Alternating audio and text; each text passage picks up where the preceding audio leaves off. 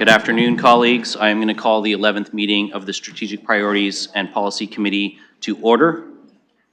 And I want to start by acknowledging that the City of London is situated on the traditional lands of the Anishinaabe, Haudenosaunee, Lenape-Pewak, and Attawandaron peoples.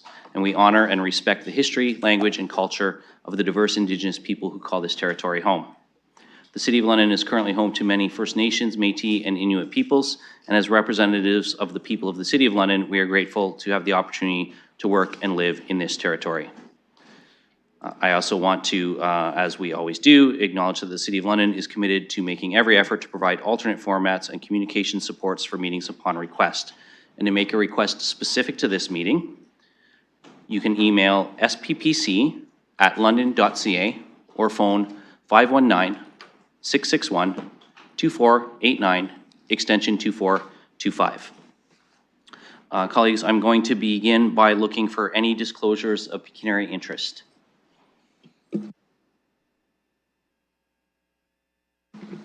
Seeing none. Moving along then, we have two items on the consent agenda.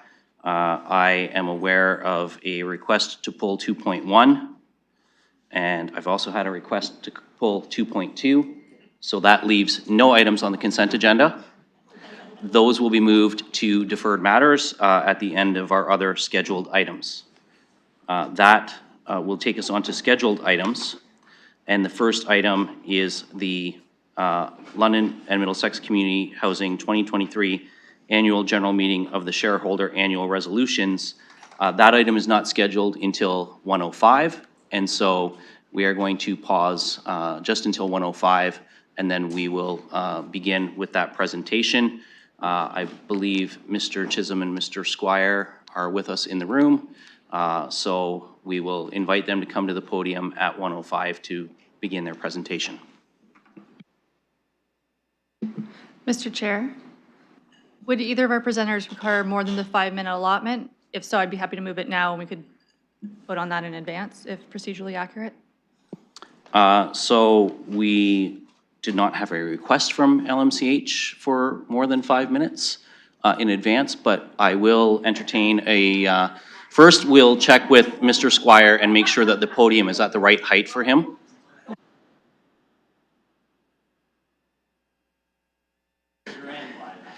Can't have you back in chambers, Councillor Squire, former councillor, without picking up where you and I left off, so.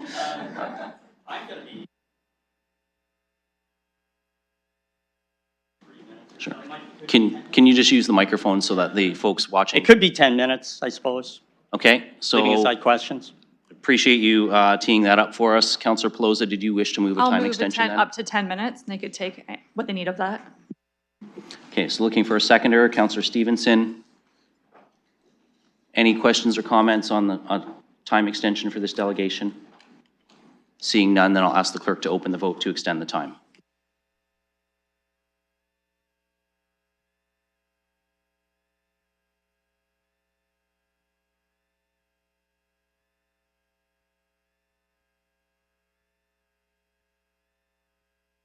Councillor Frank votes yes. Councillor Trosso votes yes.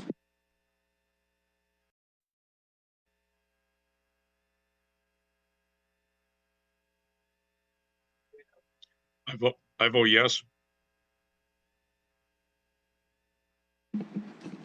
Councillor Trosso? I vote yes.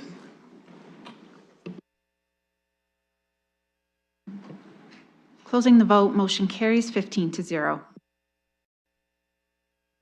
Thank you, colleagues. So when we hit 1:05, Mr. Squire, we will go to you for your presentation. We've got about a minute. I'm just going to take this opportunity to remind colleagues and to advise the public as well. We have a pretty extensive agenda today, almost 900 pages in length. There is no meal break planned for this afternoon. There will be, for councillors, refreshments in the councillors' lounge later on. I'll let you know when they arrive. I would invite councillors to simply go and get themselves something and come back. It is my intention to continue on and get through as many of these items as we can without requiring a time extension past 6 p.m. So with that, it is now 1:05, so we are in order to begin. So Mr. Squire and Mr. Chisholm, if you'd like to begin your presentation on behalf of LMCH, welcome to council chambers. Thank you. It's great to be here. I want to start out by just saying thank you to city staff and all of you. You've been very kind in terms of the funding that you provided to us. In terms of the budget, we're happy with the allocation we received. And we also want to thank you, I want to thank you particularly for the change in the tenant criteria that you were able to pass in the last year. We think that's a major step in the long term and moving to the goal that we want to get to. You know, I was here for a long time, and, you know, when LMCH used to come here, it wasn't a happy story. It was sort of a, we don't have any money, our buildings are getting old. It wasn't sort of an uplifting sort of thing. So I'm hoping I can give you a little of the opposite side today, knowing that it's a long road that we're on. Since I've been on the board, we're focused on really one thing, and that's our tenants. Can we make things better for our tenants? Is the experience going to be better for our tenants? So we don't talk a lot about having more meetings or internal things like that. It's like, are we delivering for our tenants? And can we measure it? You know, do we know that we're doing it? And I hope you saw a little bit of that. The two councillors who are on the board circulated some material showing we're doing better in our tenant, our vacancy rate. Also some really enlightening material about pest control. It's challenging, but now that we're getting the material we need to do a better job, we've changed our provider.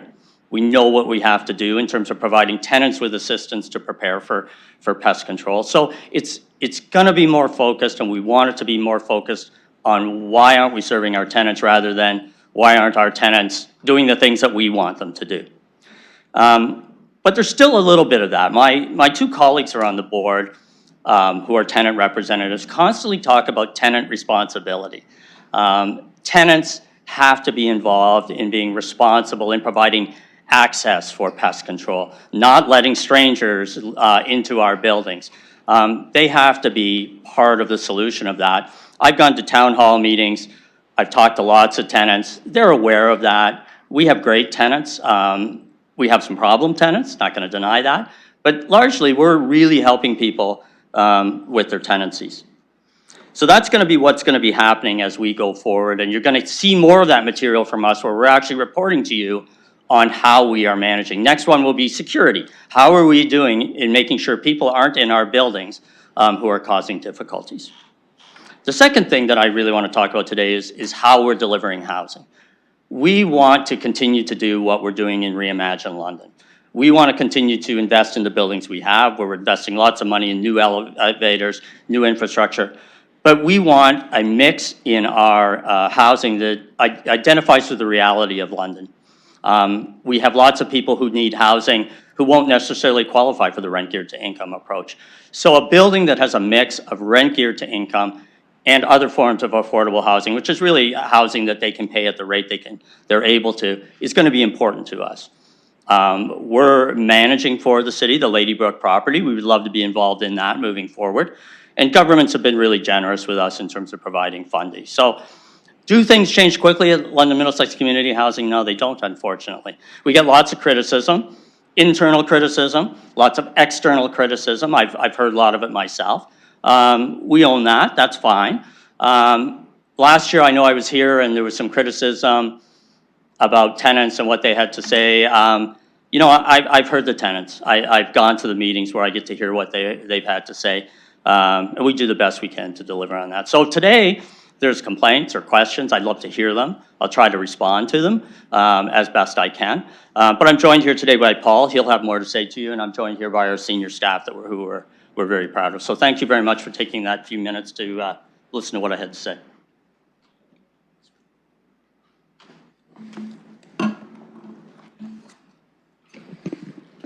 Thanks, Phil, and good afternoon, Chair, members of council, city staff, members of the community, tenants, staff, and neighbors of London Middlesex Community Housing.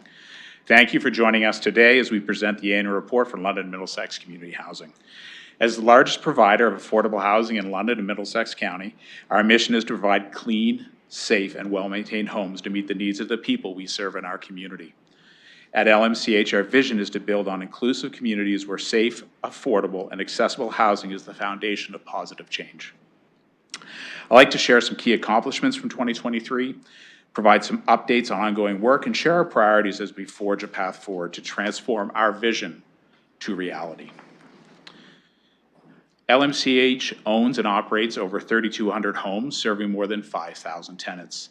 We also provide property management service to 2 other buildings with more than 120 units of housing. We provide housing to a diverse cross-section of low to moderate income households, including families, seniors, and adults. We're funded by 2 primary sources: tenant rent and operating subsidies provided by multiple levels of government. So our total revenue was $28.6 million in 2023, a 4.8% increase over 2022. 51% of that revenue is from the city, and 47% comes from the rent that tenants pay us. We have a significant challenge in tenant rental revenue, in the volatility of that, which makes it hard for us to sort of manage the budget through year end. While we had a small operating deficit, we are trying to manage to a zero budget where we spend every dollar we receive in tenant rent and government subsidies on the operations of our buildings and investing in our communities. In terms of investing in communities, our maintenance and repair budget remains pretty stable year over year, over $7 million. We are increasing the amount of painting we're doing within our buildings, and as well as cleaning services to meet the needs of the tenants. We also have cost pressures that are sort of out of LMCH control in terms of things like insurance, which has increased 23% in 2023 and has increased 100% since 2016. In 2023, we invested almost $14 million into our communities. That included infrastructure gap funding provided by the City of London of over $7 million, with $2 million on Reimagine Southdale and move that project forward, and the CMHC Repair and Renew program, we spent $4.6 million. While the supply challenges we experienced during the pandemic and prior years are diminishing, we still have some delays in moving some projects forward. They're now more predictable. But there is long timelines on certain projects. Capital project spending is on schedule, aligning with the asset management plan and in line with the approved multi-year business cases approved in the last multi-year budget of the City of London. For details of building-specific projects, if you're interested, they can be viewed in our presentation on slide 31 in the appendix. The $7 million we spent in regular capital included 7 elevator projects, which we started, and 2 which we completed in the year. Full site paving for our Limberlost community, 252 balcony repairs at McNay, 2 roofs replaced, and electrical panel upgrades and generator work at multiple sites.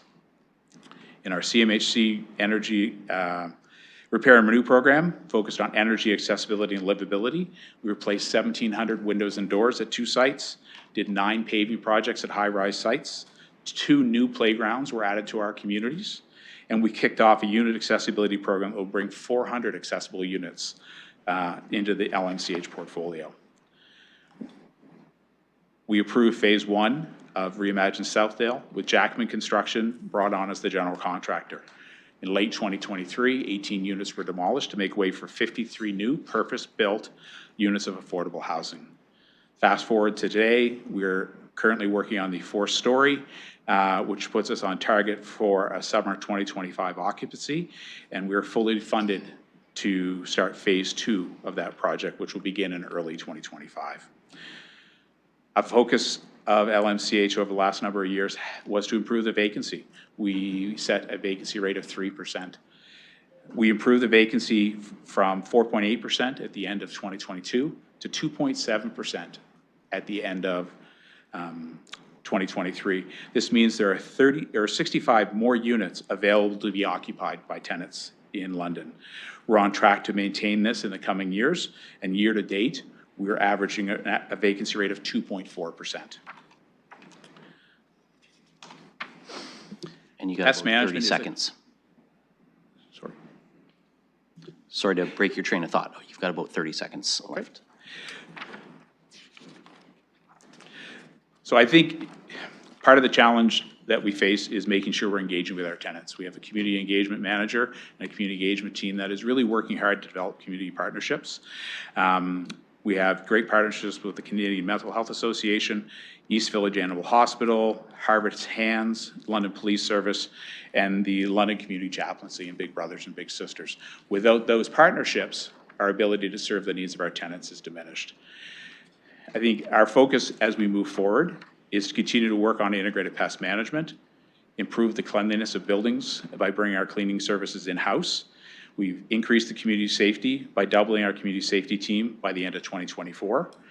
And we're going to update our tenant complaint process to create more visibility on complaints at a building level and create a better tenant experience. Finally, I'd just like to thank City Council for your ongoing support.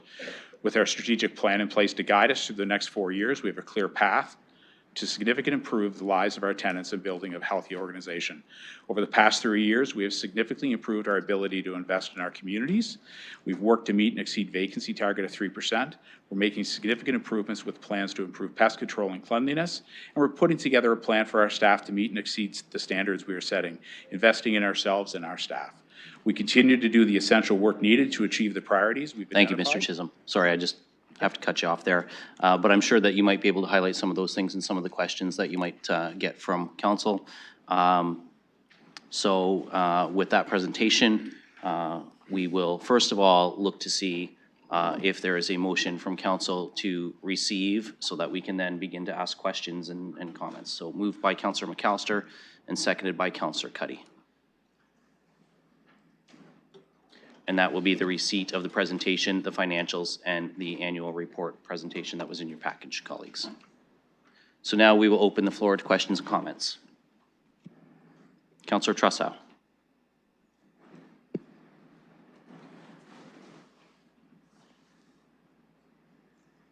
Oh, Mr. Chisholm, can you turn off your microphone? Okay, well, thank you for your presentation. I want to start by acknowledging that you have made some really good progress on particular projects. I really like the fact the new construction, you're fixing some elevators. You've mentioned community partnerships. My issue is, and it continues to be, and I don't have enough evidence in front of me right now to be able to say I think you're making progress on it. But my big concern is the condition of buildings.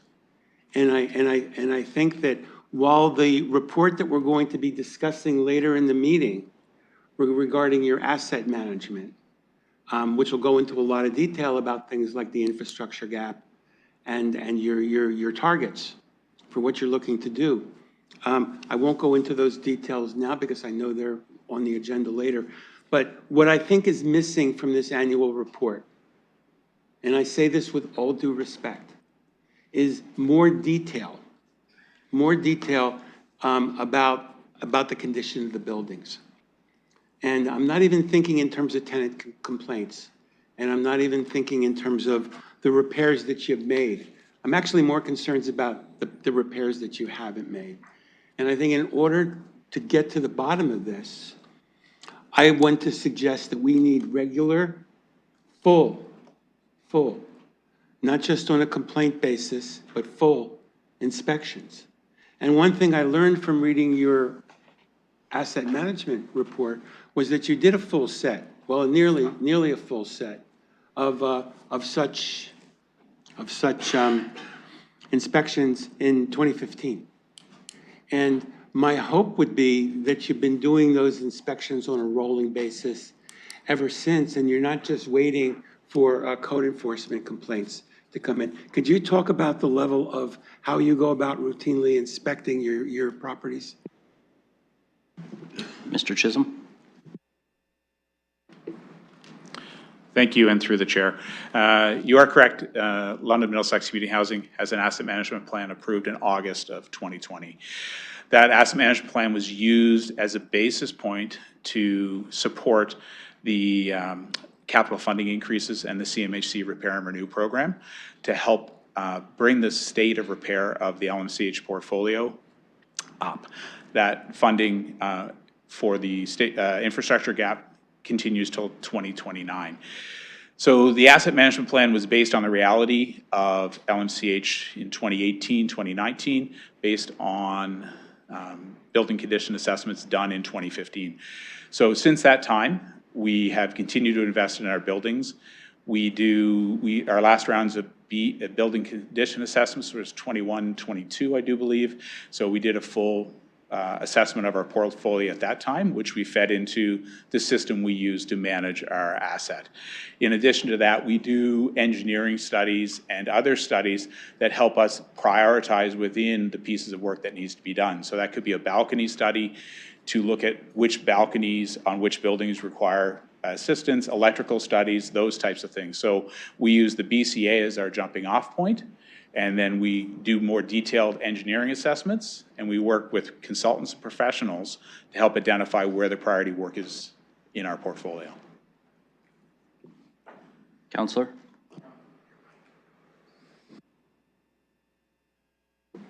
Thank you. That's helpful, but what I'm still looking for is a more fulsome report on what the building condition assessments are, what the facility condition index is for each building. And I think that I don't think it's unreasonable to ask that kind of information be provided in an annual report. Because certainly with respect to your financials, you give a very, very full set of financial information. I am looking for the same level of detail with respect to measures like the facility condition index. Would it be possible to get a building by building list of what the FCI is for each building? Mr. Chisholm? Through the chair, yeah, we can definitely sort of provide that information to our board and then figure out at what mechanism it is to provide to council. Once it goes to the board, it will be a public document. We're currently working with the City of London to sort of integrate our asset management plan with the City of London structure and format to make sure it's in a consistent format and it's the assessment is done at the same way. So that work is scheduled to be completed in early 2025, so we can provide the revised asset management plan to our board and then through council, and then we can figure out from that report what else may be requested by the shareholder. Thank you, Mr. Chisholm. Councillor Trussell? Okay, well, I'll be looking forward to seeing those documents in detail because I think it really is very telling. It's more useful than actually tenant complaints because it really gives me an across-the-board assessment of what the buildings are. And as a ward councillor with only 3 buildings in my ward, I think it's my responsibility to really take a very hard look at those 3 buildings at least. Now, if I understand what you said was your asset management plan goes back to 2020, which means we'll be getting another one next year, if I understand that correctly. And that's something that will be coming to council? Mr. Chisholm? I can confirm that it is coming to our board and that we're working with the City of London. I'm not sure the process of integrating the asset management plan into the city process, so I would defer to staff on that, but it will be provided to the city, so. Okay, well, I think that's my Sorry, question. Councillor, I'm just going to cut you off there. I'm just going to go to Ms. Barbone to see if she can provide further direction to you on how those come through to the city. Thank you through the chair. So I believe Mr. Chisholm's referring to the next update related to the asset management plan. So the one that is included in the committee report further on in the agenda is the 2020 plan. So that is due for an update in 2025. So that's what Mr. Chisholm's referring to. When that is complete, that once it is approved by the LMCH board, that would then come forward to council after the fact. Thank you for that, Ms. Barbone. Councillor Trussell? That answers my questions for now, and it gives me something to look forward to for next year. Thank you. Looking for other speakers. Councillor Pribble? Thank you, Mr. the Chair. I have a couple of questions regarding rent revenue and arrears. So you wrote off 782 last year, currently 829. 2 questions. Are these usually the amounts it is at the end of the year, point 1 and point 2, how long do you carry it before written off? Mr. Chisholm? Thank you, and through the chair. When we write off former tenant arrears. So when the tenancy ends, we write off those funds. So that's the 782 you refer to. Current arrears are for current tenants, and that amount we don't write off until, well, they pay it back or the tenancy ends. So that has increased over time, but it's pretty consistent over the last few years. One of the nuances for us as a housing provider is most of our tenants are receiving rent-geared income. Rent-geared income is an annual review process, and if the tenants don't complete it, they're shifted to market rent. So they might be expected to pay $200 a month, and then if they don't complete their annual review, their rent will move up to $800 a month. So therefore, it creates rent arrears for that household of $600 a month. So that number is what makes the volatility in the rental revenue and a challenge for tenants. So they look to be in arrears, but if we're able to reestablish their subsidy, that arrears disappears. So it's a challenge for us to determine which the actual amount of arrears is, what we expect repayment on, and that number in 2023 was $1.4 million in rent adjustments based on that, which is quite significant, and that is higher than pre-pandemic levels. So it's a significant shift from the last 4 years. Councillor Pribble. Thank you. And CapEx $14 million, and I don't know where it was set in 2022, but is it usually on an annual basis around this amount? Mr. Chisholm? Through the chair, I would believe in prior years it was lower, specifically just getting the capital projects up and running, just with some of the supply chain challenges and doing the engineering work. We were sort of a little bit behind in the sort of 2020, 21 years. So we expect it to be 7+, 8+ over the next 3 or 4 years, but I believe it was lower in prior years. Councillor Pribble. In your statement, both for the financial CMHC repairs and the CapEx and also building maintenance repairs, in both ends, can you tell me kind of the difference, what you would put under the asset repairs and under the regular repairs in the financial statement? Mr. Chisholm? Sorry, through the chair, just could I get some clarification on the question? I didn't quite follow. Councillor? In the regular financials, there's building maintenance and repairs, $7.3 million, and then in the under the assets CapEx, you have CMHC repair, $4.6 million, including the renew program. So I was just wondering, what would be kind of the allocation which would go to the asset repairs and which would go into the regular financial statement? Just an example of. Mr. Chisholm, does that clarify for you? Thank you, and through the chair. The $7.7 million in maintenance and repair is just the general costs of plumbing repairs, unit turnover, cleaning programs, landscaping. So it's really the operating costs. Some of those costs are capitalized under our TCA policy, but it's considered operating expenses. The CMHC Repair and Renew program is a $40 million fund to improve the energy efficiency, accessibility, and livability of our communities, which has specific requirements. So it's a separately funded program, so it's reported separately for this purpose, and all of that is capital projects.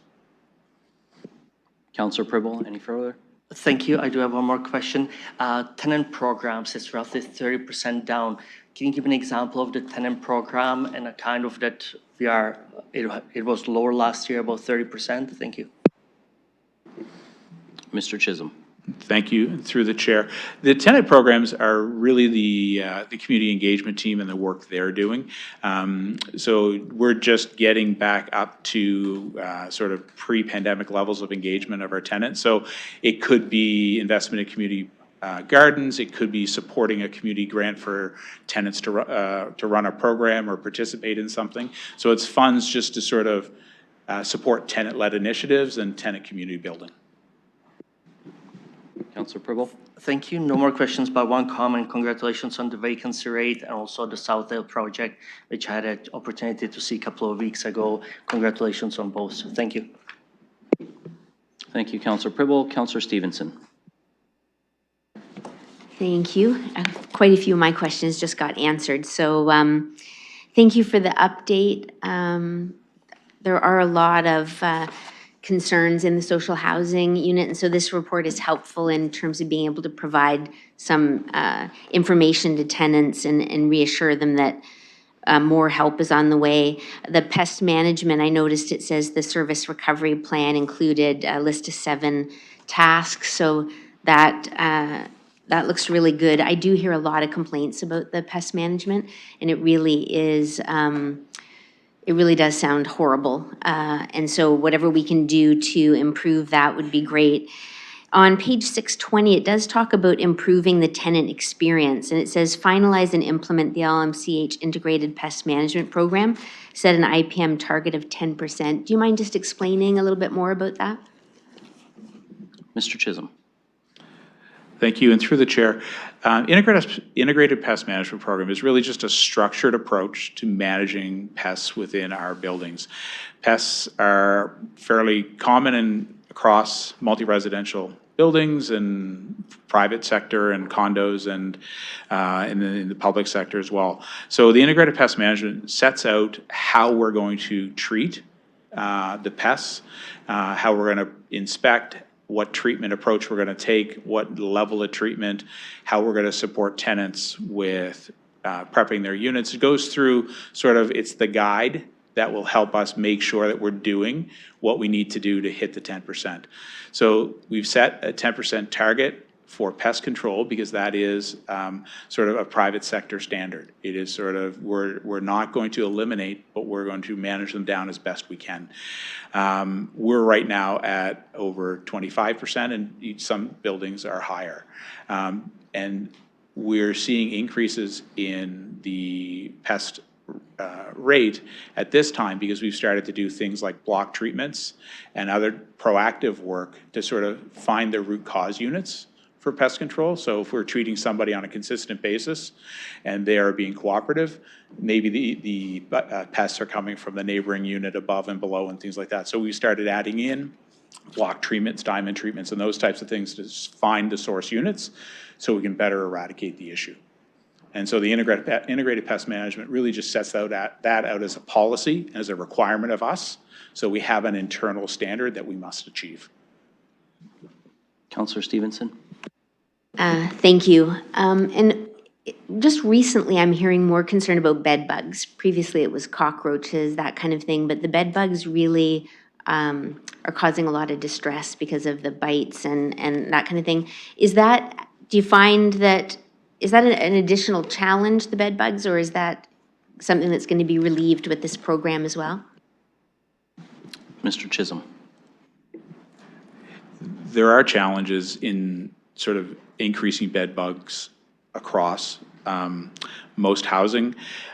So our hope is that through the integrated pest management program, we're taking a consistent, focused approach, and we're going to be able to improve that. What we're finding is that there's interruptions in service and treatments and things like that through various reasons, including tenants and the provider. So we're, through the integrated pest management program, we're more focused on that. We now have our internal data that tells us what the treatment, when the last treatment took place, how many treatments took place, what happened during the treatment. So we're better able to manage that in real time, which was something we never had until late 2023. So we're using that information to make sure the service follow-ups are done and just addressing the escalated issues. So it's not uncommon for someone to say, I'm not getting what I expect for pest control treatment, and we can quickly see that they are or they are not. And if there's an issue, identify what that is and work with the tenant or somebody else to address that. Councillor? Thank you. The other thing is the change we made in the ratio I was just wondering, like, it's great to hear the thank yous for that. And when will we fully realize the benefit of that? And is there another ask to council? Is there more that we can do to help that situation? Mr. Chisholm. Through the chair, we will say we're optimistic about the change. So we hear anecdotally from our staff who do tenant placement that they're seeing a shift in the applicants who are viewing the units, which provides us hope. I think the challenge is, you know, we turn maybe 10% of our units on an annual basis. So this change will be slow, and it's not sort of a magic pill. So we need to make sure we have the transitional and supportive housing in the community that meets the needs of the tenants who aren't being served. We need to make sure the agencies are funded to support tenants who are housed to be successful, and we're not, to transition to other housing where they can be successful. And we can continue to support our tenants as best we can and work with our complaint process to deal with some of the behaviors. But it is a long-term roadmap. I mean, I think it was 15 to 20 years that we've had this ratio. So we would say, you know, 10 years would be a reasonable kind of roadmap to see any substantive improvement. Thank you, Mr. Chisholm. Councillor Stevenson, anything further? Yeah, well, I was hoping for a lot faster than that, but thank you for that. And in that regard, there is a requirement, I believe, that provincially that there be a housability requirement met before people get put on the list. Are we doing a good job of that? Like, are we making sure that as we turn this small 10% each year that we're doing the best job we can, at least, of making sure that people are set up for success, both the new tenants and the ones currently there? Mr. Chisholm. Through the chair, I can't speak to like the screening process to get on the wait list for subsidized housing in the City of London. I know our ability to decline housing is restrictive under the Housing Services Act, which is the act that we have. So I would just defer that to city staff because I wouldn't be able to answer if there's currently a screening process in place and how effective it is. Councillor. Can we have an answer from city staff, or is that a later time? I can go to Mr. Dickens or Mr. Cooper. I see Mr. Dickens pointing to Mr. Cooper. So, Mr. Cooper, you are up. Thank you. And through the chair, the eligibility for our community housing is established through regulation by the province. You do note the independent living aspect of that. Our teams are currently reviewing an assessment tool to try and help us understand somebody's ability to ensure they're successful in their independent living. We do look at arrears as well as part of our matching requirement, but most of the eligibility is actually established by the province through regulation. Councillor. Thank you. That's good. Okay, then moving on, and Councillor McAllister, I saw your hand, so I'll add you to the list. I have Councillor Hopkins, then Councillor Lehman, and then Councillor McAllister. Councillor Hopkins. Thank you, Mr. Chair, and thank you, Mr. Chisholm. I first of all want to congratulate you on the vacancy rate, getting that below 3%. As a former board member, I know how challenging that is, and I want to thank you and your staff for that. Also, the 53 units at Southdale, I think that's quite exciting, and looking forward to, I guess, the opening next year of that development. Looking ahead, though, in your presentation, you touched upon very quickly about the partnerships that you have in the community, but also looking ahead, the importance of tenant support. I know in the report it was mentioned the possibility of like a community office on Warncliffe. I wonder if you can expand not only just on that office, but on what the plans for tenant supports moving forward. Mr. Chisholm. Thank you, and through the chair. Yes, there is a plan to open a community office, and the first one is in Warncliffe. It is a community that doesn't have a community partner located at it. And it's sort of, there's a high volume of tenants and there's some challenges on that site. So I think having a site presence will give tenants a place to request service and engage with us and help us better support that community. So we're looking at where we're located. We do not all need to be in our main office. So for creating a staff presence in the community is important to us. So Warrencliffe office, we hope to have open in January, and we're going to put an office in our Southdale community.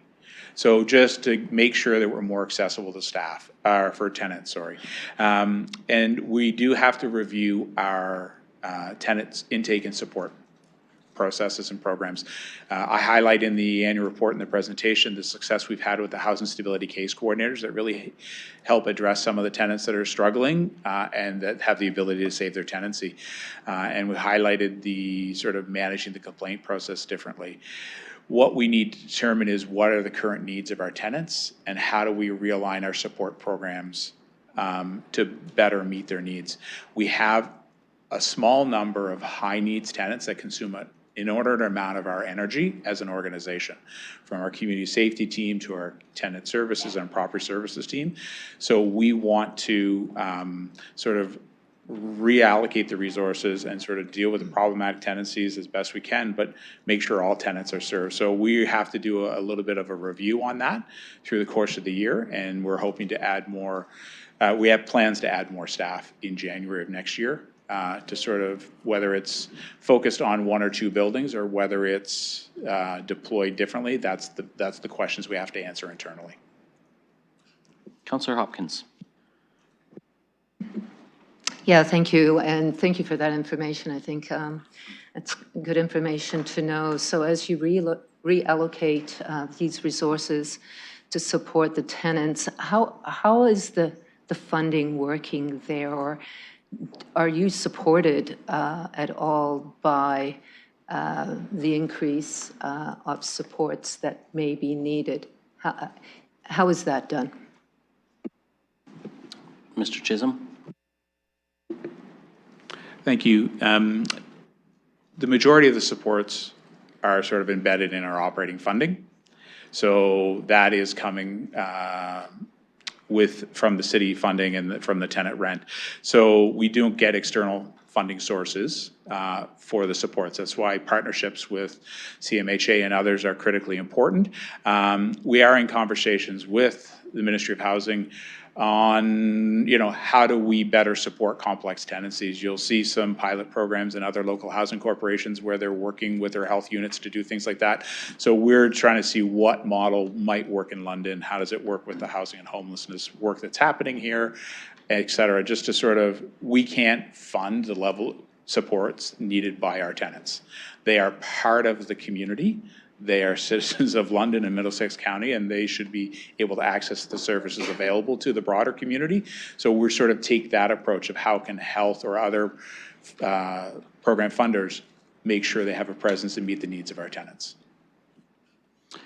And Councillor Hopkins, I'll come back to you. I'm just going to ask if perhaps Mr. Chisholm might want to, as a for example, share the partnership that was undertaken with Literacy Link in terms of the adult digital education piece that was done with some of our tenants as an example of where some of the external, because I think to Councillor Hopkins' point that there might be some value to people knowing about that. Sorry to put you on the spot, but through the chair, I'd just like to ask Andrew McKenzie, our Director of Tenant Services, to respond to that. So we'll invite Ms. McKenzie to the mic up in the gallery, and we'll get IT to activate that so she can share some additional information. Good. Okay. Thank you. And through the chair, thank you. You can't hear me still. It's better. Okay, I'll scooch down. Sorry. We have a number of programs, and Literacy Link was actually a relatively recent addition to our community engagement team. So what we are doing is bringing digital literacy to actually our seniors' buildings.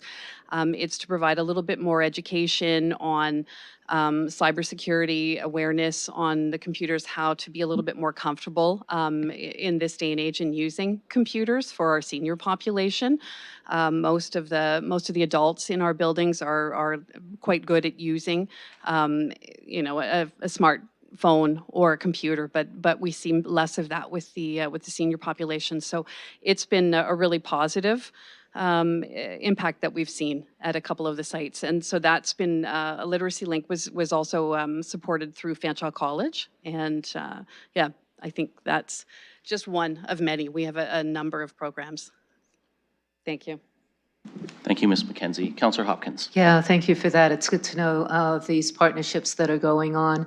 I just want to, again, thank you and really glad to know that you are looking at other models of support, and the need is great with tenants and supporting them and looking at, I guess, the challenges that lay ahead, especially when it comes to that financial burden that's placed upon London Middlesex community housing. So thanks again.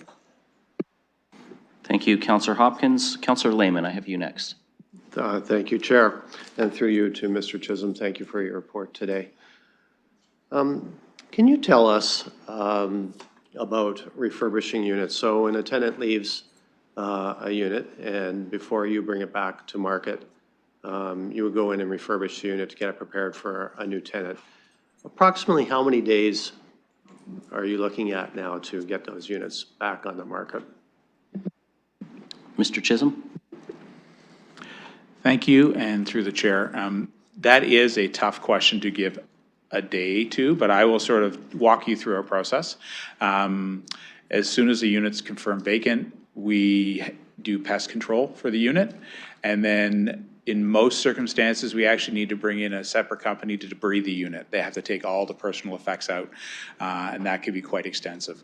So once that's done, we will bring in our property manager will assess the unit, determine whether the level of repair is something we can do quickly in-house or whether we need to bring in an outside vendor. So, depending on the level of pest control issues in the unit and the level of repair, we could be turning that unit in 30, 60 days.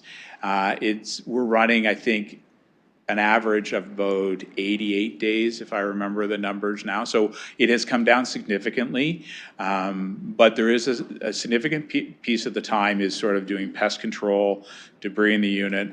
And the other thing that we've been doing more is removing the asbestos-containing flooring in the units if it's damaged, which adds a little bit of length and expense so that we sort of remove that hazard from the building, put in new flooring so that that adds a few weeks and a few $1,000s, but it's something that needs to be done.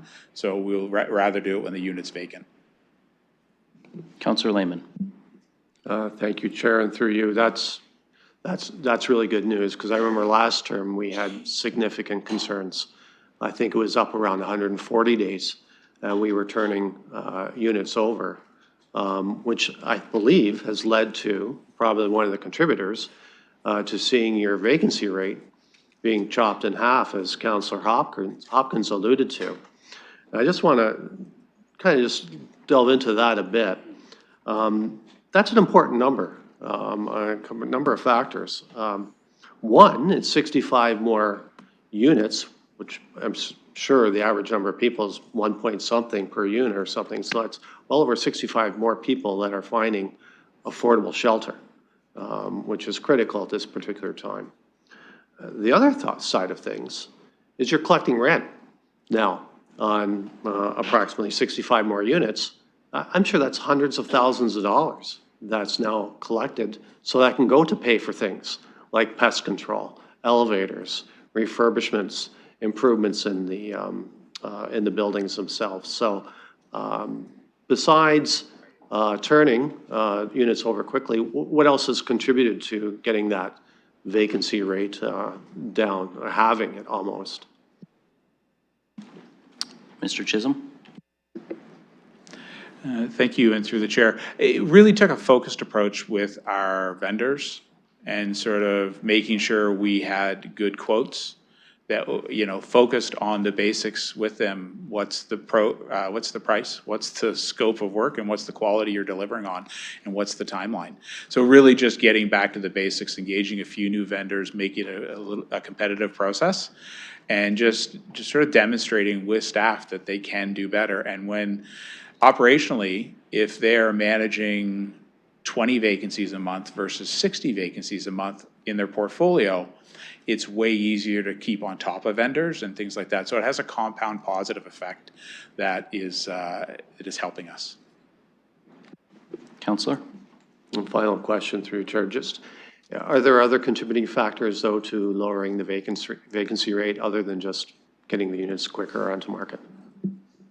Is there better coordination with city staff, or, you know, getting wait lists addressed, or internal procedures that are becoming more efficient? Mr. Chisholm. And through the chair, the process to rent a vacant unit has been pretty stable over the last few years. So that it is really just in coordinating with the property services staff. We've increased the number of maintenance repair staff as well by 40% over the last 5 years to deal with the backlog in both vacancies and maintenance repair. So we have a more robust team where they're focused and they're working closely with their vendors. Councillor? Thank you, Chair. Councillor McAllister. Thank you, and through the chair, I want to start off by thanking Mr. Chisholm, Mr. Squire. We were remiss without thanking our vice chair, who is also the county representative, Mayor Grantham from Strathroy. I also want to thank LMCH staff, past and present board members. Really appreciate working with them, and also for the tenants for providing us the feedback and giving us that insight into what we need to do. And I think this has already been said, but I did just want to stress to the importance of the vacancy rate. That was something as a board that we've been very intentional about looking at. It's something that comes up at all of our meetings. We laser focused on that. So great to see that come down. I think that's a big win that we really need to highlight. And the other one I want to highlight, it has been brought up a few times today as well, is the Southdale Reimagined project. And I think that that's critically important to recognize the reinvestment we're seeing, and that we need new construction, we need more density. We know the need is great in the community, but what I found really inspiring about this project is we've been able to obviously take down the townhouses, build mid-rises, increase the density on that site, and using the assets we have at our disposal and maximizing them to help the community as much as we can. And to that point also, and I know some of my colleagues, I appreciate you coming out, touring that site, that's great. I know some of my other colleagues have gone to other sites in the LMCH portfolio, and I highly recommend, if you haven't done so in your own wards, please do so. And I wanted to point out, Councillor Ferrer and I did a tour of the Walnut location, and one of the things I also found inspiring with that was that being able to tap into those CMHC programs and the accessibility units being turned over, it really is night and day when you look at the units. So we looked at a unit, flashback to the 70s, had not really changed much. And Mr. Chisholm spoke about in terms of having to deal with the floors, the asbestos. There's a lot of things when things have been left for too long that have to be dealt with. And so that does impact obviously the cost. But having these programs available has greatly helped us to rejuvenate our portfolio. So I think we need to really call that out and highly recommend at all levels of government make those programs available, because it's needed across the board, not just for London, but in the province. And I do just want to end, as we do have AMO coming up. We've heard it a few times today. This gives us great insight in terms of having those conversations with our provincial partners where we need to see the reinvestment. And I would just say to, with our tenants, some of them being on OW, ODSP, those housing allowances, critically important to have those conversations, because we really do need those funds so people have the money to be able to pay for their accommodations, but also recognizing the cost of living, food, and everything else that goes along with that. So I, again, just want to end by thanking the board, LMCH staff, and the tenants. So thank you. I appreciate being on this board. It's given me a lot of good insight. Thank you. Thank you, Councillor McAllister. Looking for any further speakers?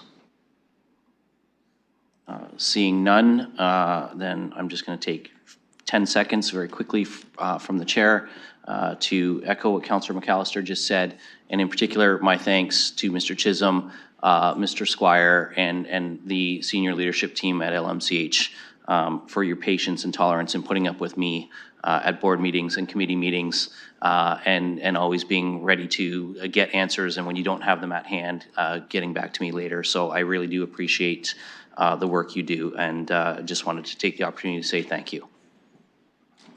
So with no one else on the speakers list, I'm going to ask the clerk to open the vote.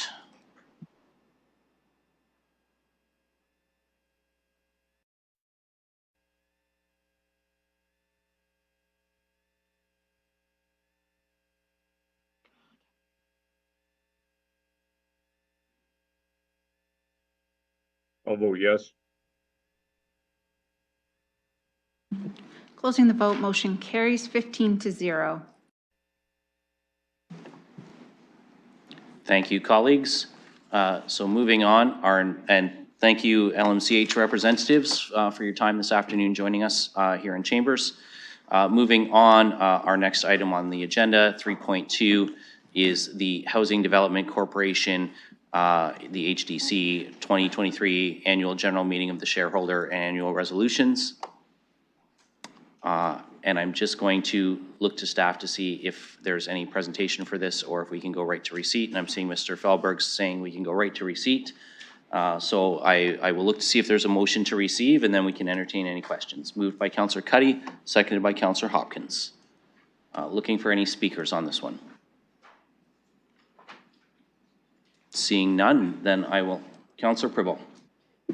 Thank you. I do have one question for the staff. It states the wind down strategy will be presented to the council 2024 with completing by December 31st, 2024. Any approximate date when it will come back with the strategy to the council? Thank you. Mr. Fehlberg. Thank you, Mr. Chair, and through you. Right now what we're waiting for is we're waiting on tax advice, land transfer tax advice, so that we can limit the cost of the transfer of existing HDC properties back to the city.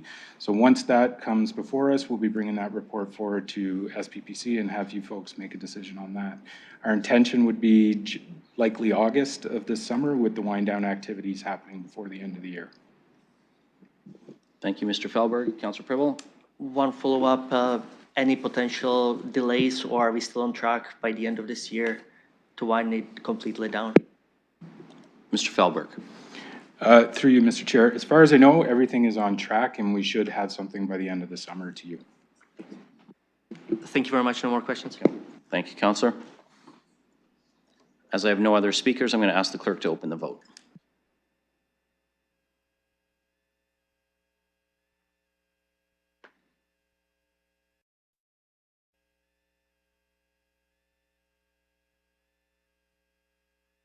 I'll vote yes. Closing the vote, motion carries 15-0. Thank you, colleagues. Moving on, our next scheduled item is the public participation meeting, the 2025 General Management Implementation Strategy, otherwise known as the GMIS. There was an added presentation from staff, so I am first going to go to Mr. Mathers and his team if they wish to provide us a brief overview on the added information. Thank you, through the chair. So the PowerPoint slides were meant for additional information, but I will quickly summarize some of the key points in the report. So the GMIS is the annual review of scheduling of capital infrastructure projects required to facilitate new housing units. So it's focused on greenfield areas, and it's things like water mains, stormwater management ponds, water mains, sewer mains. The GMIS is included in, they are projects included in the development charges background study, and they are each assigned a year and an estimated cost to be collected for. The annual review adjusts projected timing to reflect the pace of growth and ensure the ability to pay for the projects. Projects can be advanced or maintained or deferred in each year. Paying for the projects based on reserve funds and the level of construction coming in through the DCs collected. And the timing of projects is updated annually so the city's investments aren't made prematurely, and the timing aligns with the development and construction process of private developers. So the money's allocated and infrastructure built only once it's needed. Consultation is an important element of the annual review process. So first, there's a kickoff meeting in early April with the development industry, which identifies growth trends of the past year. Then there's one-on-one interviews held with interested developers. to discuss GMIS timing, subdivision application timing, and any changes that are being requested. And then there's a check-in meeting at the end of May where recommended adjustments to those projects are discussed as well. Staff review for any changes that are requested are based on 3 tests, whether the project is needed for additional buildable lots required to meet the demand in any particular greenfield area, whether the developer has sufficiently progressed their development application, or if not, a deferral perhaps, otherwise advancements or maintaining. And then third is a review of reserve funds to ensure the projects can be afforded. The results of this particular year's review are 8 deferrals, 3 advancements, and then 1 advancement of a DC project that isn't a GMIS project but is very much related. That's the Kalele Road at Webster to Clark. Also noting that the timing adjustment for underground works in the Kalele area are dependent upon the adjacent landowner completing their works first. The recommended timing adjustments can be accommodated within the financial plan, and maps and tables are included in slides 20 through 29 of the added agenda. Thank you. Thank you, Mr. Macbeth. So this is a public participation meeting on the schedule, colleagues. So I'm now going to look for a motion to open the PPM, moved by Councillor Rahman and seconded by Councillor Pribble. And I will ask the clerk to open the vote on that.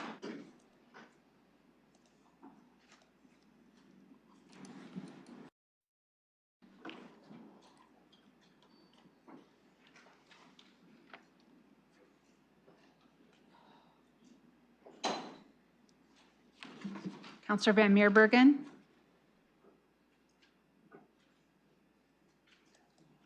I'll vote yes. Closing the vote, motion carries 15-0. Thank you, colleagues. So we will now open the opportunity for members of the public to speak to us on this item. I feel like I'm at a planning committee meeting, seeing the first speaker at the microphone. If you can give us your name, sir, and then you have 5 minutes. Thank you, Mr. Chair, and Deputy Mayor Lewis, not some other name that I put in an email this week. But anyways, can we just make sure that the microphone's on? Sorry, we weren't getting you there, Mr. Wallace. Thank you, Deputy Mayor Lewis. Thank you, Mr. Chair. I'm here today on behalf of the industry to talk a little bit about the GMIS process. I'm not here to talk about individual moves that are happening on individual properties. We appreciate the opportunity as an industry and individual developers to come and have that discussion in the spring every year on what can move forward, what needs to be pushed off. It's often due to marketplace issues. We do need to remind Council that this is a just-in-time arrival program, that you have a management implementation program that is to make sure that the infrastructure is in place when we are ready to actually start the developments. We think that that there's some potential with the GMIS program to be able to be a driver of development and making sure we capture all aspects of development that is needed to going forward to actually drive the opportunity for development within the city to make sure that you get to your 47,000 homes coming forward. You'll see a chart there that shows, we were well ahead of the curve a number of years ago. Then interest rates changed, we're down a bit, but we have been as an industry in full force, and you've seen a lot of it at your table, still moving forward with the development process. Not all delays are our fault, not all delays are your fault, but there is a mix of why projects aren't going forward at the time that they were indicated, especially through the DC process. The other thing that I wanted to take an opportunity to say, because it's in the report, is that, and it was mentioned by staff, by Travis, that it's mostly, it's 100% at this point around greenfield. We think, and I think going forward, there's an opportunity to review what a GMIS program could look like for areas in the built area boundary, where people seem to think that because there's a pipe in the ground that you're able to develop. And we know for a fact that that is a little bit of a pipe dream, and that was a pun intended. that the capacity isn't necessarily there, and that the vision that the city council has for infill and the development that can happen within the built area boundary might not be absolutely possible because the infrastructure is not there. So in the report, it indicated that going forward, that there will be a review of a built area GMIS program, which we want to be involved in to make sure that it's accurate and that we can actually deliver on that growth that could happen within the built area boundary. The other thing I want you to keep in mind is that we don't believe that the industry should be paying for that infrastructure to the full extent. That there's an opportunity now with the province and the feds and the number of programs that they have that are infrastructure related, that the money that municipalities be able to attract through identified programs for redevelopment and development within the built area boundary, that money should be used for infrastructure change, growth, to be able to support that infrastructure or support that development within that built area boundary. So we look forward to working with staff over the next year on these issues, and we appreciate the process that we have going forward, and we hope to make it better for the future years.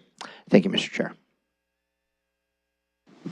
Well, thank you, Mr. Wallace, and now I know we're not at planning because you didn't use your full 5 minutes. We'll look to see if there are other speakers to the GMIS.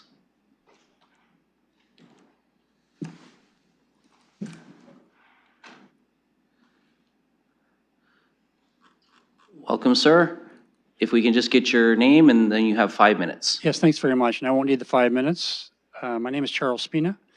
I've attended, so I'm a ratepayer, I'm not a developer. And I've attended 3 GMIS meetings to date. And I think the presentations are very well put together. They're thorough, and I have no reason to believe they're not accurate. But my primary observation is that for the last 10 years running, the actual building has fallen dramatically short, I would say, of projections. And what I would just suggest is that as part of the scope of these presentations, there actually be a strategy statement that is designed to address the reasons for that shortfall. And that's really all I have to say. Thank you. Thank you, sir. We appreciate that feedback. Looking for any other speakers? I'm seeing none in the gallery, and I'll just check with the clerk to confirm there are none online. And there are none online, so I will look for a motion to close the PPM. Moved by Councillor Pelosa and seconded by Councillor Ferreira, and I'll ask the clerk to open the vote on that.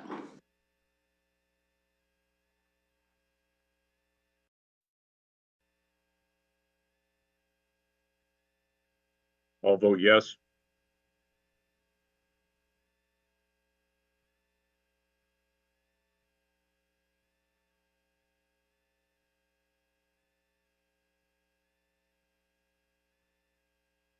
Closing the vote, motion carries 15-0. Thank you, colleagues. Now I'm going to look for a mover and a seconder for the staff recommendation, and then we can get into comments, questions, and other procedures. Moved by Councillor Cuddy and seconded by Councillor Pribble. Now we can move into questions and comments or any amendments or anything that colleagues wish to make, so we'll look for speakers. Councillor Pribble. Thank you, and through the chair to the staff. By the way, thank you for this report as well, and I think that the roadmap is very well kind of done, and the outlook is there, the vision is there. My question is more in terms of when I look at the proposed dates, if there are certain, on the ongoing basis, how do we work with the developers in terms of the dates, and especially if they request to push certain things up, if there are certain things that are potentially delayed from our end, that we can, my point is how flexible we are and how often we are in contact with the developers, with the private sector to potentially push things through. Thank you. And we'll go to Mr. Macbeth for that. Yeah, thank you, through the chair. So there's the ongoing planning applications, any of these subdivisions and sites specifically, but then we also get to the annual GMIS updates, and if projects are advancing, any one that may be deferred this year could be advanced come next year, so that's why we do it as an annual process. Councillor Pribble. And there was the mention of the review or review board, review committee that was going to be associated together with the update, or this review is going to be on more regular, shorter basis? Mr. Macbeth. Through the chair, the other review is going to be starting this year, leading into the next GMIS review, and it would be an approach to how we deal with lands inside the built area boundary. So currently, there is a built area works, which is a general pot of money, but whether or not there would be any specific projects identified within the built area that, much like the greenfield ones, have an estimated time and an estimated cost that could be specified. Thank you. Thank you, Mr. Macbeth. Councillor Pribble, anything further? Thank you, Chair. No more questions. Thank you for the answer. And I have Mayor Morgan next. Yes, thank you, and I'm supportive of the recommendations. I think that the GMIS program over my time on council has been very successful in allowing us to make those annual adjustments to the capital plan in consultation with those who actually are building and bringing the projects to fruition. And through you, Mr. Chair, some comments on what Mr. Wallace said. I definitely agree that there's opportunity for us to think about working with the group that supports the GMIS in a broader context, whether that's within the built area boundary or even to conceptualize projects to forward for federal and provincial funding when they bring forward, which they have, housing enabling infrastructure, which is mainly water and wastewater projects. Now, I'll say, the challenge with that is at the provincial level, my understanding is that the program is grossly oversubscribed, dwarfing the money allocated by applications, I think in excess of $2 to $3 billion. So municipalities are well positioned to forward projects. Forwarding the right projects at the right time in the right way, I think, is important. And when these applications open for federal and provincial funding, we need to be well positioned to put in as much as we possibly can that will have the biggest impact that it possibly can. And I think, our staff have done a good job recently, but anything we can do to structure things in the pipeline, whether it's things that are not currently contemplated in the DCs or things that are currently contemplated in the DCs that are projects that can be forwarded. And I think we have to think about projects that are in the DCs getting asked for federal and provincial money. We know through the potential of a federal DC freeze, if we want to access other funding, there's going to be more and more pressure on the capacity of the DC fund to be able to fund the infrastructure, which means we basically have to pull projects out of there and ask the federal and provincial governments to fund them directly, because we're not going to be able to fund them with the pressure within the DC fund. Again, being strategic about the projects so that we enable the right type of housing at the right time. The other piece that I think we have to be conscious about when we think about the adjustments that are made in the servicing through the GMIS project is the province's move towards saying municipalities will have the ability in the future to prioritize and reallocate servicing capacity within the existing built infrastructure to try to push along developments. For those who have servicing capacity and aren't using it, that needs to be reallocated to those who are going to actually build housing in a fairly quick way. And so as our ability to come forward with areas of the city where that might be relevant, I think the work within the GMIS structure and the partners who put feedback into that, there's a lot here that is moving, both within our existing municipal operations as well as provincially and federally that compel us to think very carefully about, the way that we envision servicing and our ability to react quickly to changes of circumstances, changes of legislation, and changes of funding. So I'm very supportive of this report, but I just wanted to make some comments because I think Mr. Wallace raises a number of things that are out there based on changes of provincial and federal legislation or programs that layered into everything we do with the way that we support development and the way that we service it and make sure there's adequate servicing both within the current built area boundary and the new greenfield development as well. Thank you, Mayor Morgan. Any other speakers? Seeing none, then I'm going to ask the clerk to open the vote.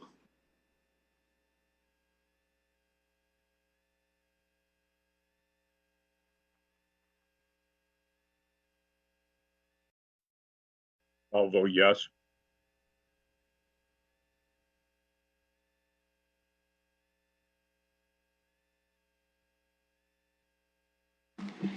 Counselor Trossel votes yes.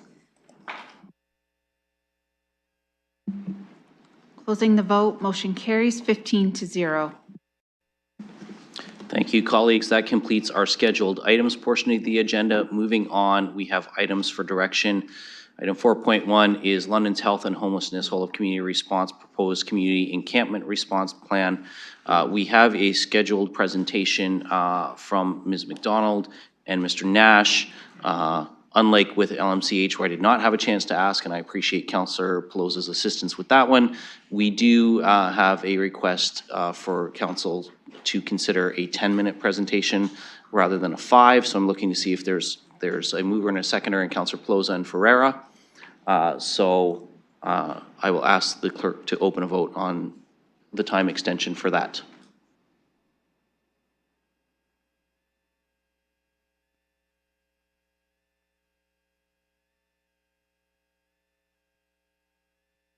I'll vote yes. Closing the vote, motion carries 15-0. Thank you. And Mr. Nash and Ms. McDonald, if you'd like to come to the podium. And as you've heard, we've got 10 minutes now for you to give us your presentation. So we'll just give you a moment to get ready, and you start when you're ready to go.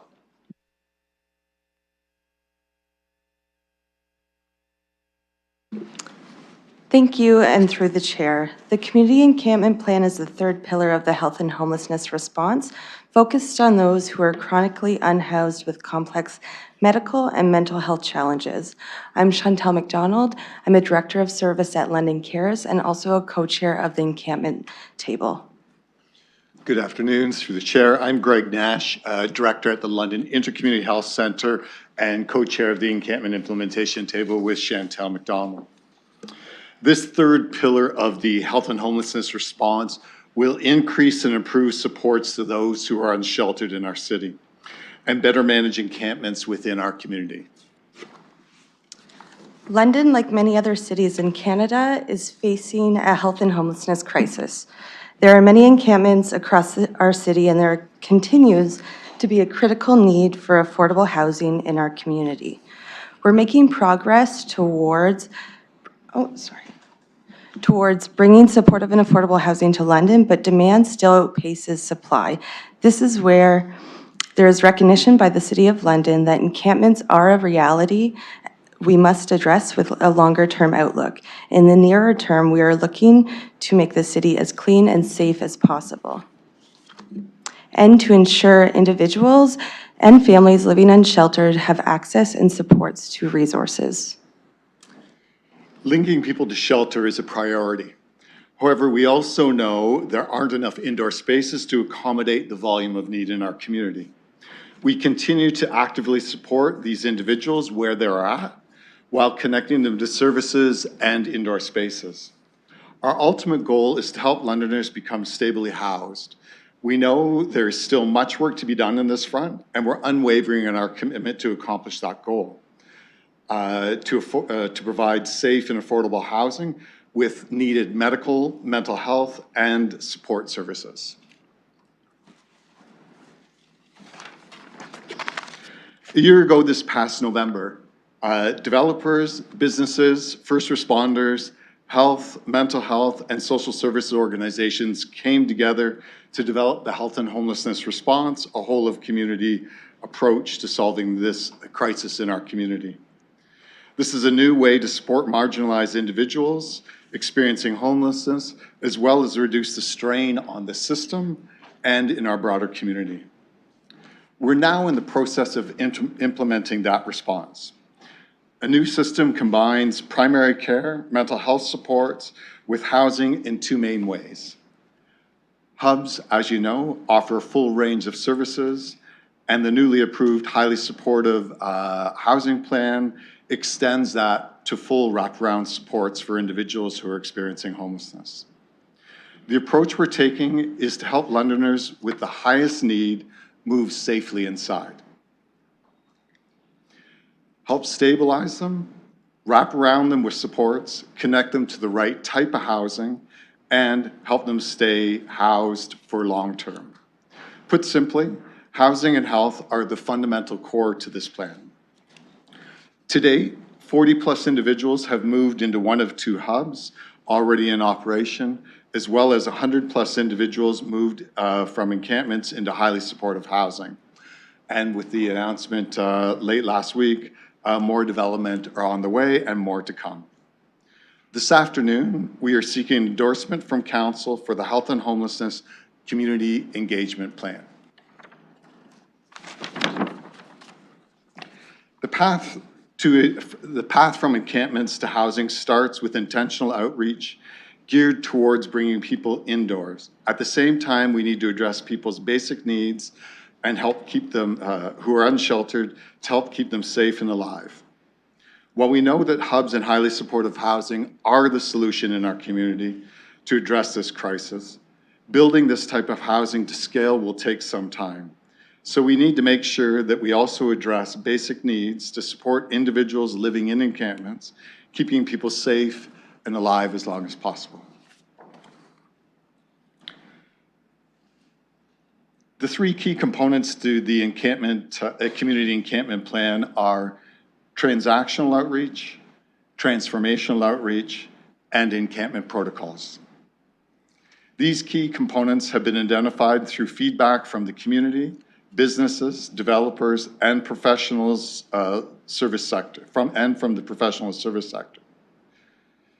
Over the past year, Chantel and I have met with multiple stakeholders, including those with lived experience, to address this concern and bring a response and plan to the community.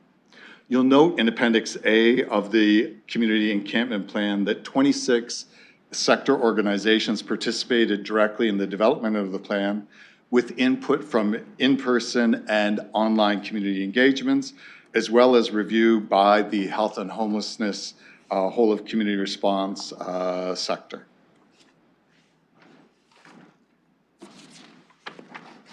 Sorry.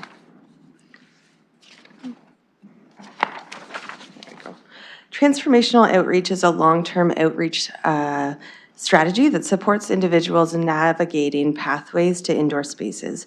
Transformational outreach is conducted with a case management style service delivery. Every interaction is intentional and supports an individual to access resources that fit their needs. These outreach workers are trained to complete diversion from services first and foremost.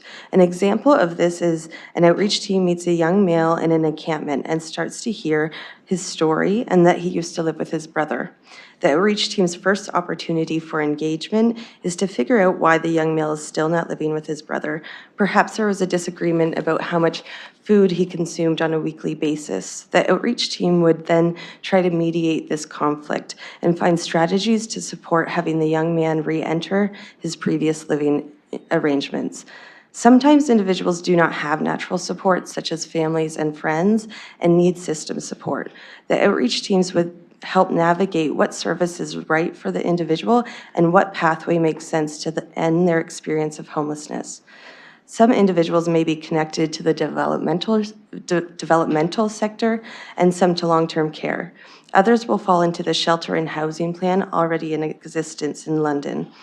For others with complex needs, the outreach workers will connect individuals to the whole of community response hubs and highly supportive housing and wrap around care and supports. Individuals that live street level in our community have typically fallen through several different service gaps that did not meet their needs or could not meet their needs. It's up to the transformational outreach workers to navigate the path back to service and the system. So there's a spectrum of housing available in London, which is common in other Canadian cities. What the Health and Homelessness Initiative is creating is innovative, and it is to support those with complex needs within our community. Hubs and highly supportive housing are part of the Health and Homelessness Initiative and create indoor spaces that are dignifying and wrap unique supports around an individual.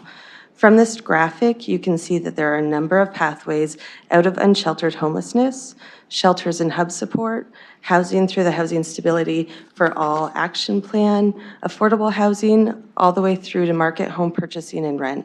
The health and homelessness response is an added pillar of the spectrum of housing, filling a significant gap in service. The pathways out of homelessness are unique to each individual, and each person is triaged based on their needs and circumstances.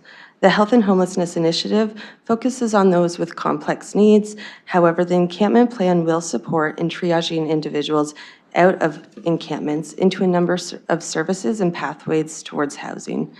This graphic illustrates some of the entry points for those experiencing homelessness, like referrals, outreach, institutions, into a process of assessing needs and opportunity, then matching what type of housing and services best meet the need of each individual. With the health and homelessness response focused on those with the most complex needs. I just want to let you know while you're switching speakers, you've got about a minute or so left. The second element of the plan is transactional outreach, primarily involves street outreach organizations engaging briefly with people in encampments to check on people's wellness and provide access to basic needs. This is intended to support people to gain access to some of their immediate basic human rights. And the more structured transactional engagement occurs at service depot sites in proximity to downtown, where access to food and water is provided daily. In other areas of our community, street outreach goes to known locations where people have established tents, as well as respond to suspected encampments in new locations throughout the community and provide information on services, resources, and the location of service depots. Depots are a crisis solution to help people already living unsheltered, intended to alleviate deprivation and the lack of access to basic needs. I'm just going to combine these slides and make it a little bit quicker. So for this slide, we're talking about the encampment safety protocols, and they're utilized by outreach groups and by law to enforce encampments and activities within them. These will be reviewed and monitored for revision, and it will be made through council, through city staff. And these encampment protocols also have areas where encampments are not permitted that you can see on this map. And they were created with community as well. And just to wrap up, thank you. This third pillar of the health and homelessness response is intended to support people who are living unhoused with complex medical and mental health challenges and move them inside with supports and resources. Thank you for the time. Thank you. Thank you both very much. And I think we might ask you to stay near at hand, as there might be some questions for you as we move ahead. So I'm going to advise colleagues, we of course have the original staff recommendation that's in the report. Councillor Rahman had circulated a potential amendment that she would like to make to it for procedural purposes. And Councillor Trusshouse indicated he's willing to move the original staff recommendation, and then we can receive the amendment if Councillor Rahman wants to move that amendment.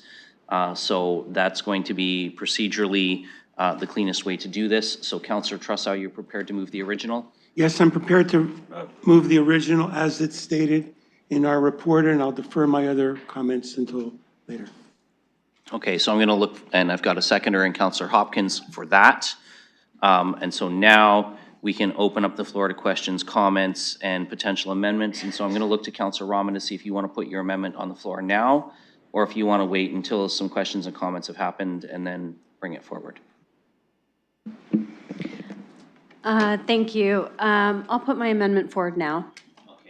Okay, so would you like to share that amendment with council? I know you circulated it, but just so that everybody knows who are watching at home as well.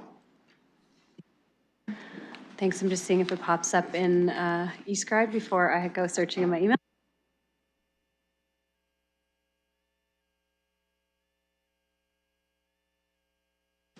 Okay, and the clerk says it's in there now if you refresh.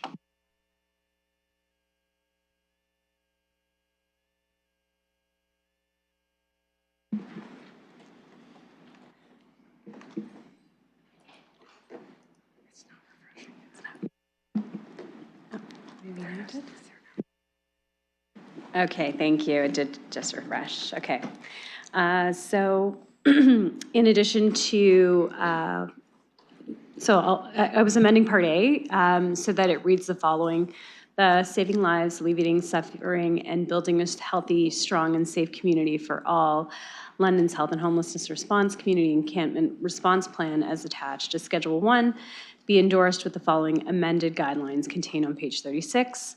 On or within 250 meters of an elementary school or children daycare center, on or within 250 meters of a playground, pool, water park, or any spray pad, within 100 meters of, and I'd like it to say private residential property line, on or within 250 meters of any sports fields, inclusive of but not limited to skateboard parks, fitness amenities, golf course, ball diamonds, soccer pitches, tennis courts, or any other sports or multi-use court, as well as stadiums, dugouts, stages, and bleachers. Okay, and I know we've had an indication, I'll just confirm, Councillor Lehman, you indicated you were prepared to second that, is that? I'll second that. Okay, so that's been moved and seconded. So Councillor Rahman, I'm going to go back to you to see if you want to speak to your amendment, provide your rationale, or if you want to let folks go. Yeah, thank you for the opportunity to speak to the amendment. And I first want to thank the presenters for their work, as well as the presentation and the engagement throughout. What I have put forward as an amendment, and thank you to Councillor Lehman for seconding, I believe is a need to balance the needs of vulnerable populations. So looking at the recommended language that was in front of us initially, on page 36, the guidelines, in my opinion, when I used City Map and I dropped a pin at different school sites and looked at different distances of assets, city assets around those school sites, I observed that 250 meters, it was a number that I was more comfortable with. When I was attending the community engagement sessions, what I was hearing from the public was around the idea of what does near mean? And this is a conversation we got into as well when we were talking about hubs. And the issue of near is a concern for residents, and this came up through that discussion. And I think you know, we're setting parameters around where encampments can go, and as we're doing that in the report itself, it mentions, for instance, that anyone under the age of 16, there is an age limit that is mentioned as well in the encampment document, and so to be consistent with that age as well fits with these recommendations around the distance, I think, as well, where we're talking about vulnerable populations related to age and use of different amenities. I also looked at, to be clear, if there was any other guiding principles, any other documents I could find that had guidelines around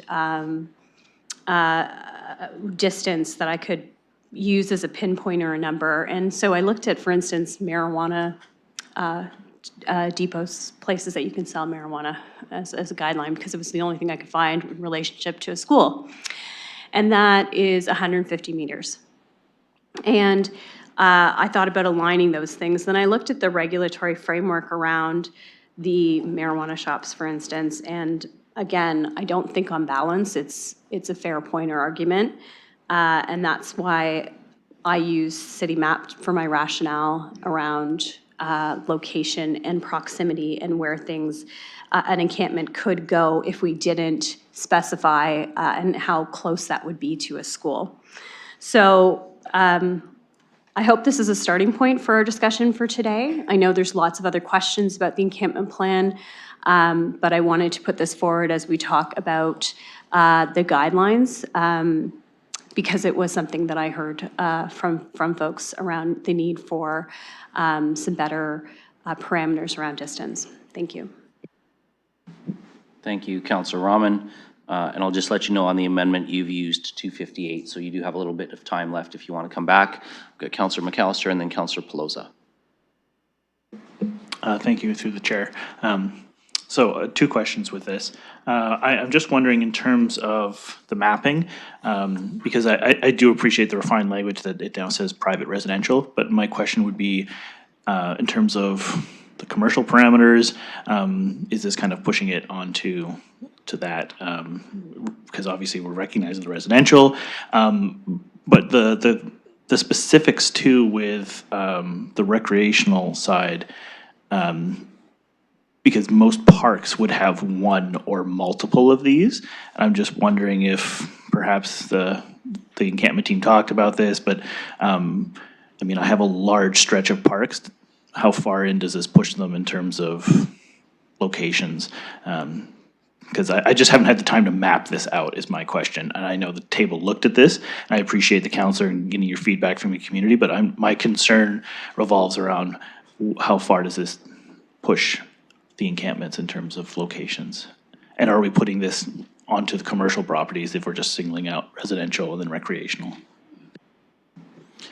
Okay, so I'm not going to ask our presenters to speculate on the counselor's mapping, because I know that they weren't privy to her, at least I don't think that there was discussion on that with them. But I did see that Mr. Dickens can provide some comment, and I will also allow Councillor Rahman to respond. So I'll go to Mr. Dickens first, and then I'll go to Councillor Rahman. Mr. Dickens. Thank you, Chair, and through you.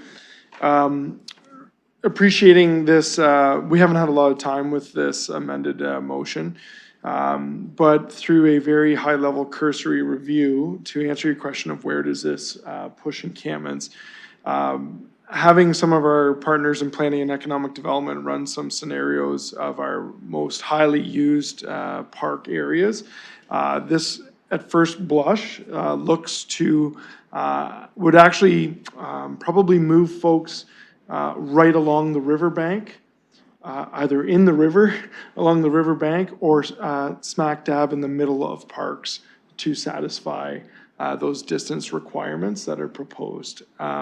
We would have to do certainly a more in-depth review to look at all parks in the city, but using our most visited, most populated, this would essentially put encampments right in the middle of those parks or into or along the river. And I'm not sure if Mr. Mathers has any other information related to any of the London Plan items. I will just add a note. The team that built this plan and used some of those proximity measures used the city of Hamilton and their criteria and their distances as a template. So Mr. Dickens, just before we go to Mr. Mathers or allow Councillor Rahman to respond as well to her motion, when you say most used, most populated, are you speaking from the encampment perspective or from the recreational perspective? Thank you, Chair, and through you, those are the sites that we visit most frequently from a CIR encampment response. Thank you. And Mr. Mathers, did you have anything you wanted to add to Mr. Dickens' response? Through the chair, so yeah, absolutely, very cursory review. Many of the parks aren't even 100 meters wide, so that just eliminates them as opportunities or options for encampments. Okay, and I will now go to Councillor Rahman for her response to the rationale on the distance. Thank you. So again, we were provided with information in the guidelines that presented a set recommendation of distance. And then if you were to overlay some of those distances to within some of our schools, some of our parks, you'll see that 250 meters would cover not having been right in the backyard of some of our schools and some of the parks and sports fields. So it was more recognition of what are the no-go areas. And for me, 50 meters was too close to a school. Or too close to a playground, or too close to some of the other locations that we have in the guidelines. So that was where I was coming from. And as for the current locations of encampments and where that would put us in terms of the current location, again, I was looking more from if we were saying that these are where we're going to allow future encampments as well, how we map to that. So Again, a starting point for a conversation. What I heard at the community engagement session was during the discussion with the public, there were no numbers that were provided. It was just the wording of near. And so if we are looking at these distances, I do feel we need more community engagement. Thank you, Councillor. Councillor McAllister, I can come back to you, or you can save your time and I can go on to Councillor Pelosa, whichever you prefer. I just want to use a bit more of my time, so thank you, and through the chair. And recognizing that, I understand, I had that discussion with folks as well in terms of having like clear parameters. And I think the concern I had was like, especially some of my schools, I've got a school and then a park and a lot of those recreational amenities, so it's like 250 meters on top of another 250 meters. And to Mr. Dickens' point, it does put them pretty far down in terms of like almost on the river.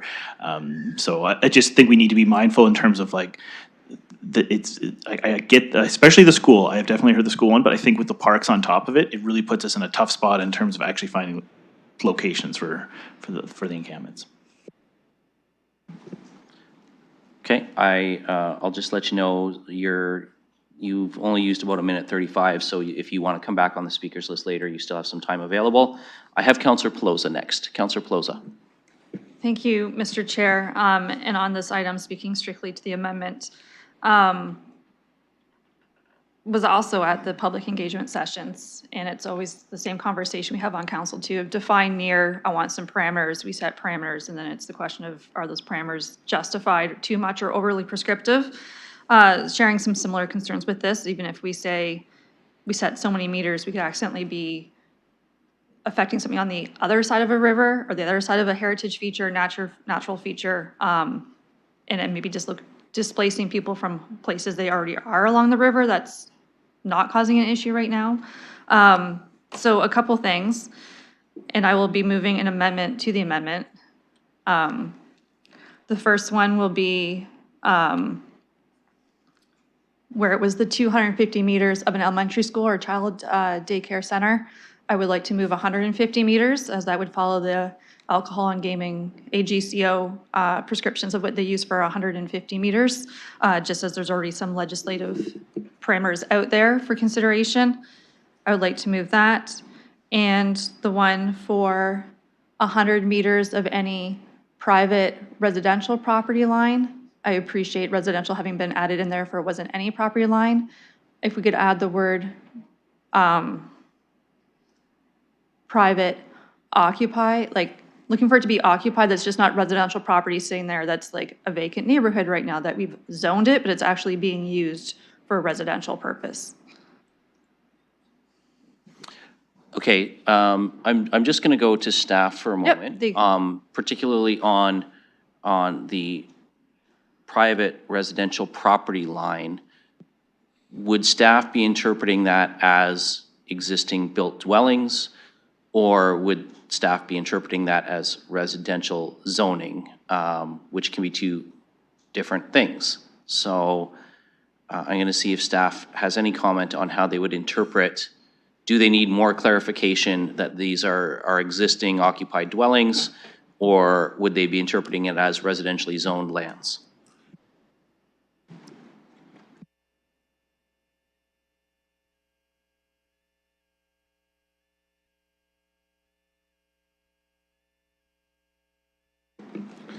Through you, Chair, it would in fact be to confirm, as in with all of these examples, be it an elementary school or private property, it is the property line. So in the case of a school, we're not talking proximity to the building itself, it's proximity to the property line.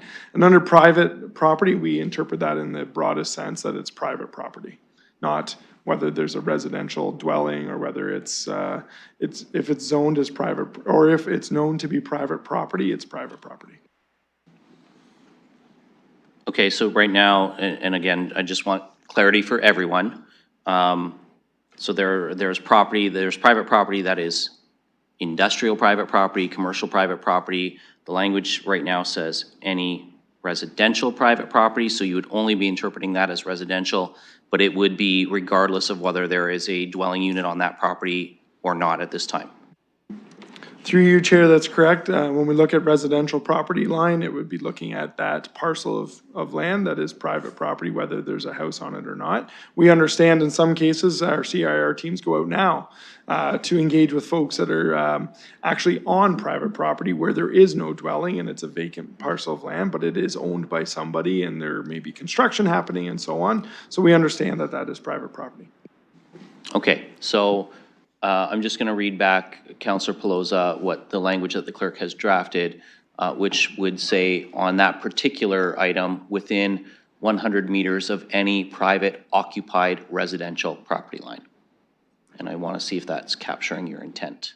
I'm just thinking if we put occupied, but it's a homeless encampment there, now it's occupied by homeless people versus residents. So as per staff's thing, maybe it was best to go private residential property with a built dwelling. I was going to suggest would dwelling Yes.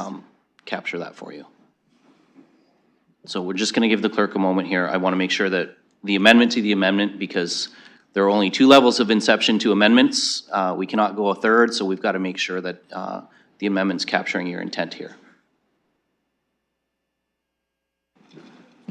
Okay, so what the amendment would read now is that on or within 150 meters of an elementary school or children's daycare center, within 100 meters of any private residential property line with a dwelling. And then right now, the other items would remain the same. Yes. When it comes time, we can certainly pull things apart as we see fit, but just for the specific ones. Yes, certainly, we can look at how we could schedule this to be voted on separately, but that's what is on the floor at the moment. So if that's your amendment, we'll look for a seconder. Councillor McAllister.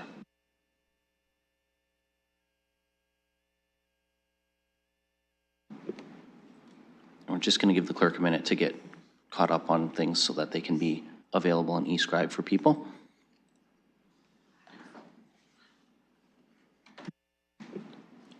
Okay, so now we are on the amendment to the amendment. And I did have a speakers list on the original amendment.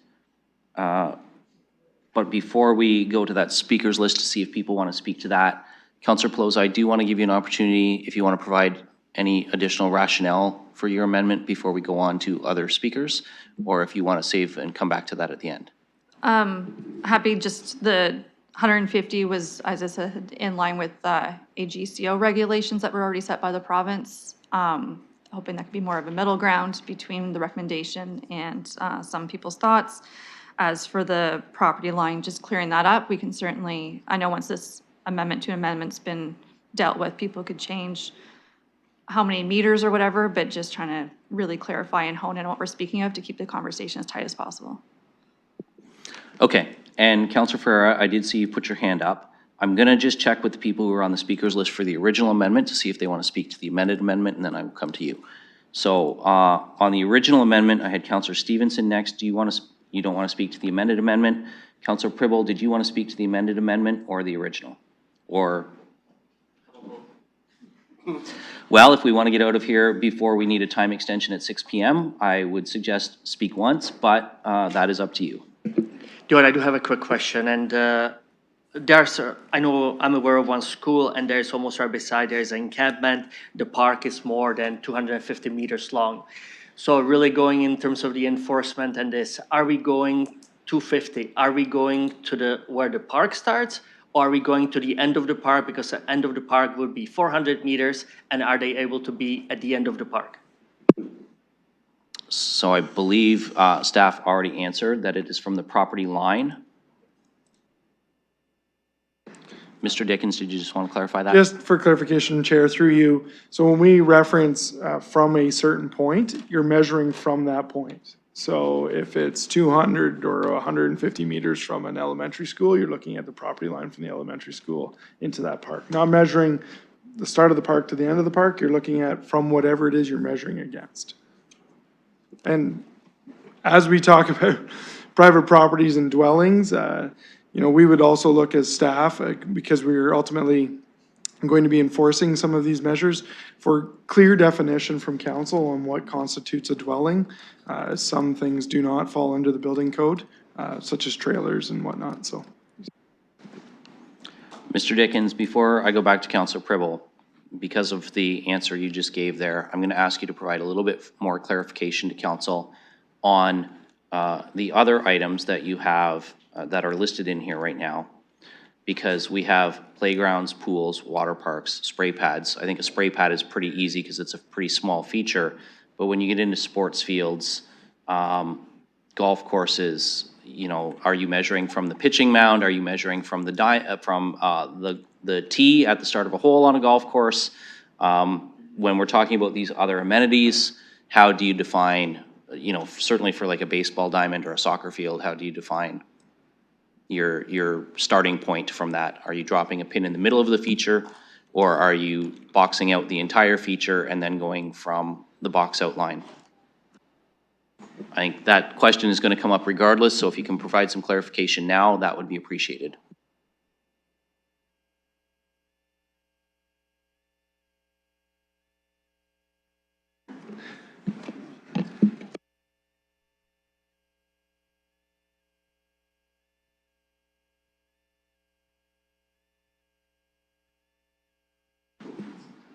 Mr. Dickens, are you? Thank you, Chair, through you. So if we're talking about a sports field, it's the entire sports field. We're just looking at, those perimeter lines. So looking at a spray pad, it's typically embedded in some other type of location. So you're looking at the perimeter of those spaces. Not to get too nuanced in all of this, but you're really looking at, somebody sets up a tent outside left field of a ball diamond, and it's close to the ball diamond, that tent will be asked to relocate, right? So we look at that property, we look at that physical structure, that sports field, whatever that might be, and we look at using these measurements as close proximity to that. I would also, just not to require them to speak, but if Ms. Smith or Mr. Mathers had any additional information, they've been, their staff have been actively participating in all of these design sessions and the work of this plan as well. Thank you. And just to avoid these questions being asked over and over again on these different items, I am going to see if either Mr. Mathers or Ms. Smith wants to offer any additional comment. I'm seeing Ms. Smith shaking her head no, Mr. Mathers shaking his head no. So I think you've provided what they would contribute to the conversation already, Mr. Dickens. I am going to go back though to Councillor Pelosa just for a moment here. The clerk in their learned wisdom has suggested, based on the comment we heard from staff, just a slight change to the within 100 meters of any private residential property line with a habitable dwelling as per the building code. Just to clarify that. Sold. Sold, okay. I commented to Ms. Corman that she must have been the clerk for planning committee at some point in time, because that language is quite helpful in clarifying exactly the intent. So I'm just going to check and make sure, Councilor McAllister, you're okay with that small change in language. So I'm just going to allow that as a just a housekeeping measure. Mr. Chair, I'd also sent you a question of just only because I only spoke to 2 items of Councilor Rahman's motion, should just those 2 be on the screen right now? And then if amended, it goes into her full motion? Yes, and we're fixing that right now in eScribe. Okay, so we had, I'm coming around to the speakers list again. Councillor Pribble, did you have anything further before I move on? I did actually want a clarification. So let's say if we go with the first 250, the school is 250 meters away from the park. The park has an encampment. The park is 400 meters long. Will someone be able to start an encampment 200 meters down the park in the other side or not? Because the answer I received, I wasn't sure. So bottom line is, will they be able to start it or no? So I will go to staff. I understand you're asking about overlap, Counselor. But I do want to draw attention to the fact that it doesn't say in any of the amendment here, parks, it speaks to specific features. So overlap might depend on the feature, rather where the feature is located in the park, rather, because it's not a 250 from all parks. It's only 250 from certain features. Mr. Dickens, can you comment on the overlap to provide council a little bit more clarity? Thank you, Chair, and through you, that's correct. What we would look at is the distance from that item that we're trying to measure. So be it an elementary school in this example, we'd be looking at 250 meters from the elementary school. So if it's in a park, but again, there's a bit of an art to this, and it's not all science, although it feels like I'm in a grade 11 math class, and I didn't do well in that class either. We would look to see if there are other amenities or features where that overlap occurs. So does this park that is 251 meters away from an elementary school have a splash pad, or a community garden, or a playground, or is it near a sports field? There are other things we would have to look into consideration. Again, teams go out in these areas, they try to use as much compassion and discretion as possible. If somebody has an encampment and it's 249 meters away and there's no public usage of that space and it's summertime and there's no school activities in that area, can the person stay if they're not causing harm to anybody? Perhaps. If it's a busy school year and they use that playground all day, every day, then that's not a suitable place. So there is a bit of an art to this work as well. Thank you, Mr. Dickens, and if it's any consolation, I did terrible in grade 11 math too. So I've got you on the list, Councillor Trussell, but I have a long speakers list here. First on the original amendment that I have to go through, which would next take me, Councillor Pribble, I just want to make sure that question was answered for you satisfactorily because you haven't used all your time. Are you okay with, you're okay with that answer? Okay. I have, just so everyone's aware, I have Mayor Morgan, Councillor Ferreira, Councillor Hopkins, Councillor Trussell, Councillor Lehman on the speakers list.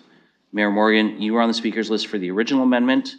There's an amendment to that amendment. Did you want to speak now or did you want to wait? I'll just speak now once.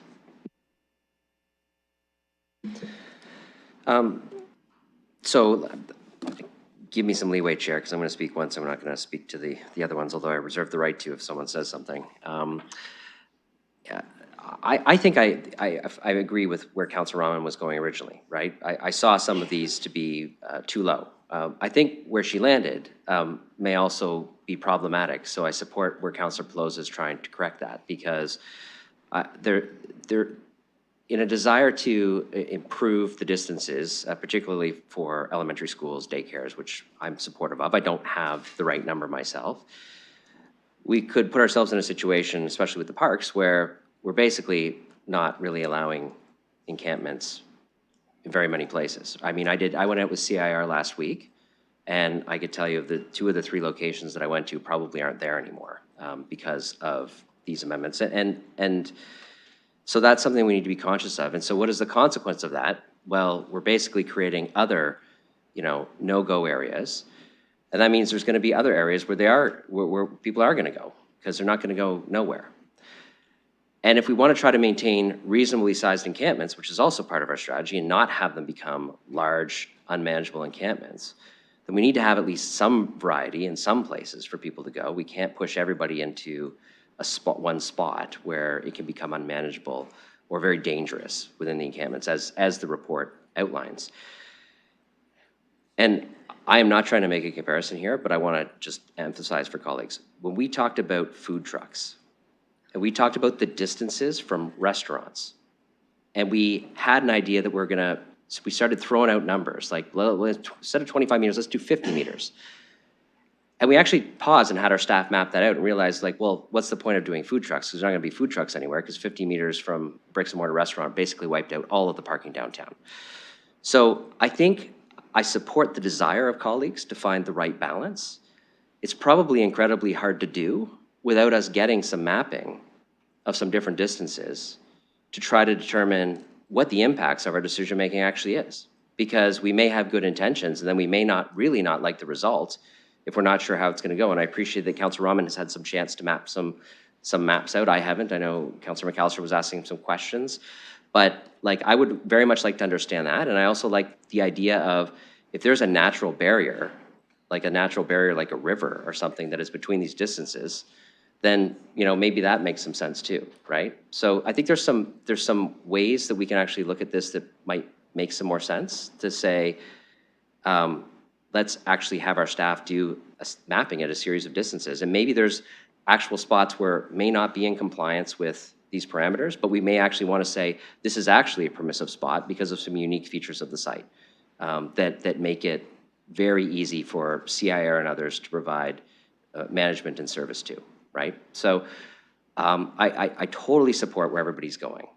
I feel a little bit like we don't have an idea where we're landing with the motion and the amendments of what it's actually going to look like and the impacts of what that means for the way that encampments are spread throughout the city, particularly in the downtown core and wider area where they're mainly concentrated. So I'm not sure how to fix that without some sort of consideration of maybe we improve segments of the report, but refer back pieces for some mapping so that we can kind of land these distances in the right spot. But I think, you know, it's probably a way that we want to consider going to ensure that we understand at least the very clear consequences of our decision making. Because I think the other risk that we want to be careful about is if we're too exclusive, and we don't create very many spaces, then we might trigger some legal concerns based on other jurisdictions who have, you know, not been permissive enough and said you don't have enough shelter space, you got to provide some areas, that we don't want to get ourselves in that boat either. So we've got to find the right balance here to, I think, support what Councilor Rahman wants to do, and that's provide some additional buffering between some of these spaces, which again is based on Hamilton's distances. Those might not be right for London, but actually know exactly what we're doing. So, I mean, those are my comments. I'll think about, after we get through these amendments, whether there's a referral that makes sense to get that, but I obviously didn't come prepared with that, so I've got to think through how to do that. But I want to share those comments for colleagues' consideration because I think I want to be supportive of where everybody's going, but I need to really understand the consequences of it from an operational perspective too. Thank you, Mayor Morgan. I have Councillor Ferreira next. Thank you, Chair. To the mayor's sentiments is exactly where I was going, with the exception I wasn't going to use the example for the food trucks, but I see that. Like I'm amenable to looking into the distance for schools and daycare and the playground specifically, and I'd like to find a way to work with that. But I'm concerned with just the distances because, if we consider, we have that 6 tent limit per encampment, and if we consider the distances of where both motions would go, we'd find ourselves into a lot of overlaps in spaces, and I would be very fearful that would be impossible to enforce, and I just don't know what kind of, situation that could put us into. So just kind of speaking to that and just looking at, going back to staff, a referral is definitely a direction that I think we should go, just looking with some of the numbers that we have and seeing if staff can map it out, just to make sure that we have something that works, because I'm worried, and again, to what I just heard, we could find ourselves in a situation where all the areas are covered with all the overlaps, and we have 1 or 2 places that is allowed, where we will actually permit encampments. And then all of a sudden, we find ourselves indirectly creating, one area where people are able to have an encampment. And we obviously know from the reports and from past reports of safety issues that could arise out of that. So I do think that maybe we should be referring something like this to staff if council sees that they want to make some adjustments to it. It's something that staff would have to look at because, it's pretty complex. We're talking about the entire city. We're talking about a policy that, affects people on everywhere. And it would be nice to know that staff was able to vet something like that and make sure that it works for us. So I would be looking for a referral as well. I don't have language either, but we should have staff take a look at this and come back with the numbers. Thank you, Councillor Ferreira. I'm going to ask colleagues for just patience for one moment. First, I want to invite Mr. Nash and Ms. McDonald. Please feel free to take a seat you're not obligated to stand while you wait for us to debate this whole thing. We appreciate you staying nearby to answer questions, but for your own comfort, if you wish to sit down, please feel welcome to do that. And we'll just have you come back up to the podium if there are questions for you to answer. The second piece to this is I've heard two colleagues in a row now mention an interest in a referral, but not actually put one on the floor. What we have right now is an amendment to an amendment of the main motion. So any referral would still take precedence because a referral is separate, but you do need to provide some direction in a referral. So if anyone is considering a referral, I would strongly suggest that you consider language that includes consideration of specific distances on some or all of these items, if that is the direction that you feel that this needs to go. Because we do, if we're going to refer something, we do need to provide direction to staff in that referral.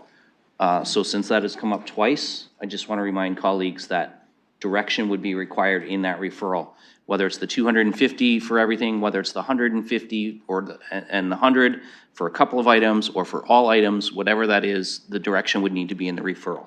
So I just want to bring that to colleagues' attention. Councillor Ferreira, I have you, having used a minute, I don't know if you had your hand up to get back on the list. A question? Okay. With respect to the referral, can we give a range? Could we have like a range with, let's say for the original one, change from 50 to 250s? Could we have a referral where staff looks at the range of possibilities of where that will land us from 50 meters to 250 meters or 150 meters? Is that a possibility we can throw into the referral? So I would encourage you to consider that staff really need, if you want them to look at, say, mapping, for example, they really need some numbers, a range. I mean, what is the range we're giving them? Do we want them to do mapping for every 10 meters? Do we want them to do mapping for every 50 meters? So I think my advice to you to operationalize this, if staff are going to return anything to us in a bit of a timely manner, is that we need to, as a group, decide on what a couple of those numbers should be, see what that comes back as, rather than leave a wide range where staff have to do 15 variations on the same exercise. So that would be my guidance to you, is you might have 2 or 3 numbers that you want them to look at, but I wouldn't give them a range because they need some hard data points to start a mapping exercise with. And I see staff nodding in agreement with me on that. Thank you, Mr. Cooper. I appreciate that would work best for you too. So I hope that that's helpful. So I'll leave that with you to think about because you do have some time left. I can come back to you if you want. But I do have 3 other people on the speakers list, so I'm going to go through the speakers list next to Councillor Hopkins. Mr. Chair, I do have a question on process because I'm not sure if I want to make comments right now to the amendment. I understand there may be a referral. I would suggest we go to the mover of the first amendment to see if there is a referral before I make comments. I'm just not sure where to go right now. So we don't have a referral on the floor, and I'm not sure whether the mover wants, the original amendment mover wants to consider a referral or not. If she does, I would just ask her to indicate to be on the speakers list, but you asked, so Councillor, I will go to Councillor Rahman and see if she has an interest in a referral. She may even want more time to just think about it. I don't know. I don't want to speak for her. So Councillor Rahman.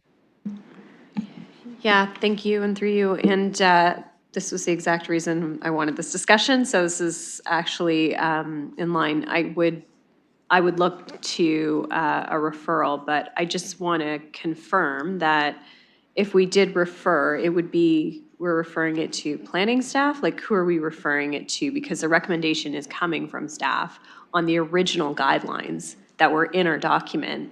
So I assume that those guidelines came from some additional looking at and work that was done. So is this because we're giving a directive of a new distance to guide that framework?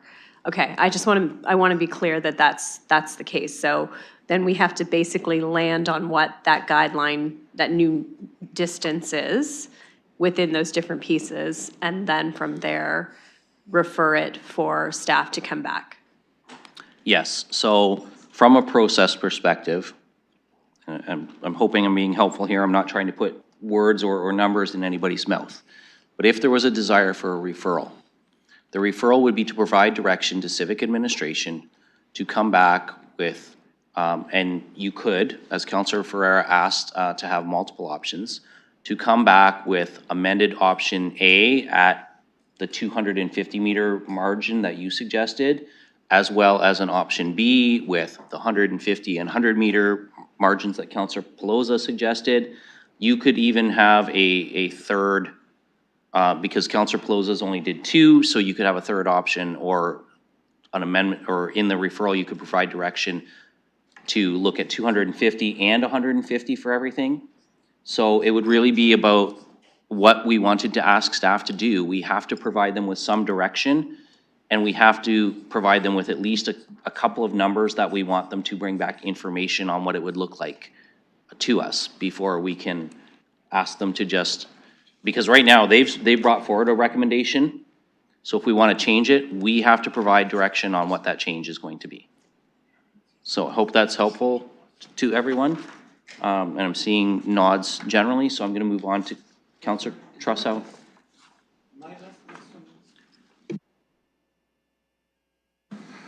So I'm going to be not in favor of a referral, and I'm not going to be in favor of either of these amendments, and I want to say why.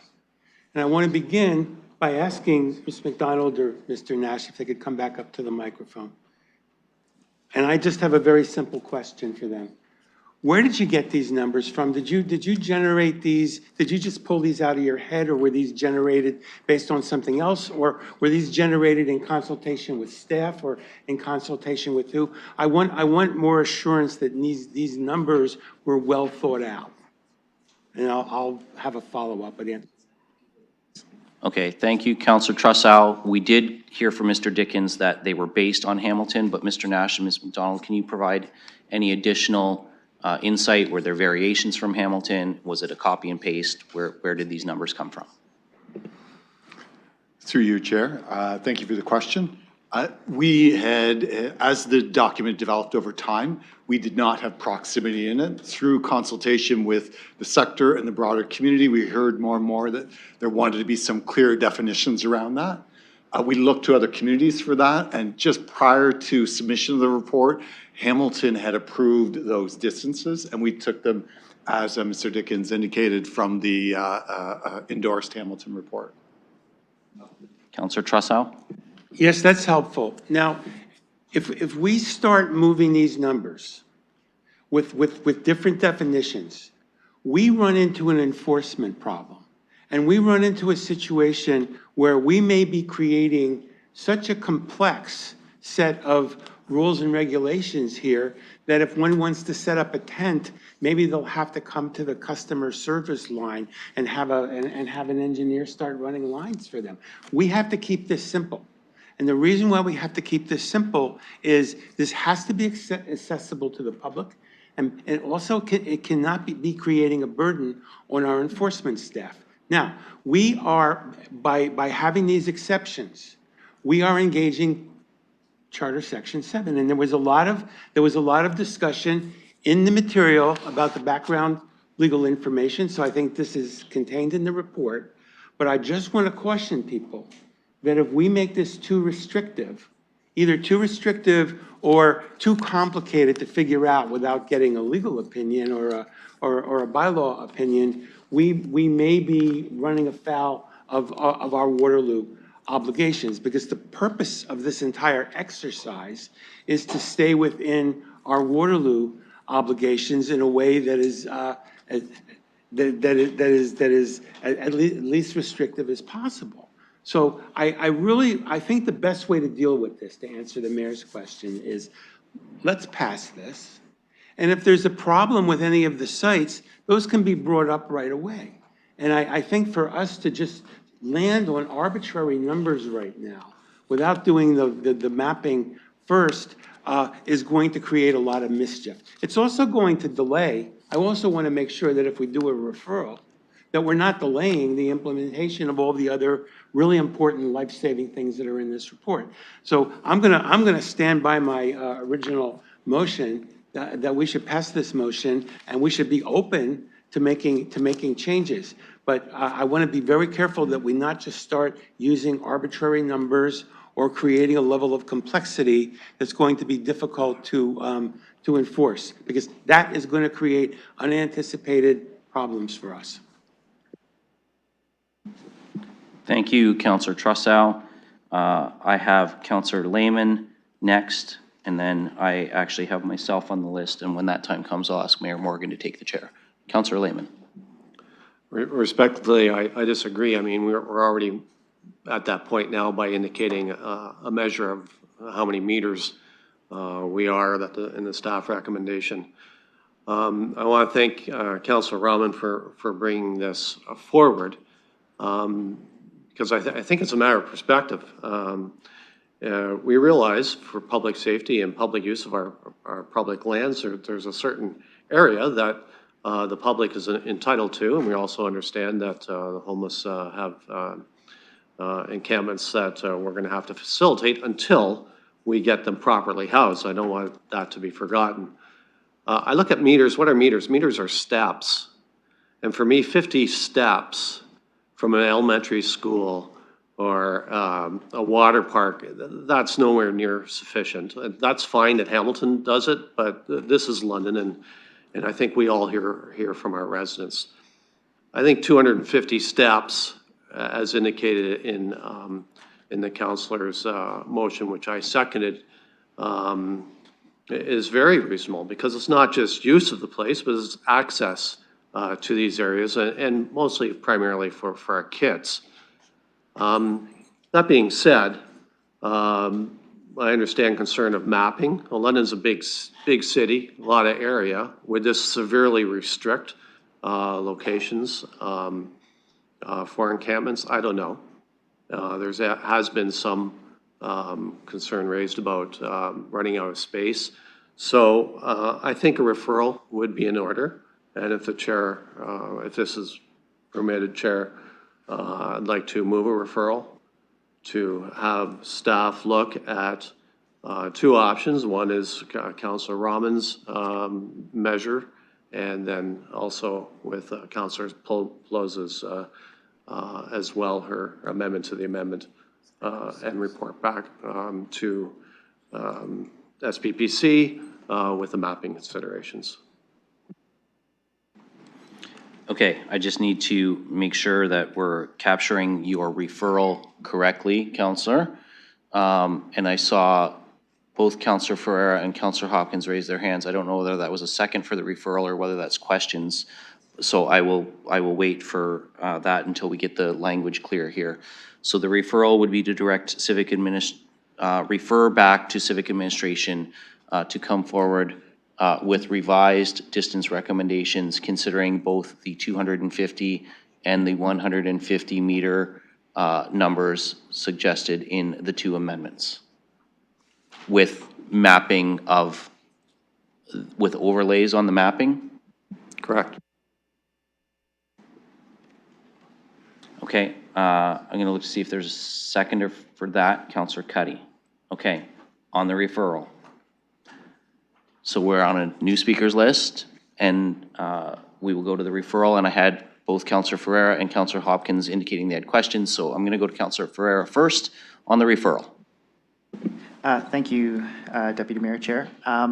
So I would have also added to the referral, because I feel like the two new numbers that we have seen for all the categories are a significant departure from what we originally saw. So I would like to see the original numbers also in that referral. If we're going to try to, just weigh and balance the overlaps and the overlays, I think we should have the original numbers as well, part of that referral. And that's all I wanted to add. I did send a referral to the clerks, but I guess 3 people beat me. But that's what it had on that, which was different from what I saw already.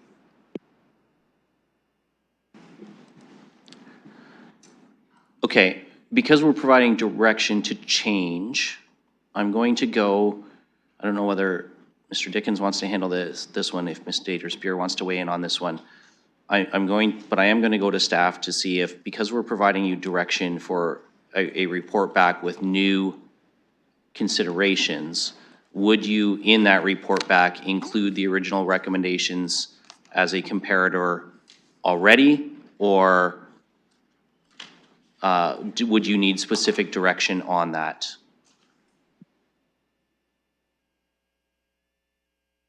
Through you, Chair, just so I'm clear, you're talking about 3 specific recommendations, the original and 2 additional new ones, correct? That is correct. Okay.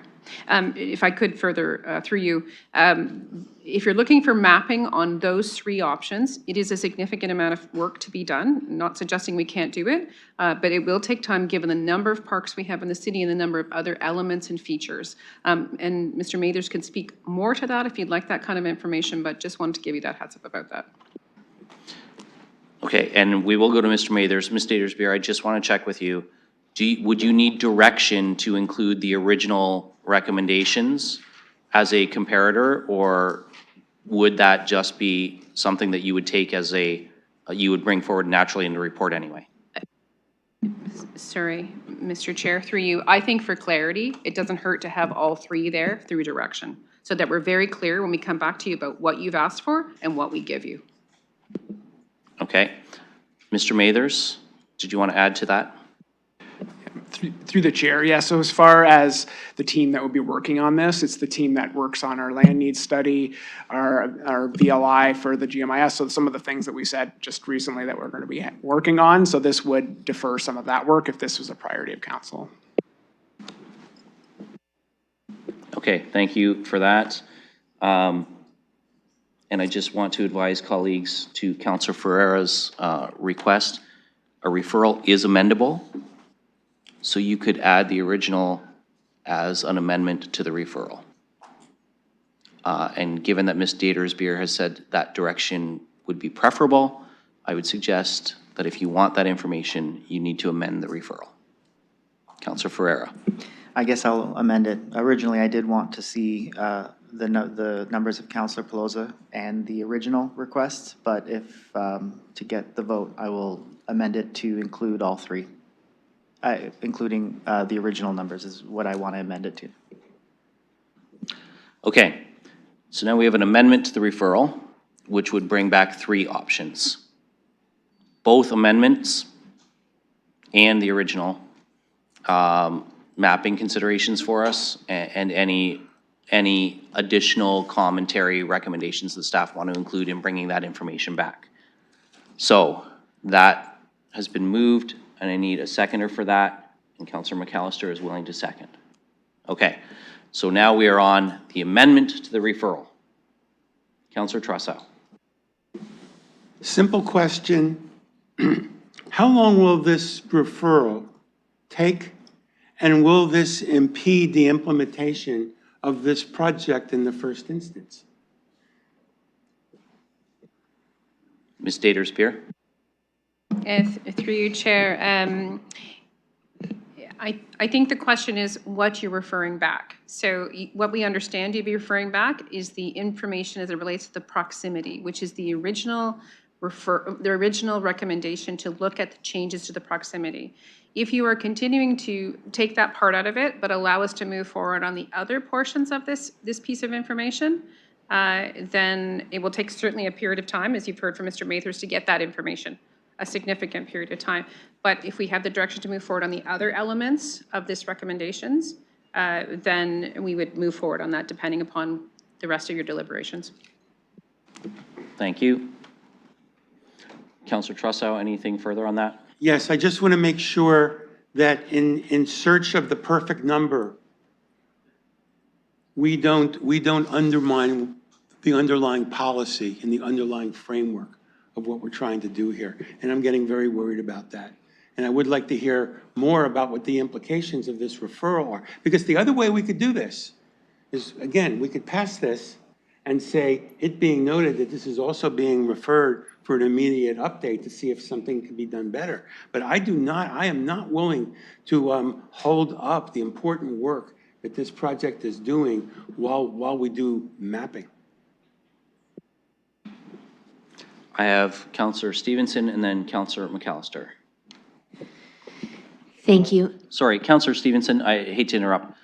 I've twice had Councillor Hopkins on the list and then not read my own scrawl. So I'm going to go back to Councillor Hopkins, and then I'll come to you, and then to Councillor McAllister. Councillor Hopkins, my apologies.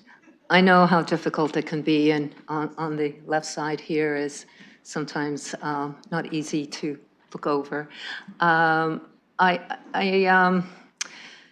oh man, I really, I second this because endorsing this plan and the work that has been done is vital to how we deal with the encampments. I don't think encampments are clear-cut.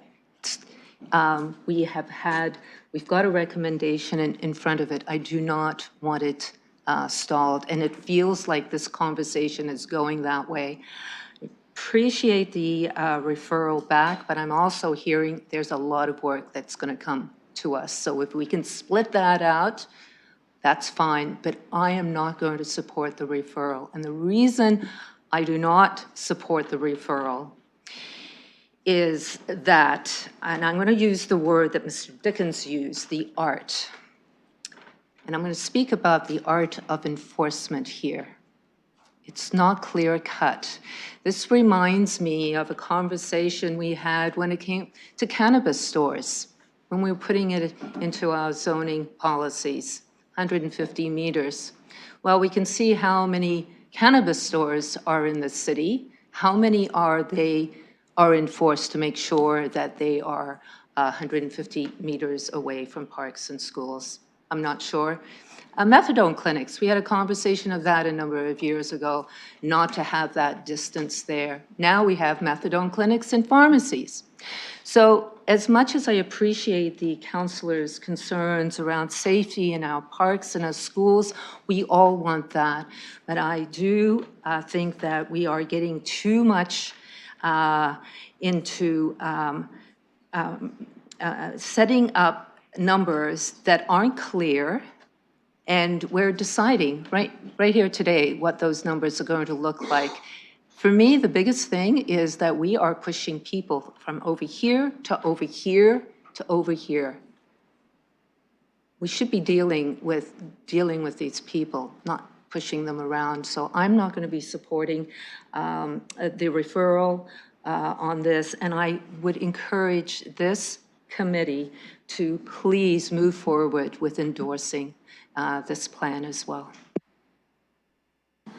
Thank you, Councillor Hopkins. And if it makes you feel any better, I missed myself on the speakers list too. So I wasn't just skipping you, I was skipping everybody from here over and moving to the other half of the horseshoe. But I will wait myself, and I will go to the other individuals that I have on the list next, which is Councillor Stevenson and then Councillor McAllister.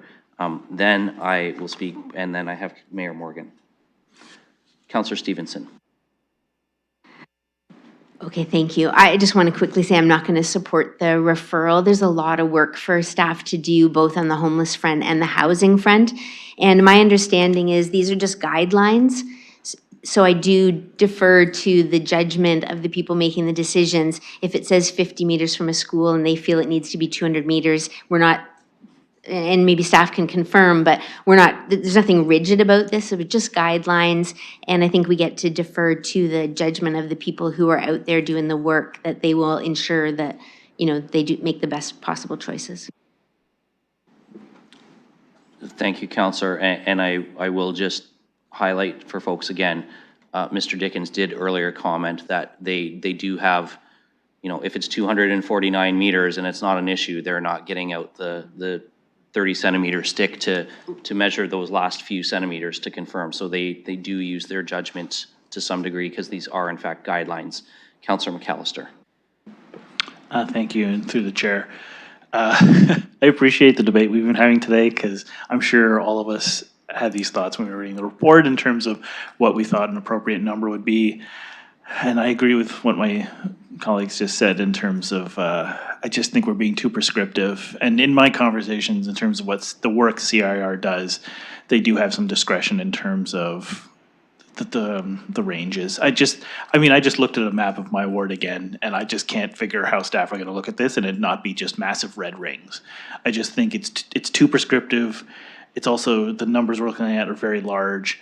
I just think we're gonna get into a situation that Mr. Dickens described earlier, where we're literally just gonna be forcing people into a narrow corridor along the river. I just think we're gonna create legal challenges, as Councilor Trasso said.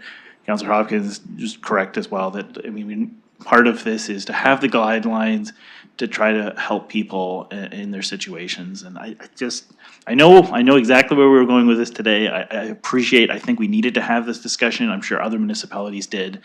But I do think that we need to kind of move forward with this. I think those guidelines are appropriate, but I think we're being far too prescriptive with these numbers and creating this work for staff. I think you're just gonna get a report back with a lot of red rings and no spaces for people to go, or very minimal spaces. Thank you, Councillor McAllister. I will ask Mayor Morgan to take the chair. All right, I have the chair. I'll recognize the deputy mayor. Thank you, Your Worship, and through you, I'm very hesitant on the referral because I think it's a lot of work for staff, and I do share that in some instances, I think we're really going to create barriers to any location. I actually agreed with what the mayor said earlier about, the river can be a natural barrier and can be a factor in not requiring the same distance. I think that's where some of that staff flexibility on guideline interpretation might come in. At the same time, I can't support the guidelines that are in here right now, particularly the ones for schools. 50 meters is too close. So I'm happy to pick a number today, but I'm not endorsing a plan that says 50 meters. I'm not endorsing a plan that says within 10 meters of somebody's private residential home. I don't think it is fair and reasonable to expect people to be okay with an encampment right outside the back fence of their property line. And that is a challenge for me. On the other hand, I also hear what colleagues are saying about the red rings, and I can see how, and I very much appreciate where Councillor Rahman was coming from, but I can see how 250 meters from any sports field, ball diamonds can be very big. And so that creates a very big ring. It's not just 250 meters from the pitcher's mound, as I kind of alluded to earlier, but it's in fact 250 meters from all the lines. So I could see how that presents a challenge in removing areas that might otherwise be fine and not actually impeding anybody's enjoyment of public space, because these folks may be tucked away and not actually interfering with the enjoyment of a ball game or something like that. So I'm going to say I'm really torn. I struggle with the referral because I think it's going to take a long time for staff to do the work and come back. And I also struggle with what's just in the guidelines to start. And for me, I am prepared to pick a number today around the schools and the private residences. I think Councillor Pelosa's amendment is something I could easily support, because I think the cannabis shops do provide a good legislative guideline. They're not perfect. It's not the same situation, but they were rooted in some thought and some consideration when those cannabis shops were coming online and being legalized. So I think that they do provide a good guiding principle. And that's where, for me, I think the saw off between what's in the report and Councillor Rahman's original amendment is maybe where I could land comfortably today. But I'm hearing from staff, a referral is going to be a long time coming back. And so to Councillor McAllister's point, I think we do have to move forward on things. So I have not heard a compelling argument for the original report, but I'm also really struggling with the referral. So I'll tell you, I came prepared today to support greater distances. I'm willing to meet in the middle, but I don't want to kick the can down the road and give staff 3 or 4 months worth of work. And then we're overlapping with other challenges and we're delaying other important priorities of the city. So I think for me, the referral is going to be a no. I'd like to make a decision on some distances today. Great. I'll hand the chair back to you because you have the speakers list. I do, and you are next on the speakers list. That's great. Thank you. So earlier on, when I suggested the referral, through you, Chair, to you, You said 2 people suggested it but didn't move it. That's because I wasn't prepared to move it, because I actually think there's a lot of good stuff in the document that I want to move forward with right away. There's a whole bunch, like, because right now, none of these protocols, the stuff you like, the stuff you might have concerns about, none of them are approved or endorsed by council. And so I don't think I support the referral either. And I hear colleagues outlining a path forward that might be functional, although we probably do still have some debate to do on the distances. And that is, there might be other components that colleagues haven't got to yet, but there's really only 4 bullet points on page 36 that have been raised as points of discussion or disagreement, potentially, on colleagues, points where they might want more information. There's nothing stopping us from endorsing the protocol, whether it's these numbers or some slightly amended ones, and then identify to our staff, and I don't, honestly, although we talked about maps, I'm not sure I need a map to know, like, how far 5 meters from, you know, a feature is. Like, I don't need that map myself. What I want to know is, what are the implications of the distances that we're choosing? And do we need to take recommendations to staff to amend them? And maybe even in some specific geographic areas, because we will have put ourselves in some sort of legal risk, or we will have put ourselves into removing encampments from an area that might be deemed to be highly manageable. And although not desirable in the long run, because we want people in housing, functional in the short term for the people there and the people in the surrounding communities. So a path here may be to pull back a number of these amendments, endorse the protocol generally, or with a number that we can use as a placeholder that colleagues can come together on, but also with a direction to our staff to say, you need to identify any sort of impacts that we didn't perceive with this and come back with any modifications from what we've approved. So, like, let's not lock ourselves into these numbers for reconsideration or 12 months, but provide a clear indication, if not mapping because it's too much work, to say, Mr. Dickens comes back and says, listen, this is going to eliminate X location, which is working very well. We should come back with an exception to say this location can stand irrespective of the document and the parameters we put in. There is flexibility built into that, but they're going to actually work around the guidelines. So the guidelines do actually have meaning, flexibility, but meaning. And I think that might be the path forward. So again, I don't know what the numbers are. I could tell you 250 is way too far for me. I think that excludes way too many things.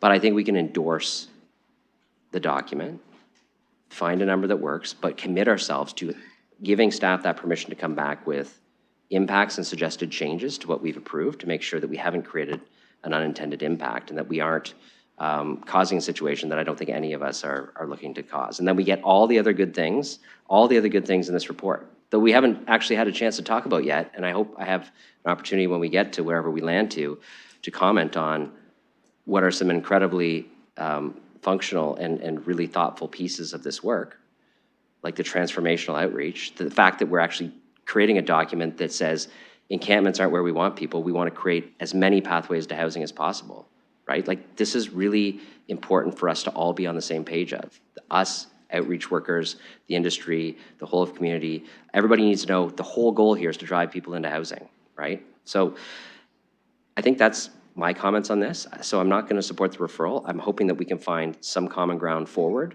but I think we should flag for colleagues who have concerns about the impacts, myself included, that we're going to give our staff permission to come back whenever they feel they need to say, what you've passed is creating some issues and we need to make some adjustments to it, and we'll make those quickly and effectively. Thank you, Your Worship. Again, we're on the amendment to the referral. Councillor Pribble, you had your hand up. Did you want to speak to the amendment to the referral? You're good. Okay. I just want to clarify for everyone, because it's been mentioned now a couple of times about the other things in this report, that Councillor Rahman's original amendment, and this would include the amendment to the amendment that Councillor Pelosa put forward, was that this report be endorsed with amendments too. So the amendments don't change moving the whole thing forward. only the referral refers the whole thing. So that's where we are right now. The referral sends everything back with some direction to come back to us at a future date. The amendments, if the referral fails, speak to everything going forward with some changed numbers. That's what's on the floor right now. Just want everybody to be clear and on the same page as to what's on the floor. So any other speakers on the amendment to the referral? Seeing none, I'm gonna. Just point of Councilor clarification. McAllister. So we would still have to vote down the amendment to the referral, which then brings us back to the referral, and then we have to vote on the referral to get back to the amendment to the amendment motion. Sorry, the levels of inception we're going quite deep, so I just wanted to make sure we still have 2 votes on the referral. Correct.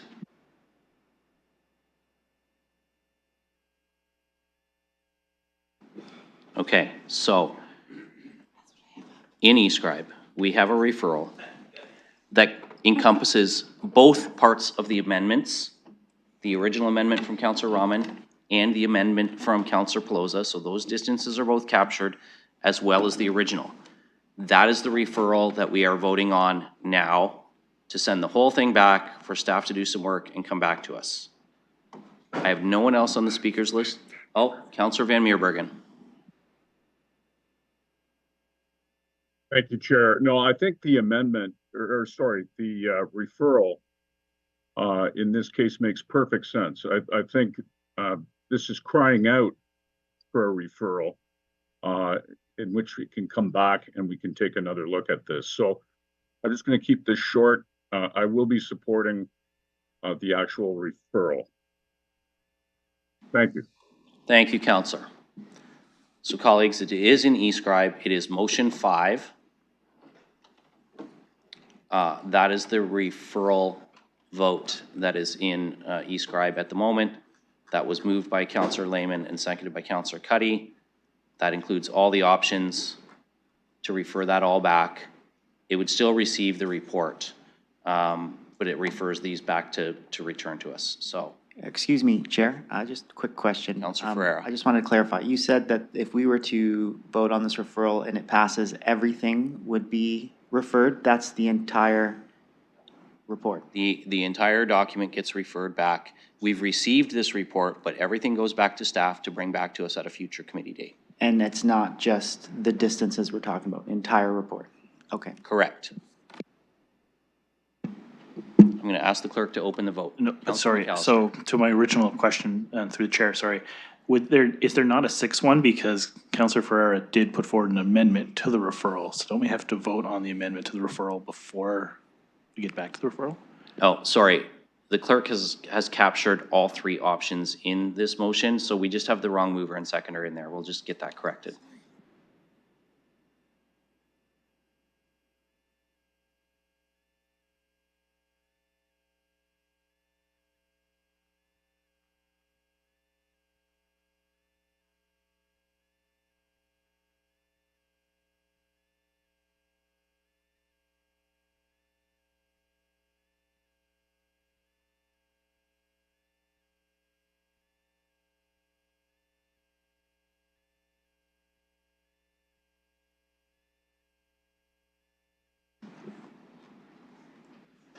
Okay, so that has now been corrected. We have the correct mover and seconder in there. Ferreira and McAllister are the councillors moving and seconding. This is all 3 options, which is the amended referral. So now I will ask the clerk to open the vote.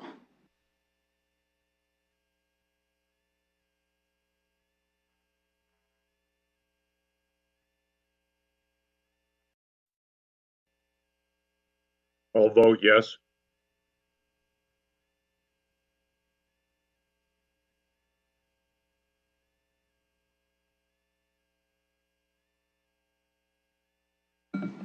Closing the vote, motion fails 4-11. Okay, now we will go back to the original referral, which is only the 2 amendments, not the work on the original document. We'll just give the clerk a moment to get that ready. That was the referral that was moved by Councillor Lehman and seconded by Councillor Cuddy. Just bear with us a moment while the clerk gets that in.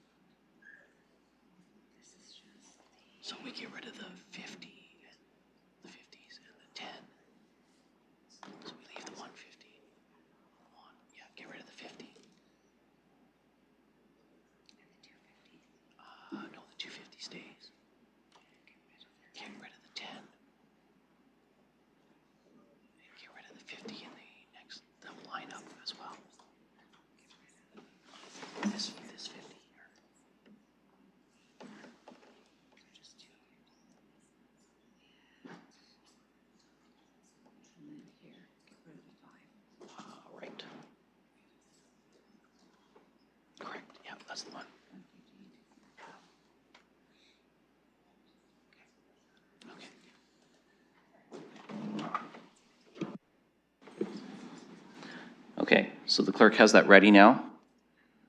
I hope we've said everything we need to say about referrals on the amendment to the referral. So unless there's any further speakers, I'm going to ask the clerk to open the vote on the original referral.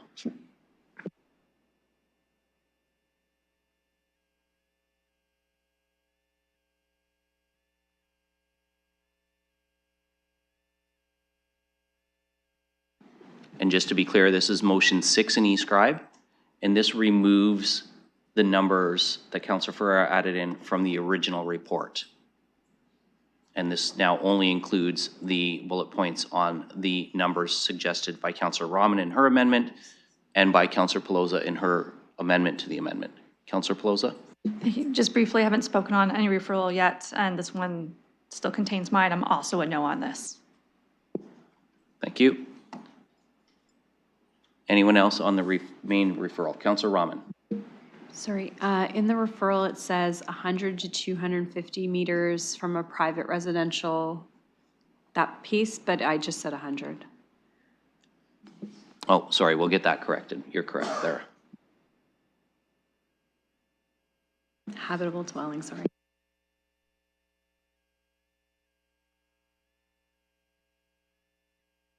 Thank you for catching that, Councillor. That's being corrected in e-scribe now.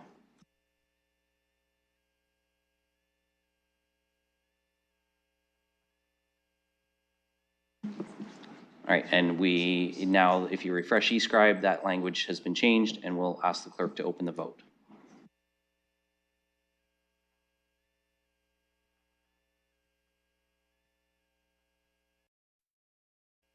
I'll vote yes.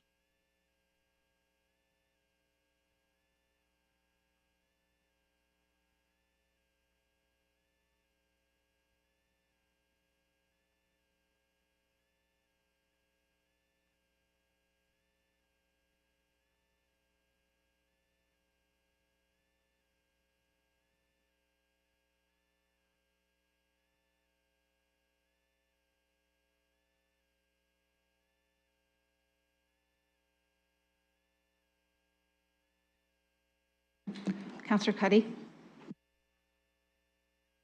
Yes.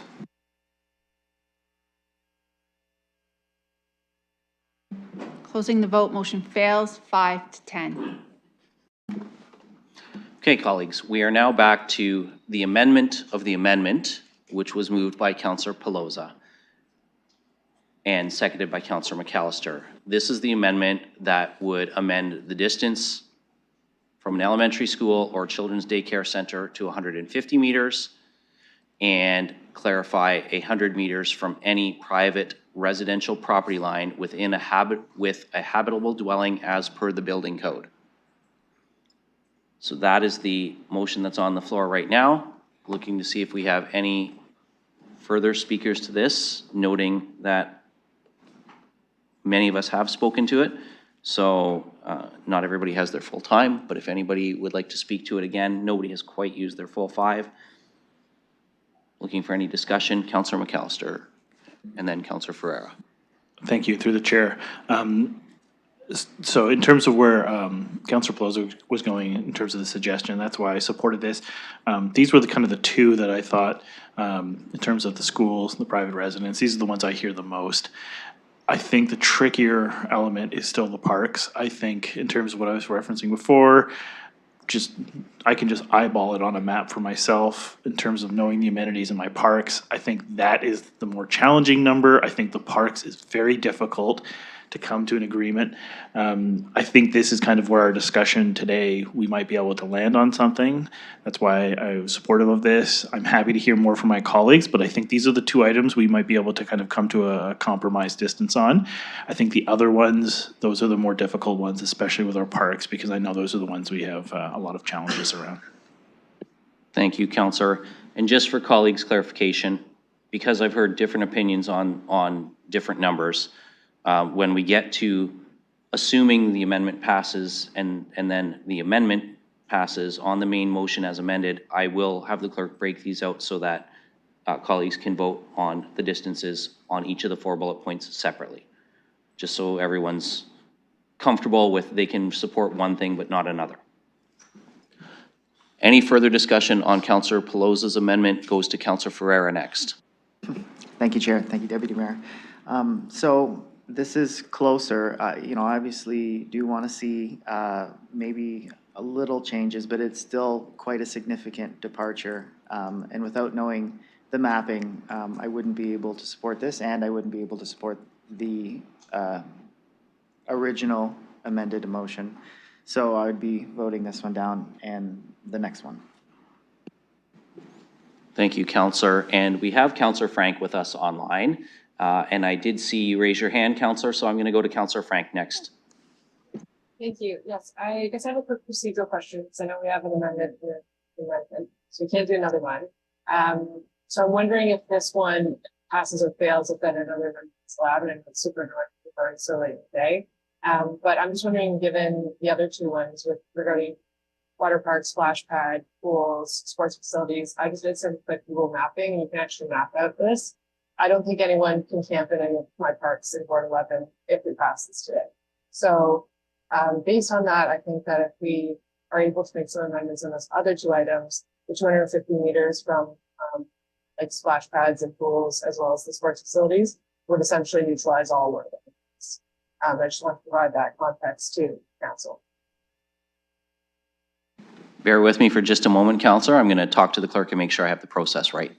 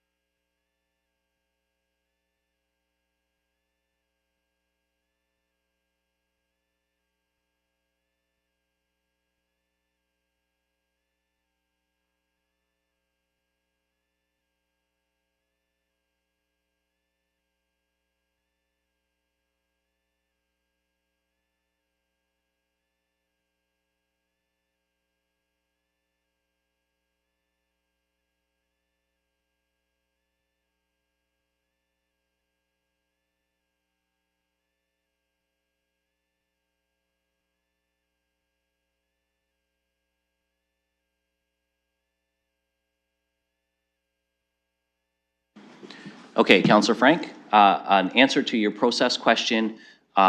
If this amendment passes and you wish to then move a different number for the playground, water park, spray pad, or the sports field ones, that would still be in order because it now becomes an amended amendment. So yes, you could change the number on the other two bullet points.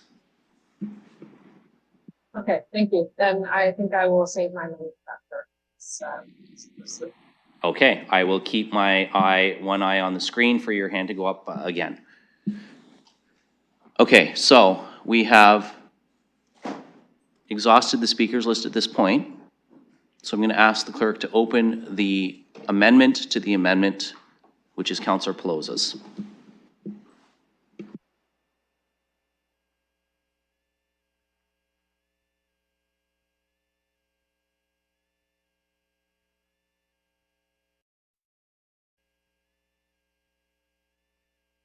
I'll vote no.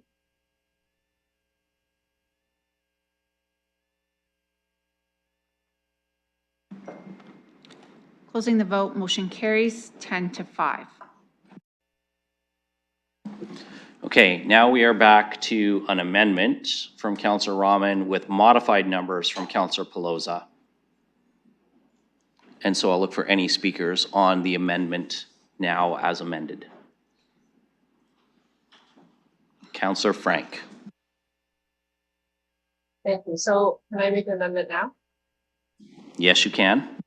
Okay, I would like to change then the 250 meters for playground, pool, water park, spray pad to 100 meters. And then the 250 meters for sports fields, inclusive but not limited to, et cetera, to 100 meters as well. And I'm happy to speak to that now, if that works. Okay, can I just look to see if we've got a seconder for you, and then I'll come back to you for your rationale. Councillor Ferreira, you're willing to second? Okay, so that's moved and seconded. Councillor Frank and Councillor Ferreira. Councillor Frank, the floor is now yours for your rationale. Thank you. Yes. Again, I appreciate what everyone is trying to do here. I think we're trying to balance a couple of various needs, and of course, safety for everyone is most important. Hang on one moment, Councillor Frank. Sorry, Councillor Frank, I just call a point of order. Your headset, you're really garbly with the audio and really hard to understand. I just want to make sure that we can hear you appropriately. That was it.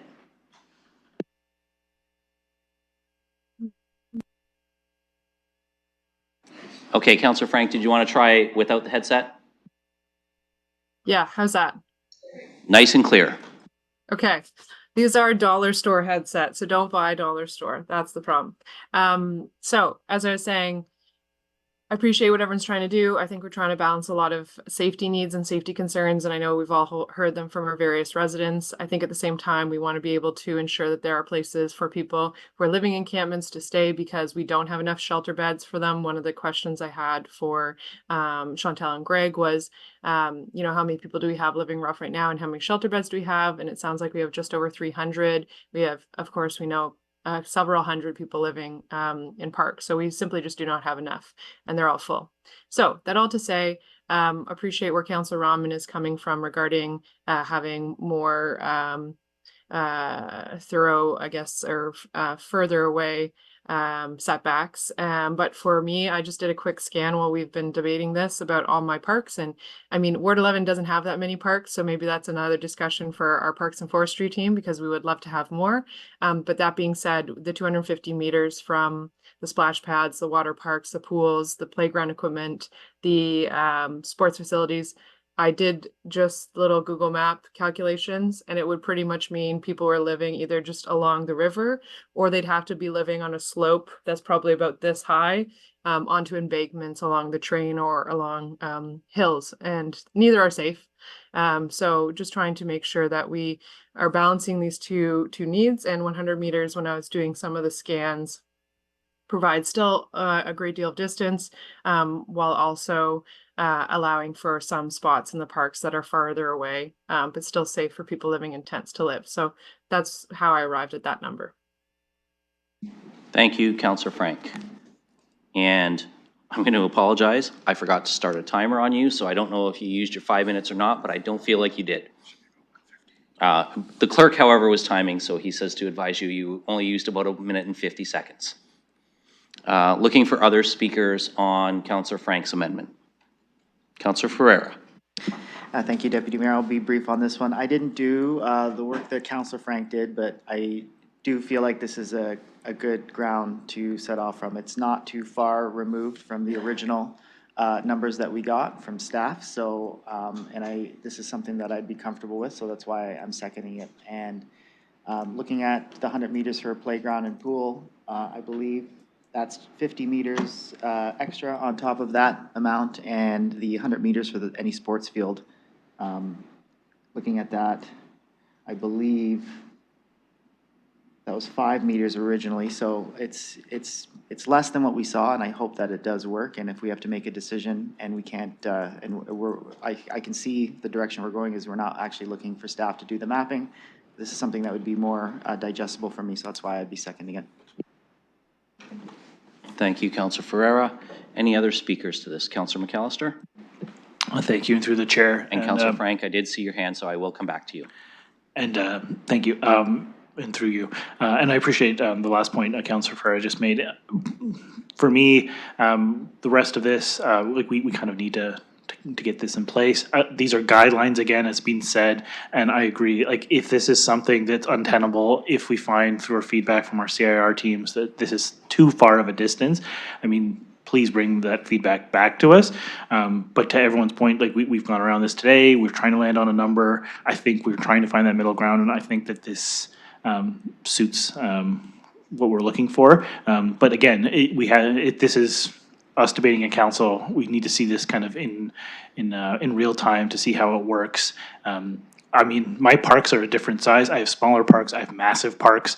It's kind of all over the map. I did have a question, and I'm not sure if I don't want to put parks on on the spot here, but if staff could maybe, if they know what the average size of our parks is, and that vastly changes, obviously, depending on which ones we're talking about, but that's why I found with the overlap with the 250 was too high, because when I just eyeballed it, that would really have put us in a tough spot. 100 meters, I still think is doable if our parks are between, I don't know, 250, 500. I'm not really sure if staff can give us a number, but I think that might help inform this conversation. So, question to staff. Thank you, Councillor McAllister. I think with over 500 parks in the city, it's fair to say Ms. Scher would not be able to give you that information on the spot today. Obviously, we have some very, very large parks, and we have some very, very tiny parks. So the tiny parks would become no-go zones. The larger parks would still have that. So I saw Ms. Scher shaking her head that she did not have the answer, so I just want to share with you, they're not able to answer that at this time. Okay, I'm sure we'll get that feedback at some point, but I think that would be a useful, and I mean, I think in terms of this conversation, that might have been something that would have been helpful to have just as some parameters going into this conversation, so maybe for future meetings, I would suggest maybe we have that. I did have a second question, I guess this would fall to Mr. Dickens, but in terms of having numbers such as this, is our CIR team kind of equipped to be able to handle this in terms of measurements? Is this something that we can actually enforce, or is it just us coming up with a range that's arbitrary? Mr. Dickens.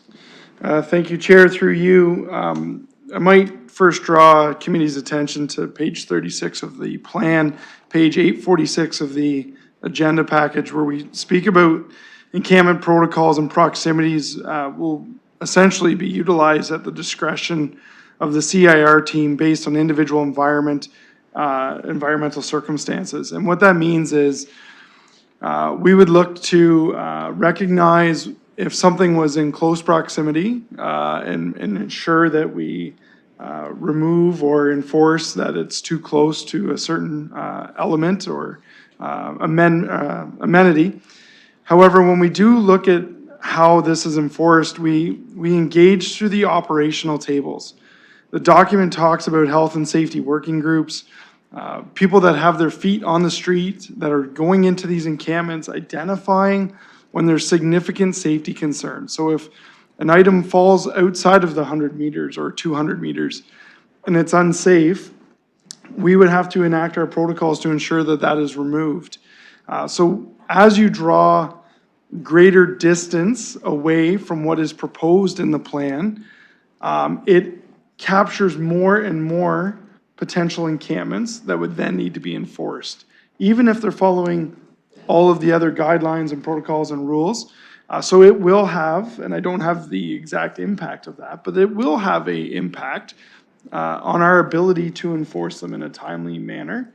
It will have an impact on our staffing capacity as well. So while it may take us longer to get to these spaces, we will ensure that we prioritize those calls and those complaints. So if somebody calls us about an encampment that's falls within the 100 meters, but it's abiding by most rules, it's not impacting the community in to any great extent, it seems to be relatively low on the priority scale, it'll get treated as such, because as those proximity rings get bigger and bigger, the demand on our staff and the community teams is going to get bigger as well. Thank you, Mr. Dickens. Councillor McAllister. Thank I just you. want to let colleagues know, I've got a speakers list. I'm writing names down. So Councillor McAllister, Councillor Frank, Councillor Trussow, Councillor Hopkins. Councillor McAllister, go ahead. Thank you, and through the chair. And I think that's an important point that Mr. Dickens raised. Obviously, there's a certain amount of triage that happens with these in terms of, what's going on in the encampments themselves, what is reasonable in terms of distances. So I do think we have to also acknowledge that there's going to be some leeway in terms of where, yes, we're giving guidelines, but especially with the distances, it's also, what we're looking to do for, the residents and those experiencing homelessness, but both have to be weighed accordingly, right? So we are also kind of giving some leeway to our teams who are on the ground working. These are parameters, and I think we've all heard loud and clear from our communities that folks want those guidelines, they want the parameters, but we also have to be cognizant of what we can realistically do. And so I just, as you know, we move forward with this, I think we have to keep in mind that our teams will do their best, but that there's going to be a certain amount of leeway that would go into the guidelines and what we can realistically do.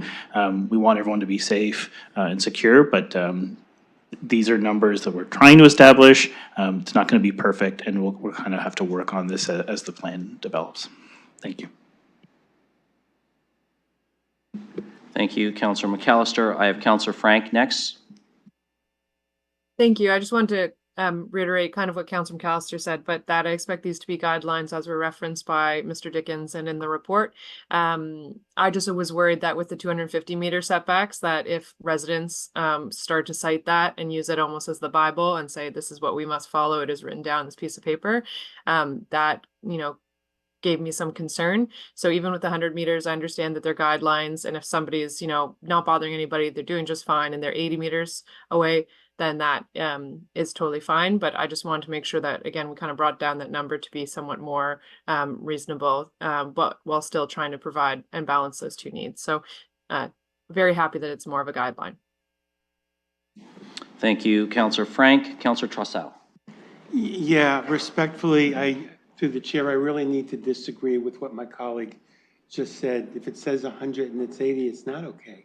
And I think I like what I heard from staff before that said, even if you have a low number, if we get a report about an encampment that's a problem due to additional, some other health or safety or dangerous situations, it can be shut down. And I think the flexibility runs in that direction. And we have to be, again, I think that we have to go out of our way not to make these numbers too high, recognizing that making them too low doesn't have the same danger because staff will always have the discretion to do, the teams will have the discretion to do what they think they need to do. So I'm gonna vote, while I like this one better and I like the direction this is going, I'm sticking to what I said at the beginning when I made the motion to put this recommendation on the table, period. And I'm not gonna support this amendment. And I think we have the flexibility, even without this amendment, and I must be close to 5 minutes by now, so I'll just stop. I think I made my point. Thank you, Councillor. And I appreciate the time sensitivity. I've got Councillor Hopkins next. Yeah, thank you, Mr. Chair. And I want to thank all my colleagues for bringing their motions forward. I think the intent there is they're listening to the concerns that they hear in the community, and I really do appreciate that. It's all about balance and compromise, but I will not be supporting this motion. Again, the recommendation from the working group was 50 meters. We heard loud and clear when it comes to the art of enforcement, there is it's a guideline. And so that 50 could be 80 as well. But I think those guidelines really will assist staff as they try to help residents that need a place to stay and have places to put them. So many thanks to the mover and the seconder, but I will not be supporting it. Thank you, Councillor Hopkins. I have no other speakers on the list at this time for the amendment, so I'm going to do a last call. And I see none, so I will ask the clerk to open the vote.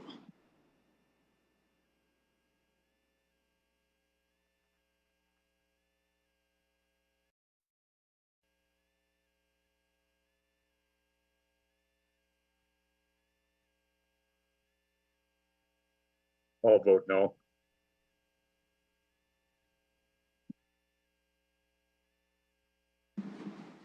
Closing the vote, motion carries 9-6.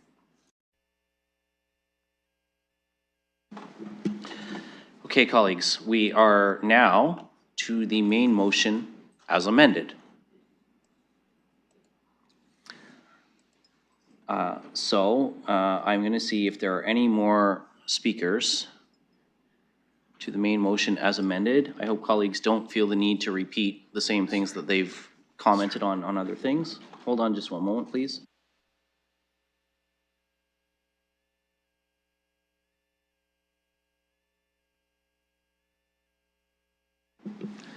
Sorry, we are so far down the inception level that I missed a layer of amendments. So we are now on the amendment to the original motion, which was put forward by Councillor Rahman, which now has 2 amendments made to it with regard to distances. So we are back to the original amendment as amended, not the main motion.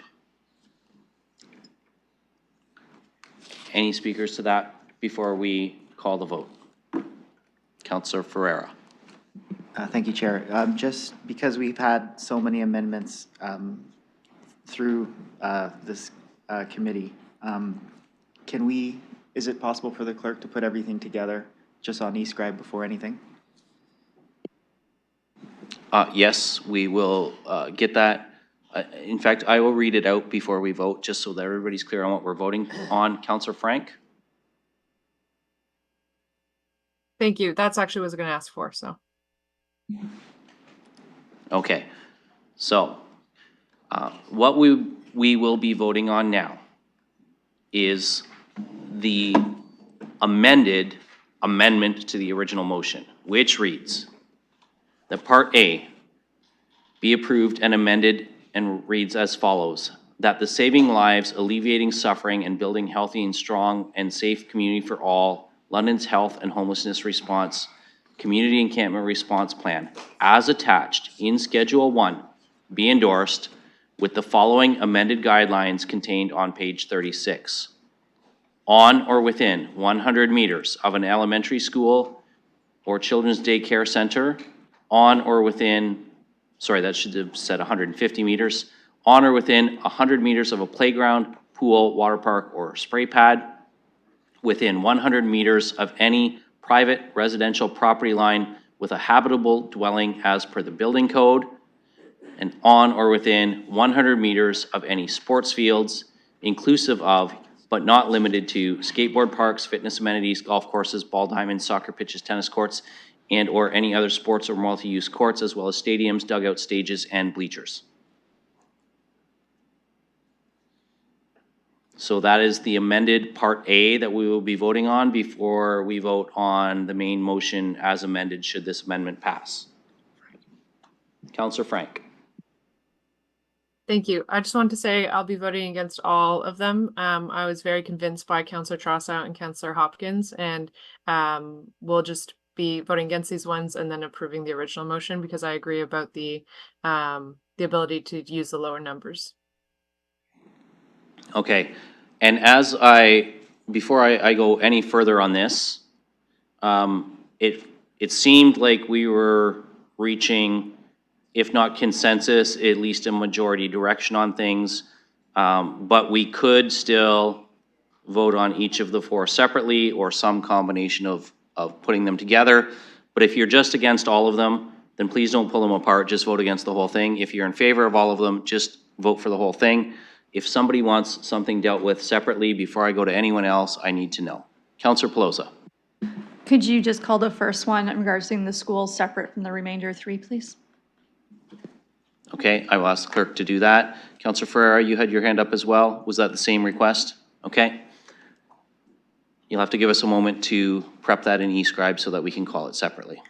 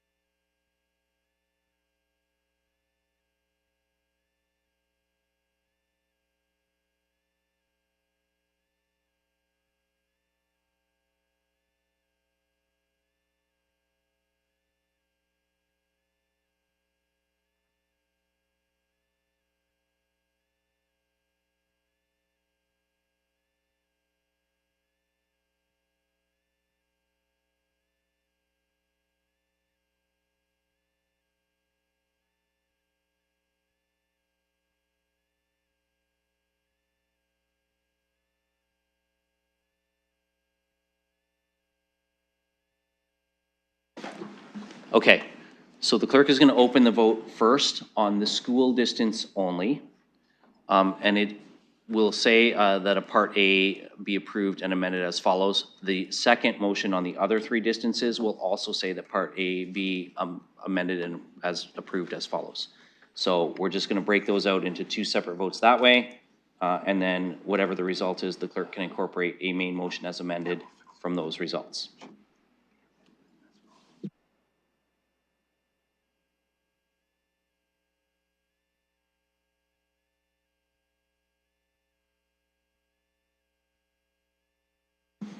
Okay, so I'm going to ask the clerk to open the first vote. This is the school distance.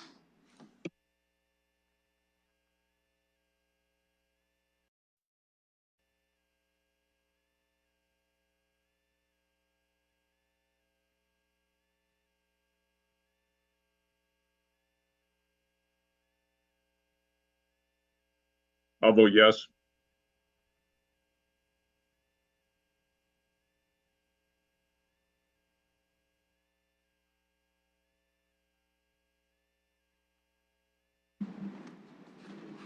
Closing the vote, motion carries 11-4.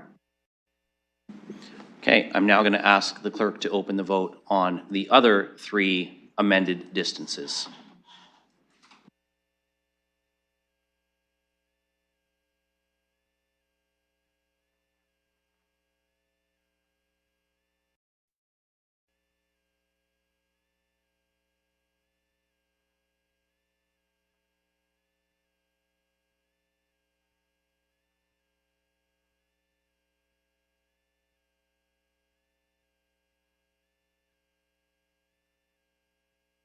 I'll vote no.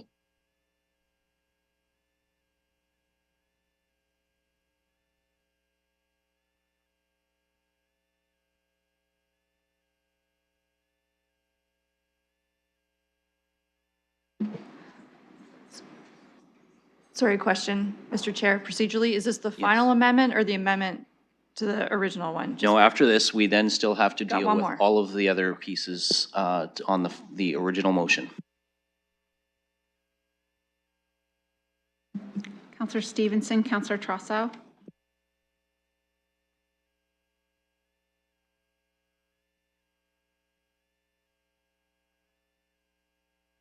Closing the vote, motion carries 9-6.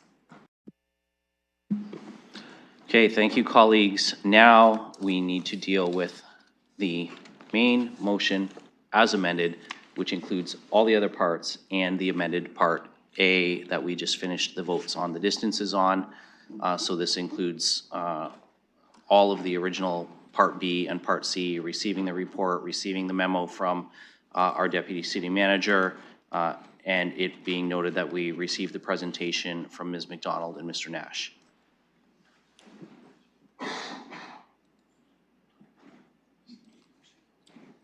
And I will ask the clerk now to open the vote on that. Can we pull things separate in that as well? Okay, just to come back to, the main motion has been amended, so now we are voting on the main motion as amended. Councillor Stevenson, a question? I've been waiting to speak on the main motion. We've been doing amendments all this time. That is true, and certainly I can go to you. I'm just going to go to Councillor Pelosa's question about can we vote separately on the main motion as amended. B and C, I assume you're okay with leaving together. You simply want to vote Sorry, I separately on A? can't see anything in eScribe. I don't know if it's updated in there yet, so I can't speak to my perception, my actual question. Okay, while the clerk updates that in eScribe, I'm going to go to Councillor Stevenson. We'll advise you when the clerk has updated it in eScribe. I will also advise councillors that should you need to get a quick snack or take a bio break, the snacks have arrived in the councillor's lounge. But again, I'm going to ask that you get them as you will, bring them back and continue to work through the agenda here. So Councillor Stevenson, I'm going to go to you now to speak to what we have, which is the main motion as amended, but that is on the floor. So before we vote, we can have speakers on that. Go ahead. Okay, thank you. I did want to thank Chantel and Greg and civic administration for the public engagement, and for Mr. Dickens for summarizing that and adding it to the report. It's great to have it here. I also wanted to thank Chantel and Greg for scheduling meetings with the counselors ahead of time. It was a really valuable hour and a half, so thank you very much for that. I did want to just focus on one little piece of this report. On page 773, it talks about decision-making and about how the table, the encampment implementation table will use a consensus-driven decision-making model. And I believe the Health and Homelessness Summit, or the whole of community system response, does the same thing. Is that in contrast to our majority rule here? Does that mean that all of the organizations on the table have are all in support of what council's being asked to endorse?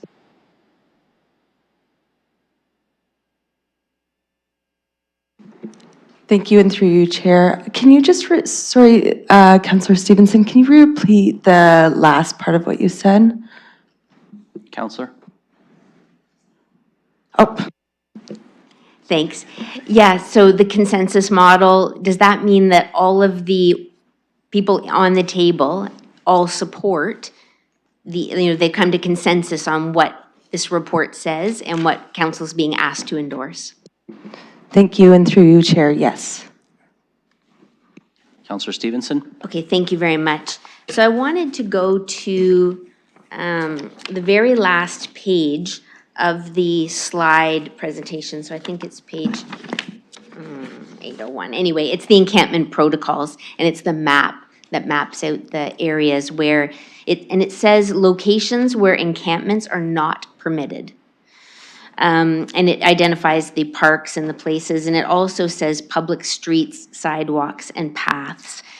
So when we've got the encampment table presenting this strategy, and council's being asked to endorse this strategy, what can the public expect in terms of this statement where encampments are not permitted in these locations, public streets, sidewalks, and paths, and the outlined parks, when currently we've got a lot of tents and encampments in those areas, particularly in Old East Village, but I know in the core and in other areas too. So, and we've had zero tolerance before. So as this encampment table brings this forward saying, we're saying they're not permitted here, and council is being asked to endorse it, can the public expect that that will be the case, that we will be able to keep encampments from those locations? So I'm going to go to Mr. Dickens to start. Thank you, Chair, and through you, happy to take this question as that falls under my service area. So the teams are out visiting these spaces, particularly Old East Village, multiple times a day, including first thing in the morning around 7:15 a.m. or so. And we work in partnership with London Police Services. As far as these spaces not being permitted for encampments, we do not have around-the-clock 24-hour surveillance or presence in these spaces. I think we all acknowledge that unless police are making rounds. But what we do is we go out to enforce that there are not to be tents and encampments set up on sidewalks, on pathways, in some of these spaces. It is a significant challenge. You go out and you sometimes engage with the same person over and over and over again. Sometimes people move along and new people come and take their place. Sometimes they do it for very humanistic reasons and survival reasons, and it is devastating every time when those folks need to be moved. But we understand that their presence impedes the intended use of those spaces, and it causes safety challenges for people who rely on those spaces, particularly sidewalks and other high-use public spaces. So what can the community expect? I think what the community can expect is that the people that work for the City of London, the people that work for the organizations in this community will continue to engage with these folks on a multiple times per day basis.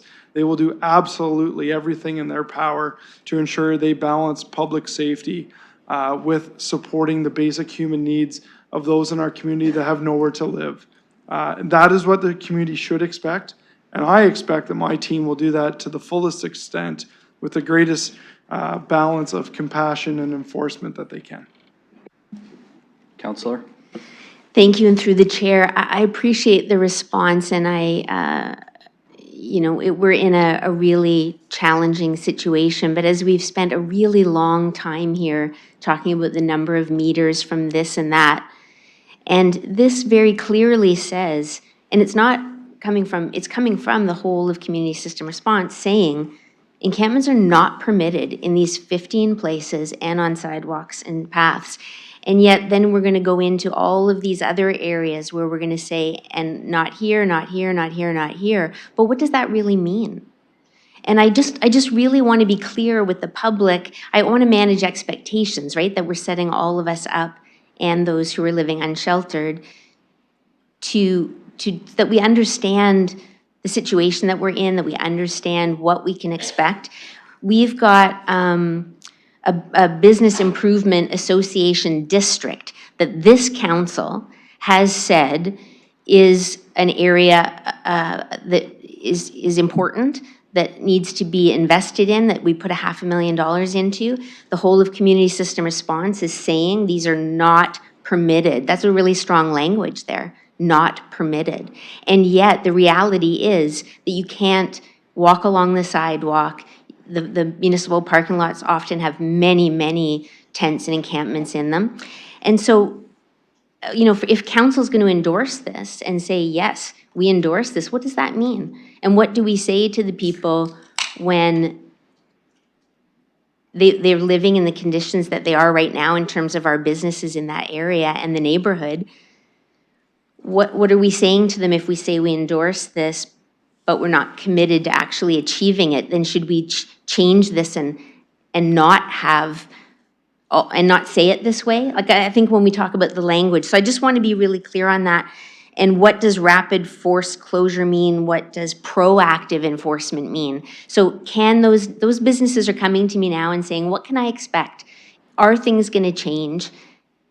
And I understand the challenge, but I guess it's like, why are we going to add all kinds of more rules and expectations if we're unable to do this one basic one? So it's just, I'm not trying to be critical. I'm just looking to get clarity, because clear is kind here, I think, for everybody. So we're sort of straying into our enforcement processes here. I don't know if Ms. Daters-Beers wants to speak, or if we want to go to Mr. Dickens directly. I don't know who Mr. Dickens. Thank you, Chair, and through you. Just to clarify, a comment was made that we're not committed to seeing this through or making this successful, and that couldn't be further from the truth. I think you see our co-chairs presenting and preparing and meeting with council members, and the work that our teams do every day. We're very committed to seeing this through, to fulfilling these obligations. There is no sugarcoating the challenges and the difficulties that exist with this desperate situation that members of our community are facing, including the business improvement associations that our neighborhoods face. This impacts a number of elements of society, absolutely. But we are absolutely committed to seeing this through. What does it mean? We've just expanded the distance around certain amenities and locations. That increases, in some cases exponentially, the requirement to now be present to enforce greater distance, greater geographic areas. So these are going to remain a challenge, but I can't accept the notion that we're not committed to seeing it through. When we say these are not permitted here, that's an acknowledgement that these spaces have high usage, they're not suitable, they're not perhaps safe for those in encampments or those that use those spaces outside of unsheltered individuals. So we will continue to go out to these spaces every morning. We are complaints driven. We will get to those complaints. We prioritize based on some of the criteria in this plan. Again, we use discretion to prioritize where we go. We have a 6-member CIR team that works 6 days a week. We will always have to prioritize our calls, and these locations do get prioritized. And other calls, if there are, even if they're outside of the boundary, but there's unsafe conditions, we will prioritize those calls as well. So to wrap, Chair, sorry, a long-winded answer on a short question, but we will continue to deploy resources to the best of our ability to make sure that we uphold what this plan says. And yes, this plan has been endorsed and supported by those at these tables. When we do consensus building, we identify if people have concerns that we need to walk through, try to get them to a place if they could accept it. They might not fully agree with it, but they can live with it. And that's how we build consensus around these tables. Okay, Councillor Stevenson, you have 20 seconds left. I'm going to see if you've got anything else you want to comment on. Yeah, the commitment wasn't meant to be derogatory. It's the reality of the fact that the tents are consistently there day after day and throughout the day. And so it's about, like I said, getting clear on that and not meant to be derogatory, just looking to say, like, what does this actually mean when we say this? So thank you. Thank you. I've got Councillor Pribble, and then Mayor Morgan, and then Councillor McAllister. Councillor Pribble. Thank you, through the chair. I do have a few questions. The first one is management versus support, and it's either to the presenters or our staff.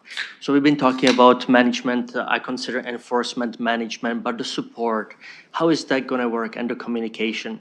So when our staff approaches these individuals when they are not in the restricted areas, what are we going to do? What communication will be given to them? What options will be given to them? Because I do think that this is one of the issues when I do speak with the people on the street or in the encampments. We were given a notice we have to leave. Where should we go? So if you can please answer this, how this will actually work. Thank you. Ms. McDonald, did you want to start? Sure. Thank you, and through the chair. When complaints are generated through the CRM within the City of London, those complaints typically go to outreach teams as well as bylaw officers so that they can work together to either support and manage the individuals within encampments. Some of Greg and I's work within the encampment table was really to try and enhance those communications between partners that are working within encampments. And that's also a goal to continue with encampment table as we implement some of these pieces after council. Councillor Pribble. Follow-up. So are these individuals be given certain options, or it's going to be just say, you cannot be here?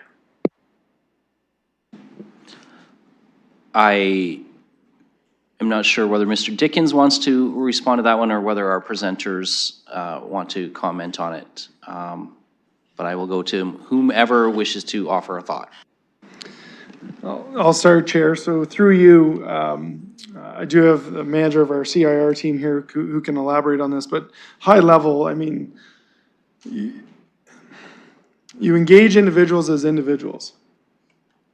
And so what the team would say to one individual may be different than what they would say to another individual. And case in point might be, you encounter an individual in an encampment or they're in a place that's not suitable.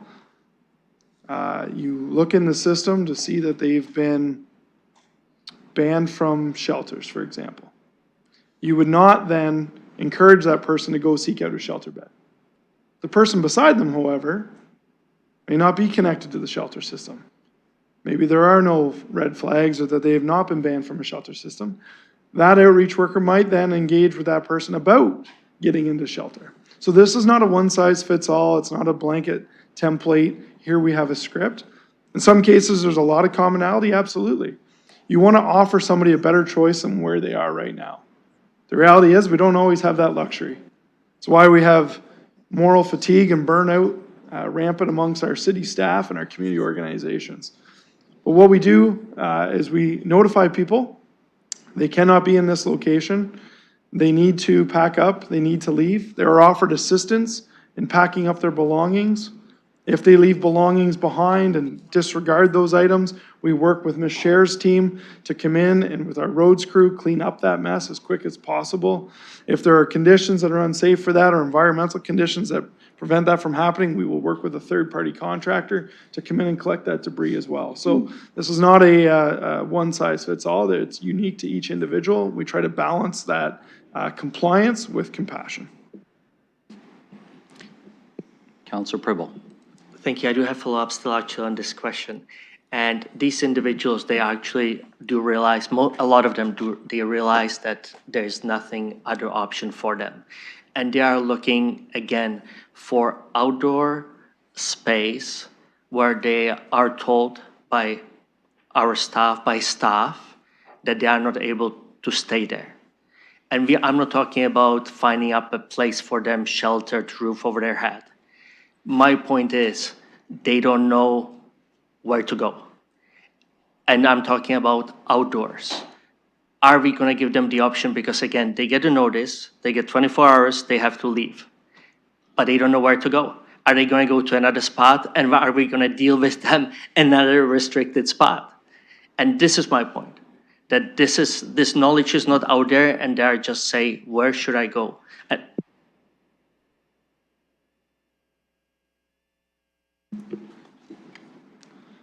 Through you, Chair. Mr. Dickens. Thank you, sorry about that. Through you, I think we've answered this question. I don't have anything else to elaborate on. Thank you. Councillor Pribble, anything further? Yes, I do. To be honest with you, I really don't know how I got the answer for that one, to be honest with you, because in terms of being Councillor Pribble. Okay, I do have. All due respect, the staff have provided an answer, the best answer that they can provide. Okay. So it's not appropriate to say that they didn't answer you. You might not like the answer, but they've provided a response. Okay. Couple other questions. This actually to the presenters. Transformational and transformational outreach. Is it going to be done by separate staff or by same staff so we are more cost effective?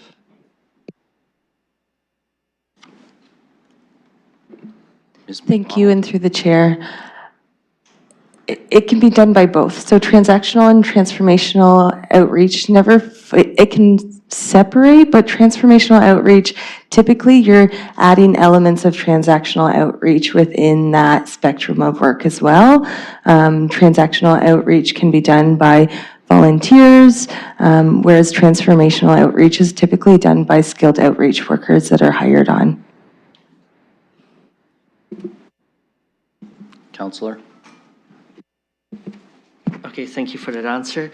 In terms of the triaging, and I was really happy to see that we are actually looking into the triaging, but I do believe that there is an opportunity to go even further than the 3 categories we are currently doing. And there are all the individuals out there, they are motivated in different ways. And, you know, I think I keep using the same kind of example that happened to me 21 people in an encampment, average age 25 years old. And a lot of them, no drug addiction, it just really 2 main issues, either peer pressure or issues at home, and they left. And these are the individuals, they need what I call hold their hand for 5 minutes, get them back on track, instead of being in these encampments with the individuals who actually have the addictions, et cetera, et cetera. Is there an opportunity, or isn't there an opportunity to triage more deeper so we can get to these individuals as fast as we can and find a path for them which would be the cheapest, the fastest for them individually and for our society? Ms. McDonald or Mr. Nash, any thoughts on that? Thank you, and through the chair. So you're right, Councillor Pribble, that graphic is pretty simple based on what we triage to. However, the work itself is quite complex. So you would be looking at diversion of the cheapest kind would be to natural resources, and that typically best supports that individual. And then what's not captured on that graph is also the work that those outreach teams do to support individuals into other sectors as well. So developmental sector, long-term care, different agencies that might meet their needs better than just housing or just shelter. Thank you for Counselor, that. Oh, you've sorry. got about a minute and 10 left. Okay, thank you. Through the chair, so thank you for that answer. I will leave it with a comment. Please look into these opportunities because I do believe that these opportunities are the most proactive and that would help greatly our society and the individuals to really triage them and see where is the minimum need and to get them back on track as soon as possible. So please look into that. And last question, in terms of the reporting, are there any plans to report on quarterly basis with the results, with the progress? Thank you. I'm going to go to Mr. Dickens, I think, in terms of reporting, because reporting to council has to come through staff.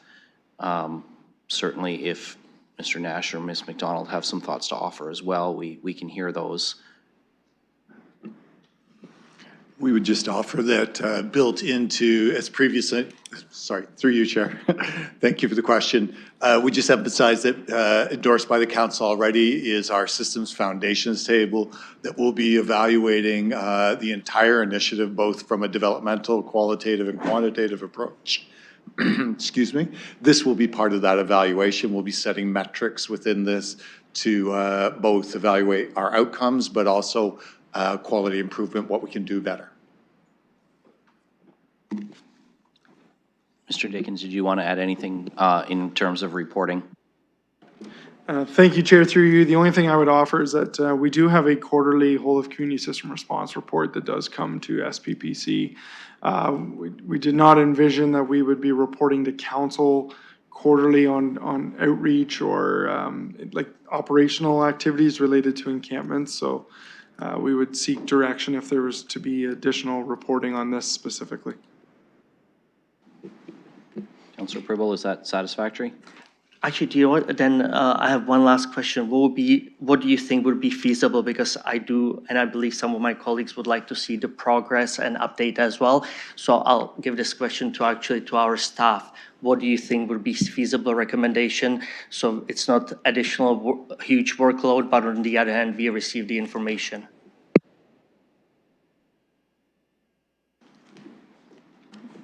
Mr. Dickens. Through you, Chair, as Mr. Nash indicated, we do have our system foundations work that will be coming back with the evaluation framework.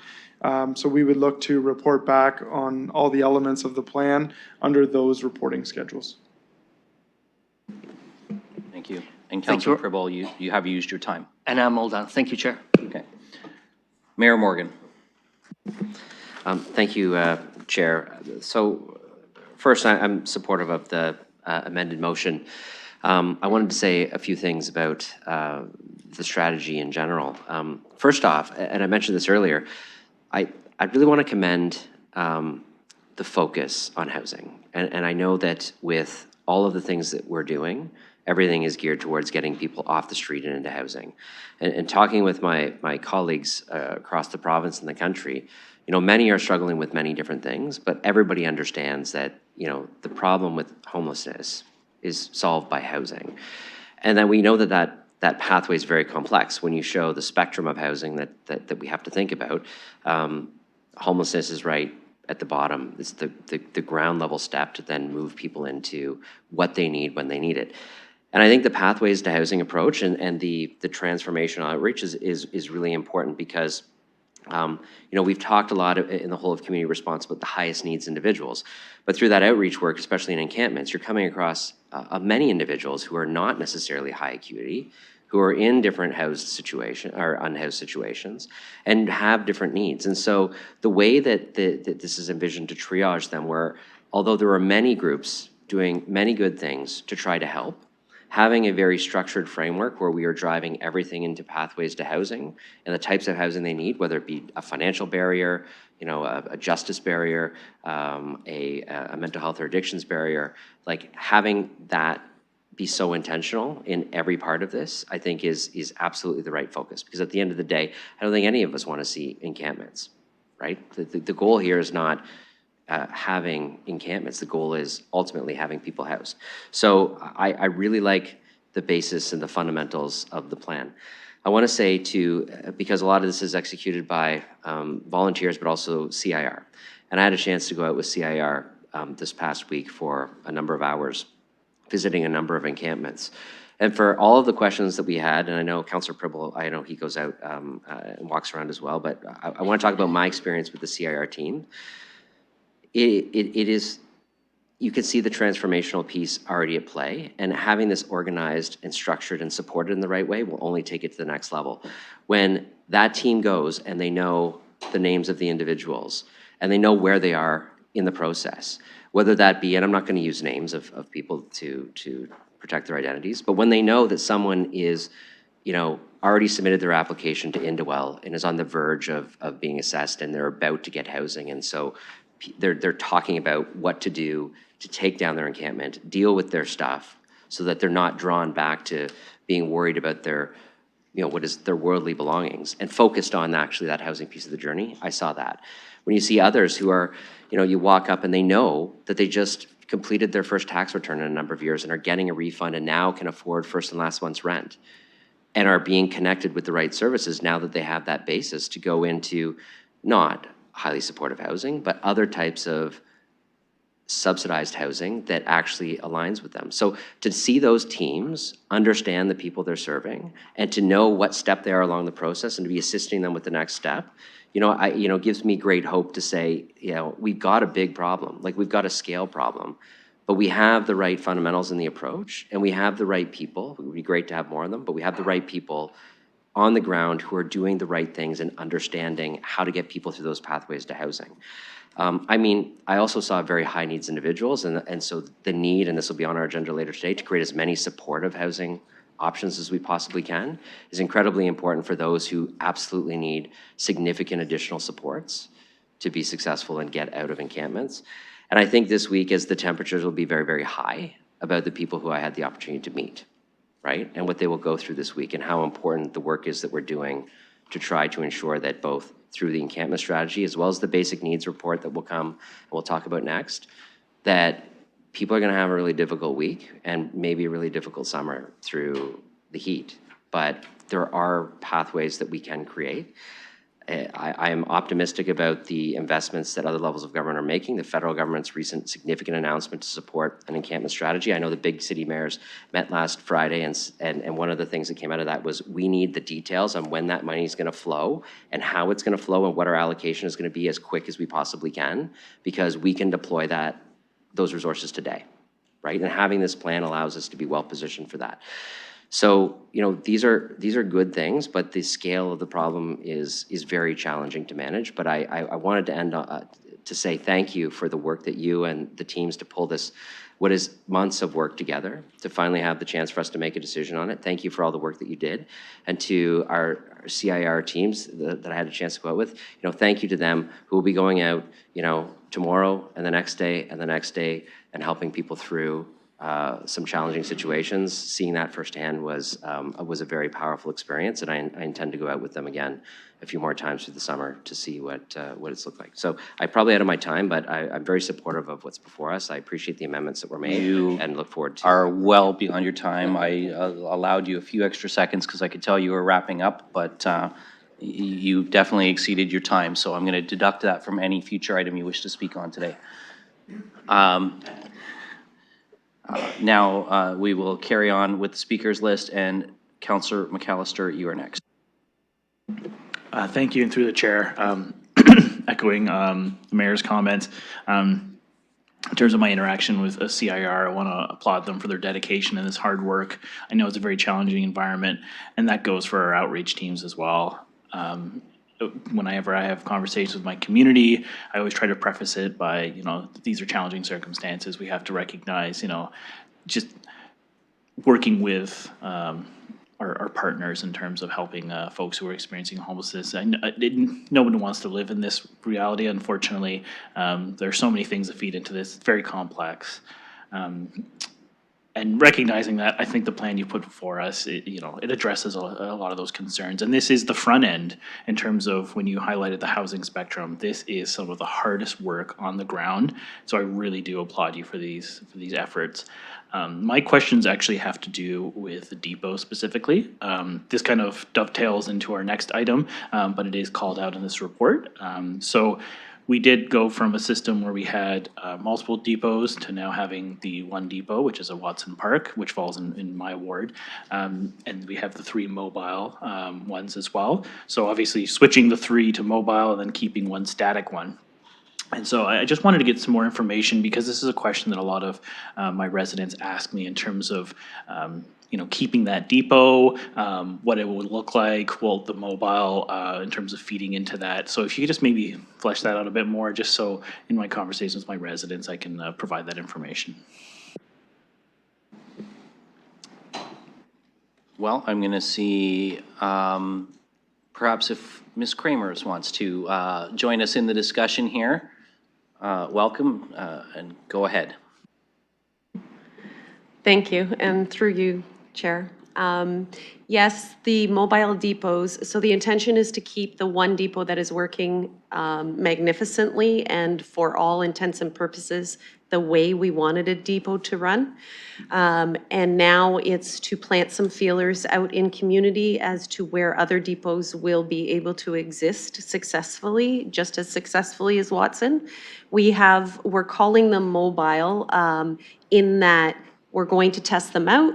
If they work, we've already checked out all the perimeters to make sure they meet distances, now new distances, and all of the things we require, easy access for EMS, everything that we can maintain our protocols under, well lit, all of those things we look for. And we're going to set them up in these 3 parks and then see how it goes. So that's the mobile piece of that. If it doesn't go as well as, for instance, Watson is going right now, we will look to engage another assessment of another park to move on one of those 3 to the next location. So the mobiles will be required to follow all safety protocols as any encampment would. Councillor McAllister. Thank you, and through you. And my thanks to Mrs. Kramer. I know I get CC'd on a lot of communications in terms of folks who reach out about Watson Park. You're very good about getting back to them, and I appreciate, again, the dedication and keeping the community members informed, because I do think that that's a critically important part of this. I've been impressed in terms of the communication between our city staff and my residents. There's a lower population along that stretch, so I can kind of understand why that park might work better than other areas.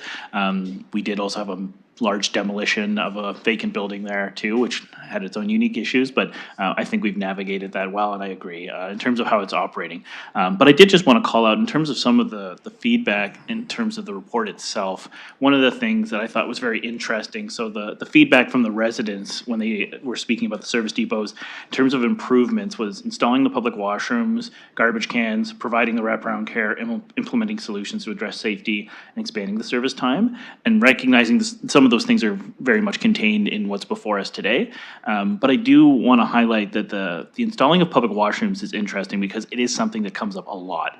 So just for the awareness of my council colleagues, not having public washrooms is actually a barrier to a lot of our areas. And so when we're looking at these alternate locations, I do think we have to keep in mind in terms of garbage and washrooms that we're precluding some spots on the fact that we're not providing those basic needs. And those are things that I hear from folks living in encampments and from community members, that the lack of those resources is actually causing its own unique challenges. So that's something, obviously, larger issue. Those are individual things we have to allocate some resources to. But when you look at the usage, I mean, very important in terms of providing those basic needs. I know that goes into our next conversation, but just to keep that on everyone's radar. And I'm supportive of this plan. Councillor Ferreira. Thank you, Chair. I'm listening to the discussion. I'm appreciative. I don't want to repeat some of the things that were said. Some of the comments I did have, so I won't be repeating those.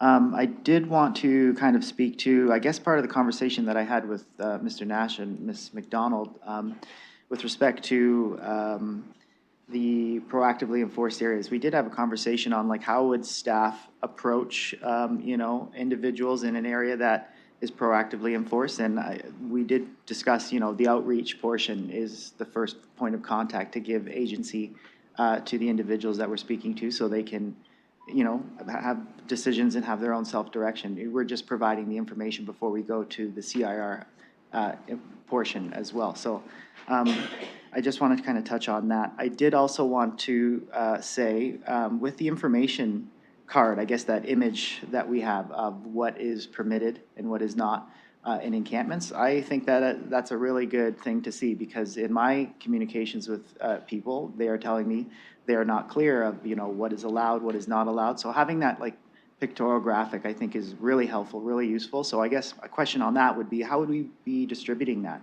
Are we going to actually be distributing that graphic itself within encampments for people so they know what the rules are, what's permitted and what's not? Ms. McDonald? Thank you, and through you, the chair. Yes, so it's a good point to make because it also impacts individuals within encampments as well, right? You can't follow rules that you don't know. We created an executive summary for the business community as well as individuals that wanted a summary of the document before you. And I think it would be a really good summary to be able to provide to individuals in your ward that are looking for more information as well. In addition, we provide the maps and the safety guidelines to those who are experiencing homeless as well, so they understand the expectations and what supports they can also expect. Councillor Ferreira. Thank you. Perfect. Thank you for that. So I guess what I will say is, like I see this as, obviously, as the report says, this is a portion within the whole of community response itself. And, like we do have encampments still because we don't have a fully propped up whole of community system response yet. And, if you really look at just the word of the system response, that's a system response. It works in the aggregate. So it doesn't just work with 2 hubs, and it doesn't just work with so many supportive housing units. We will see a huge impact. We've already seen an impact, I should say, especially with the supportive housing and the hubs, just considering the numbers that we are sitting with right now. But once we start seeing that system get implemented more and more, you're going to start seeing that aggregate come into effect.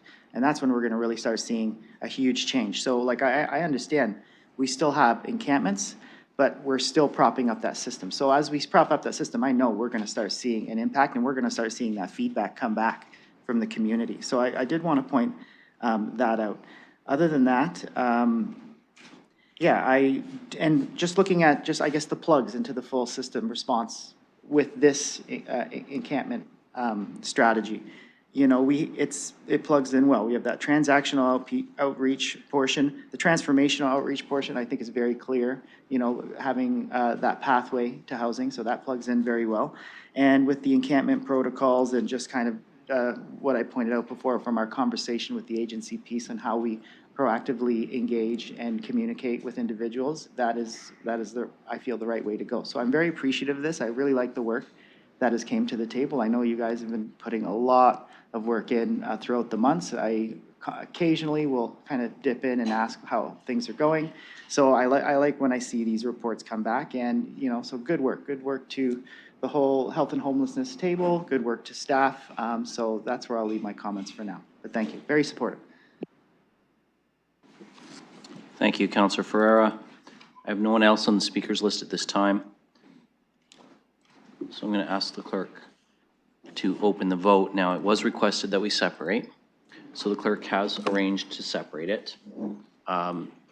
Refresh your e-scribe if you haven't done so in a while,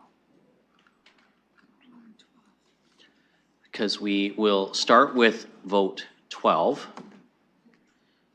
and the 12th motion in e-scribe is that Part A second, third, and fourth bullets as amended be approved, and those read as follows. On or within 100 meters of a playground, pool, water park, and any spray pad, within 100 meters of any private residential property line with a habitable dwelling as per the building code, on or within 100 meters of any sports fields inclusive of but not limited to skateboard parks, fitness amenities, golf courses, ball diamonds, soccer pitches, tennis courts, or any other sports or multi-use courts, as well as stadiums, dugouts, stages, and bleachers.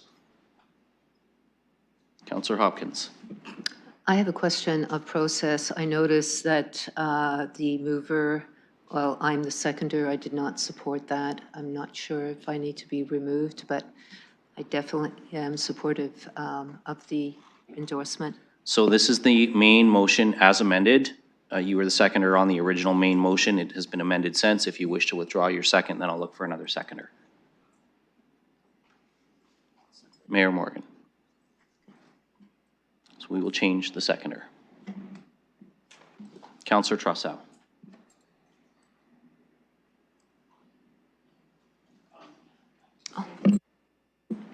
With respect to being consistent with my votes all day, I would not be supporting 12. I would be supporting 13. I'm just a little punchy having sat here for a couple of hours after having put the very simple one on the table to start with. So I think I'm saying the same thing as Councillor Hopkins. Okay, we can remove you. For consistency's sake, I'm just going to have the clerk replace the mover and seconder on both if the mayor's amenable, and I will see if there's another, Councillor Ferreira, you're amenable. So thank you. Just to keep it simple, we'll have the clerk remove Councillor Trossow and Hopkins on both votes, and we will have the mayor and Councillor Councillor Ferreira as the mover and seconder. Councillor Hopkins. It does have to be on both votes. Yes.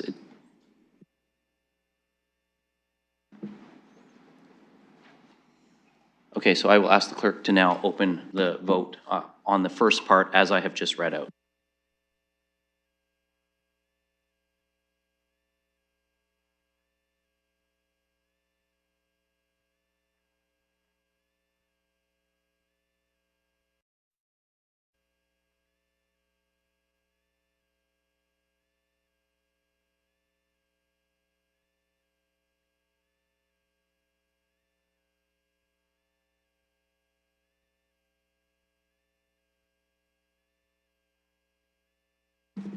Counselor Van Meerbergen.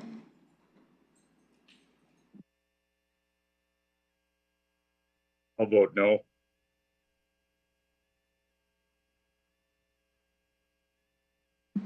Closing the vote, motion carries 10-5. And I will now ask the clerk to open the vote on the balance, which includes the 150 meters from elementary school or children's daycare, and that the report be received, and the memo dated for June 13th from the Deputy City Manager, and the receipt of the presentation from Ms. McDonald and Mr. Nash. Councillor Trossow. Would it be out of order to ask for the dot under A or within 150 to be called separately? It would not be, because we've already done the other three in this process.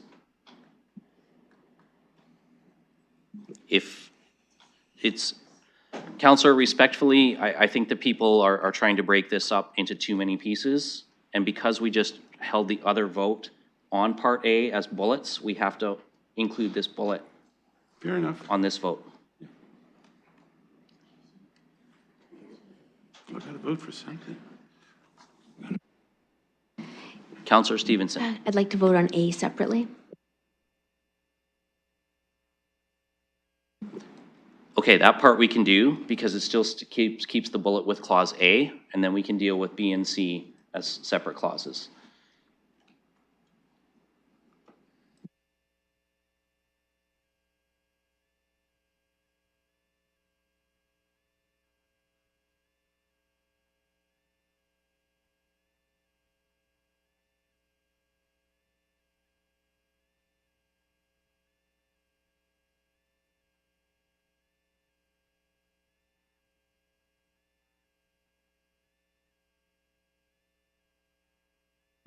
Okay, so the clerk is going to open the vote on A.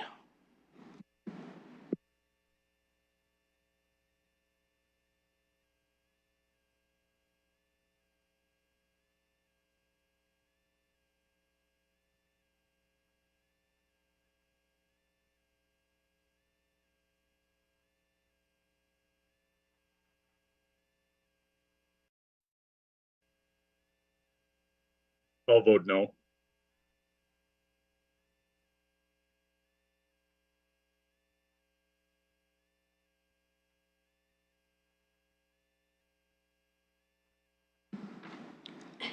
Closing the vote, motion carries 11-4. And now we will open the vote on Part B and C.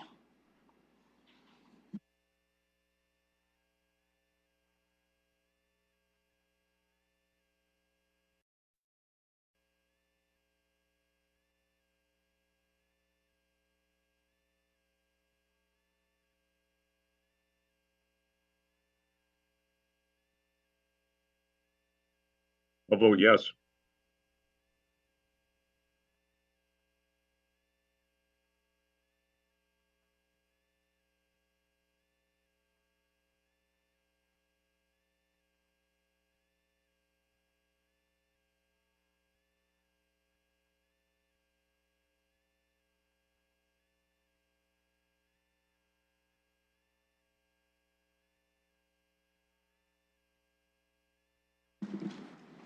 Closing the vote, motion carries 15-0. Thank you, colleagues. We still have 3 items in items for direction. We have the consent items from deferred matters, and then we have the deferred matter 5.1. I want to advise colleagues, because I had a question asked earlier, and I said it would be in order to consider that, but I have actually consulted with the city manager on this. And I want to advise colleagues that it is staff's advice that none of the items on the agenda currently can be referred to a July meeting. We do need to make some decisions on some of these items tonight. And not doing so would create some problems. So I just want to be mindful of the fact that in about 40 minutes or so, we will need a motion to extend past 6 p.m. And we have some pretty substantive items ahead of us.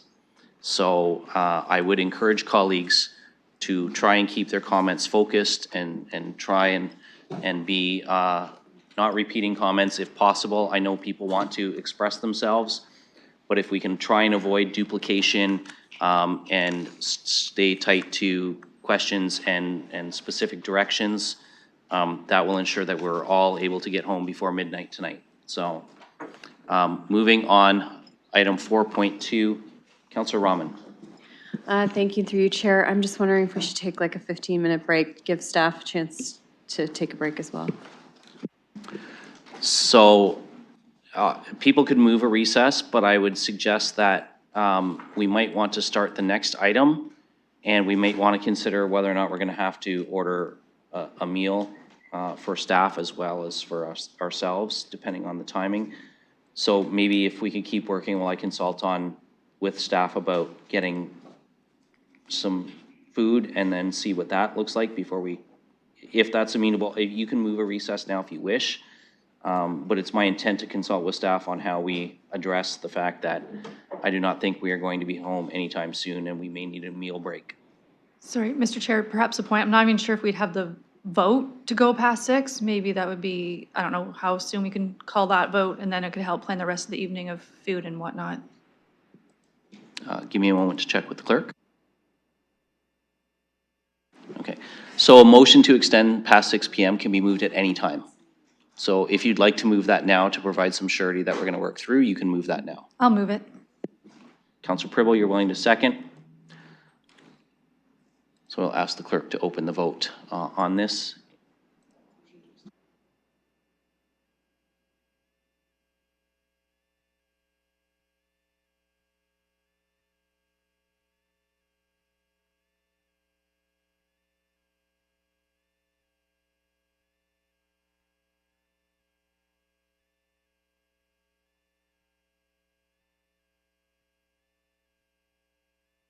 And just so colleagues aware, that's not debatable, so we're just going to open the vote.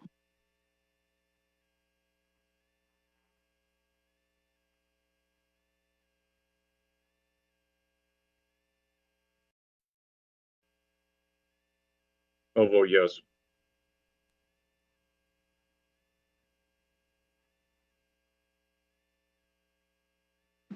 Closing the vote, motion carries 14-1. Councillor Hopkins. I'd like to move recess for 15 minutes. Okay, we'll see if there's a seconder for that. Councillor Trussow.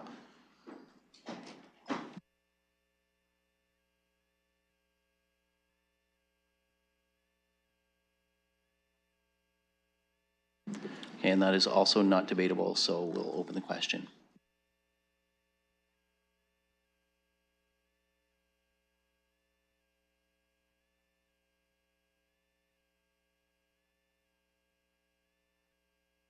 I'll vote yes.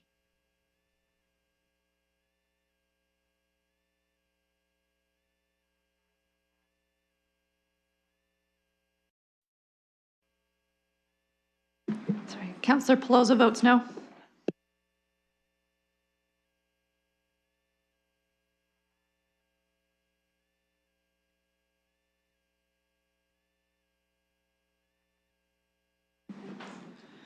Closing the vote, motion carries 13-2. It is 5:10. We will be resuming at 5:25 sharp. Please be back in your seats for that time.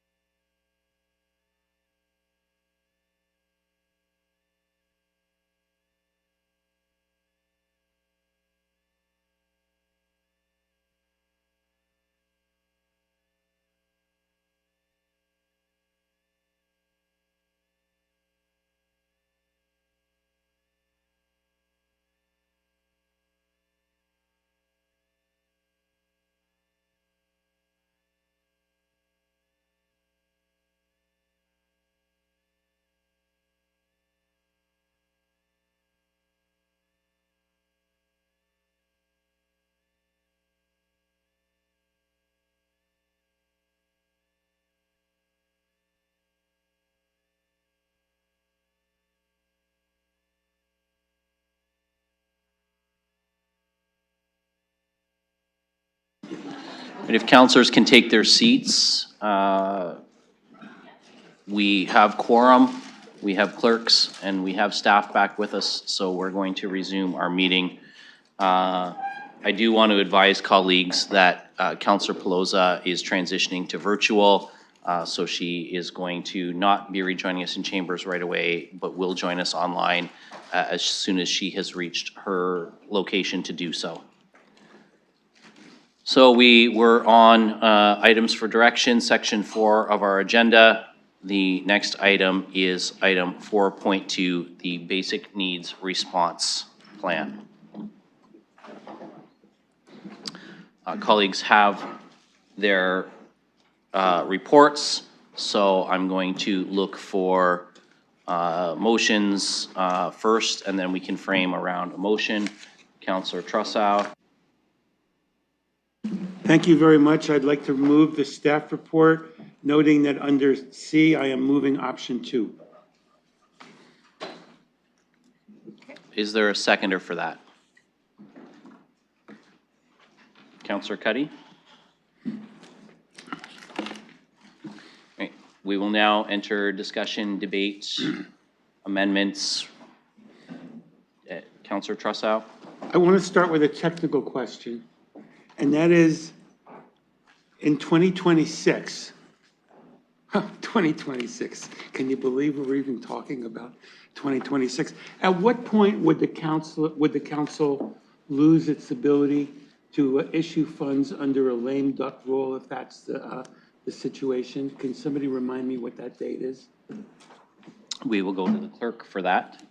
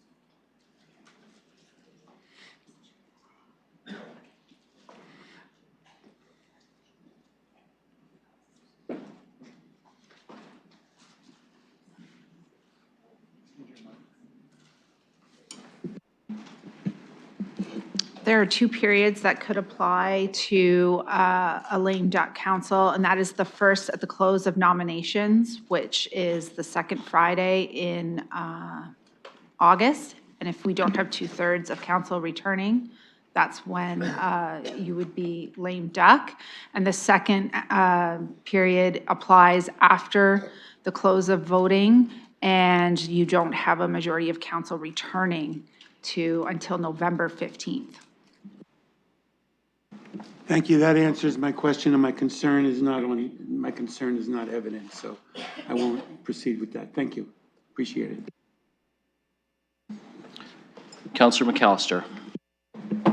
Thank you, through the chair. I do have an amendment I'd like to add. I did circulate it to the clerk, that just came through. I can read it out for my colleagues right now. So this would be to add a Part G, that civic administration be directed to report back to a future strategic priorities policy committee on the existing public washroom facilities across the city, their hours of operation, their locations, their staffing requirements, and information about usage, to allow council to determine if there's sufficient public washroom access and if the hours of operation align with community programming and our encampment/basic needs services. Okay, we'll look to see if there's a seconder for that. Councillor Hopkins? Councillor McAllister, did you want to speak to your amendment? Yes, I would. And thank you. And through the chair, I think it's pretty self-explanatory. It speaks to the comments I said in the previous item. I do think it's beneficial for all of us to get a sense in terms of the public washrooms we have available. I think is a dual purpose to this in terms of obviously with our discussion around the basic needs that we're providing to the community, as well as Londoners more generally in terms of offering those facilities. Because I know I've heard this from my residents that it's definitely a topic of conversation in terms of our parks, some of our public spaces, to have more access to public washrooms. So I think this can serve multiple interests at the same time with a report back on this issue. Thank you. Any other speakers to the amendment?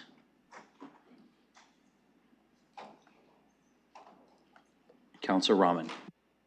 Thank you, and through you. I'm not sure when the right time is to move a referral, so I'm going to put this out there and hear from you on what I should do. So I am looking to refer C, D, E, and F. Fine with the amended G that was just proposed, fine with A and B. But I wanted to move a referral for C, D, E, and F.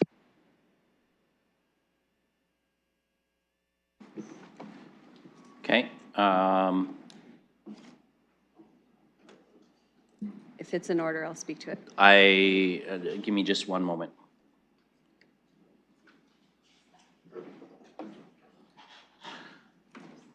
So what we have right now is just an amendment to add the public washroom report.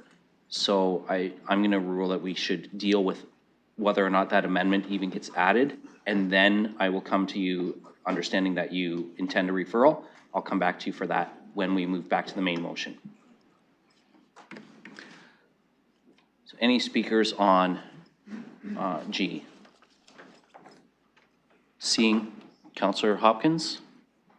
No, I would just encourage my colleagues to support this. I know washrooms are something that are needed in our community, and this is a report back on how many washrooms we do have. So we've had these conversations in the past, and hoping that you'll support the amendment.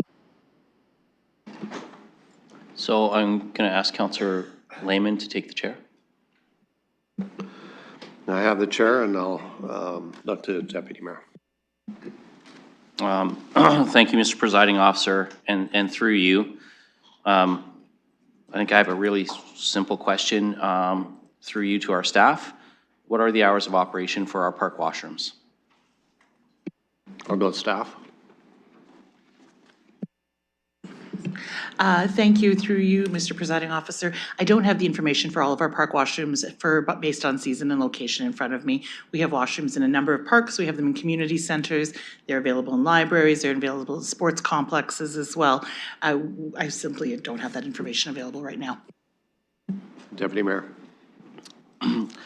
So that's fair, but I will say I'm not going to support the amendment because we have had this conversation before, and we have quite a bit of public washroom space, as our Deputy City Manager just referenced. It's not only those spaces in the Victoria Park, Banshell, or on the Field House at Dundas Place. It's at all of our community centers for the hours that they're open. It's at all of our public libraries for the hours that they are open. That we have in warm months, I know, because I had a complaint that it was too close to somebody's back window, a porta potty in a park near a splash pad, which I appreciate staff moving so that it's no longer providing a special aroma to somebody's rear window. But that to me is not something I need a staff report back on. That's just, to me, And I know that that's not necessarily your intent, Counselor, but to me, that's a make-work project for staff. I think that that information is readily available to the public. So I'm not going to support adding more work on a report back on that. I'll return the chair to the Deputy Mayor. And Counselor Frank, you're next on the speakers list. Thank you. Yes. I had a question. So we actually have this as a decided matter of council, except for the addition of the encampment section at the end of the Part G from February 2023 SPPC. So I'm wondering, we had already provided direction to staff to create this type of report, and we just have never received it. So I'm wondering if it's in order, or if this would actually have to be somebody doing a reconsideration motion. Thank you for raising that. Give me just a moment to check with our clerks team and with our staff in the area. So just one moment on that.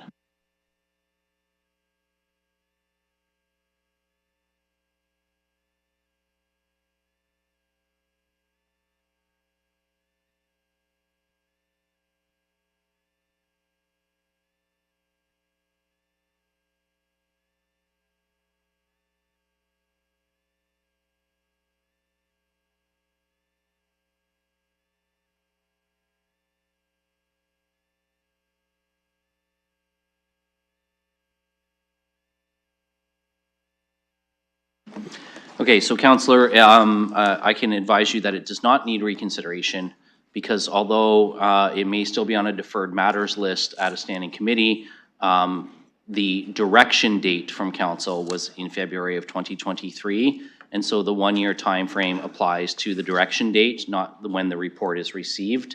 So although the report is still out there, we are outside of the 1-year time frame on the requirement for reconsideration.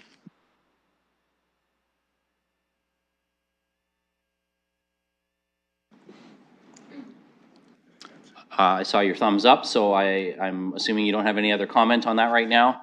Looking for other speakers.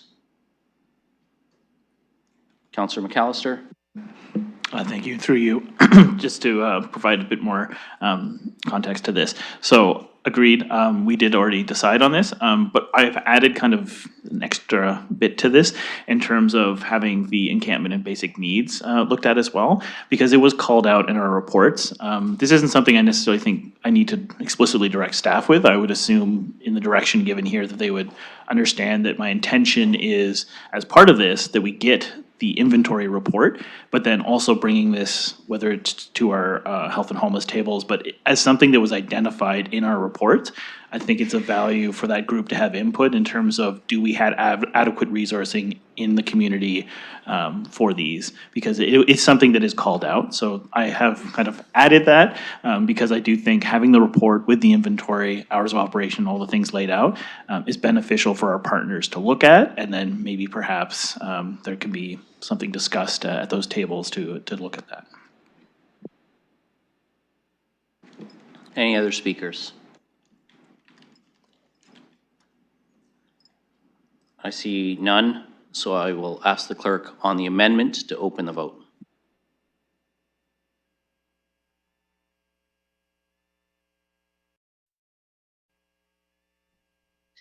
Councillor Pelosi votes yes.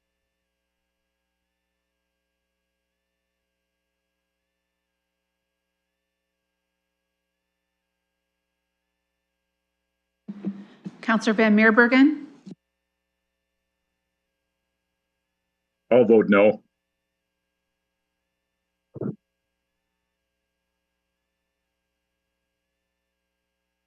Closing the vote, motion carries 9-6.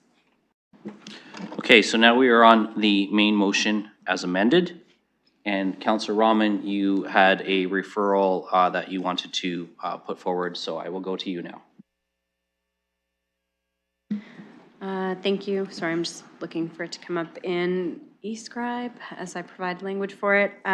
So I'm looking to refer the parts C, D, E, and F. And I'm just pulling up the rest of the wording. I'm fine with G being there now that G has been added. Just one moment. I'm just looking for the rest of the language.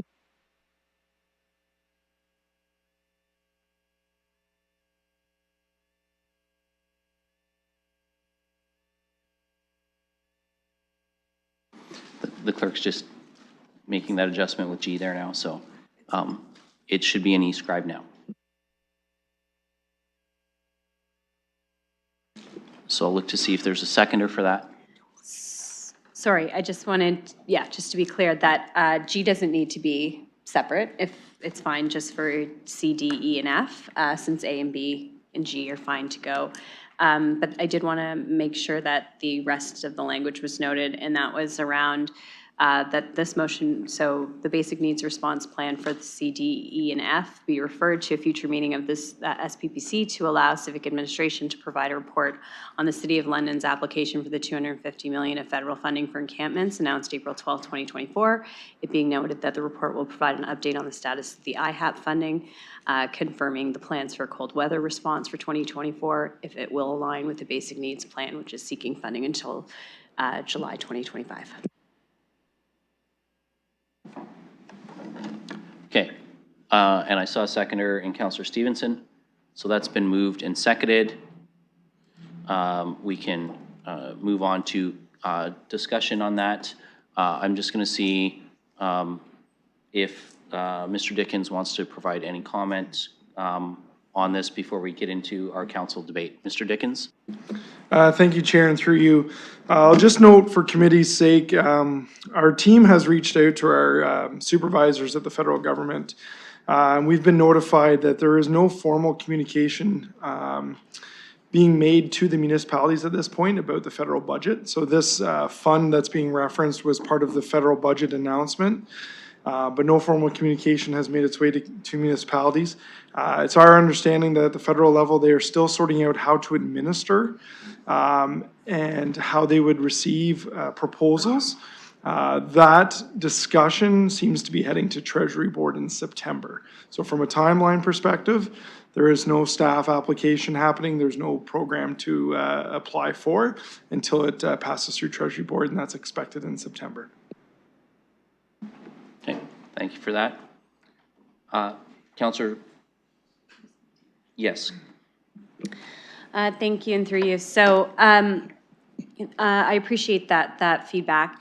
A couple things I want to highlight with respect to the report that's in front of us. One, we did receive supplemental information about an hour before the meeting that was updating some of the figures that were in front of us for today, and for that reason, I'm not ready to be moving on this this funding today. I do understand that there's also $300,000 of discretionary funding that was in the report before that connects to some of the funding that might be applicable. So I'm wondering if we can get an update on that $300,000 as well.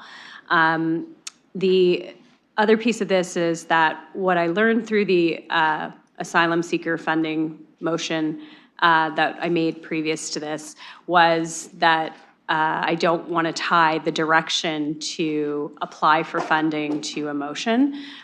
So I'm trying to find a path forward. And the problem for me was that the report was silent on any ability for us to look at funding at the federal level. The funding, it just said the funding source was to be determined at this point. So I'm not clear as to what's the best way to give direction to for us to seek out those funding opportunities when they're available.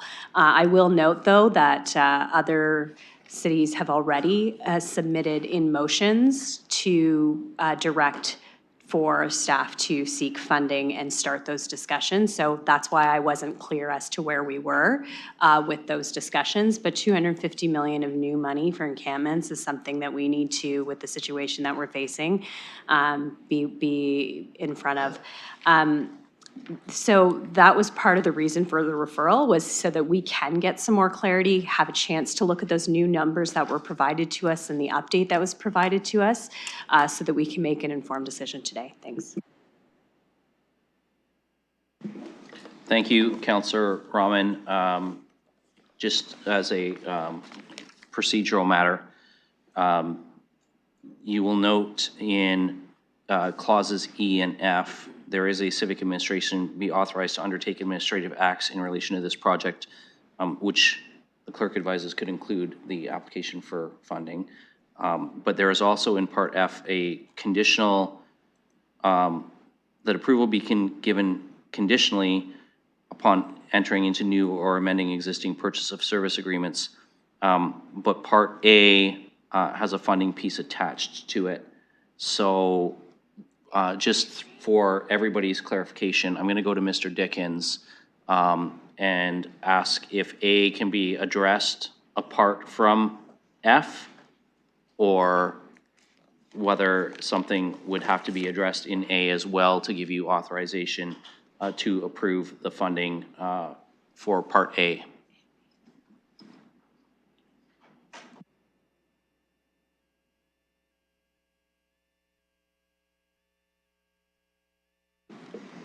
Thank you, Chair, through you. We would be unable to move forward on A and B without E and F.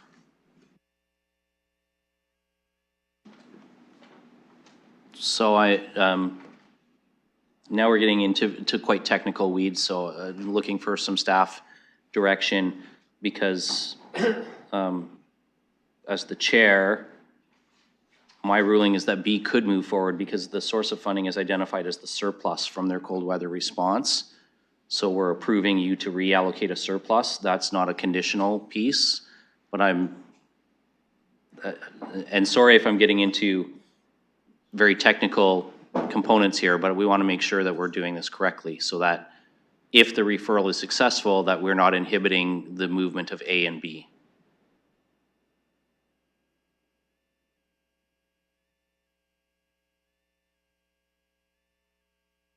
Ms. Barbon?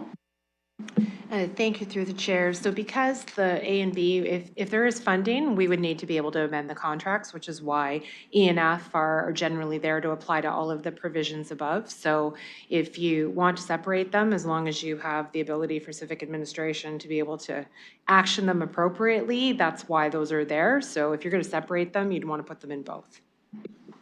Okay. That's helpful.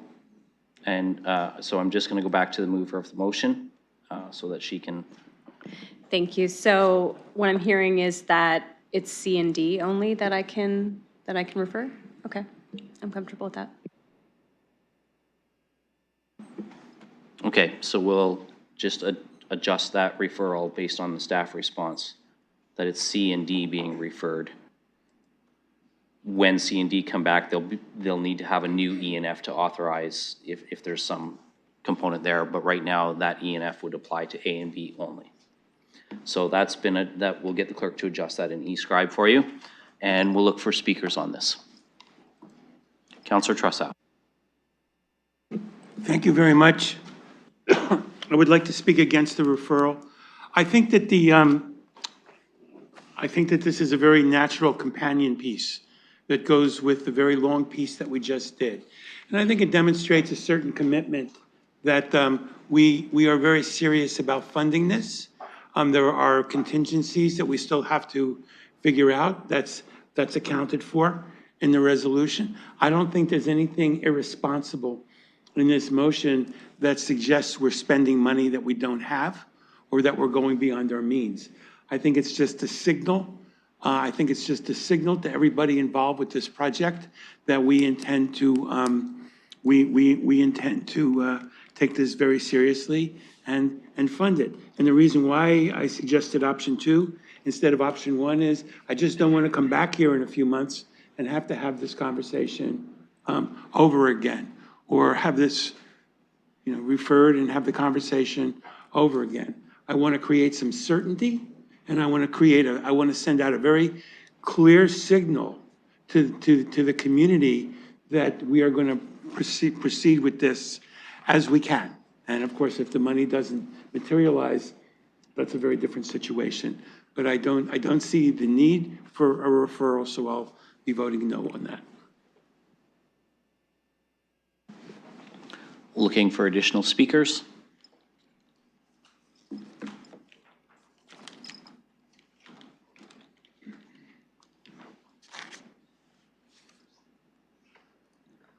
Aye. Mr. Dickens? Thank you, Chair, and just through you, just provide clarity on the referral on C, one of those two options that are presented to committee to consider. That is the delivery of the depot services.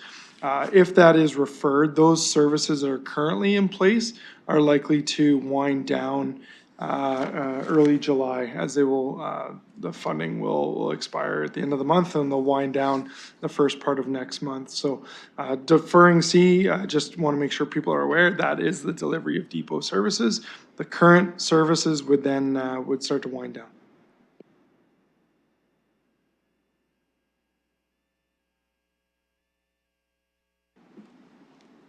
Okay, looking for further speakers on this. Councillor Rahman. Thank you. Okay, so just to clarify,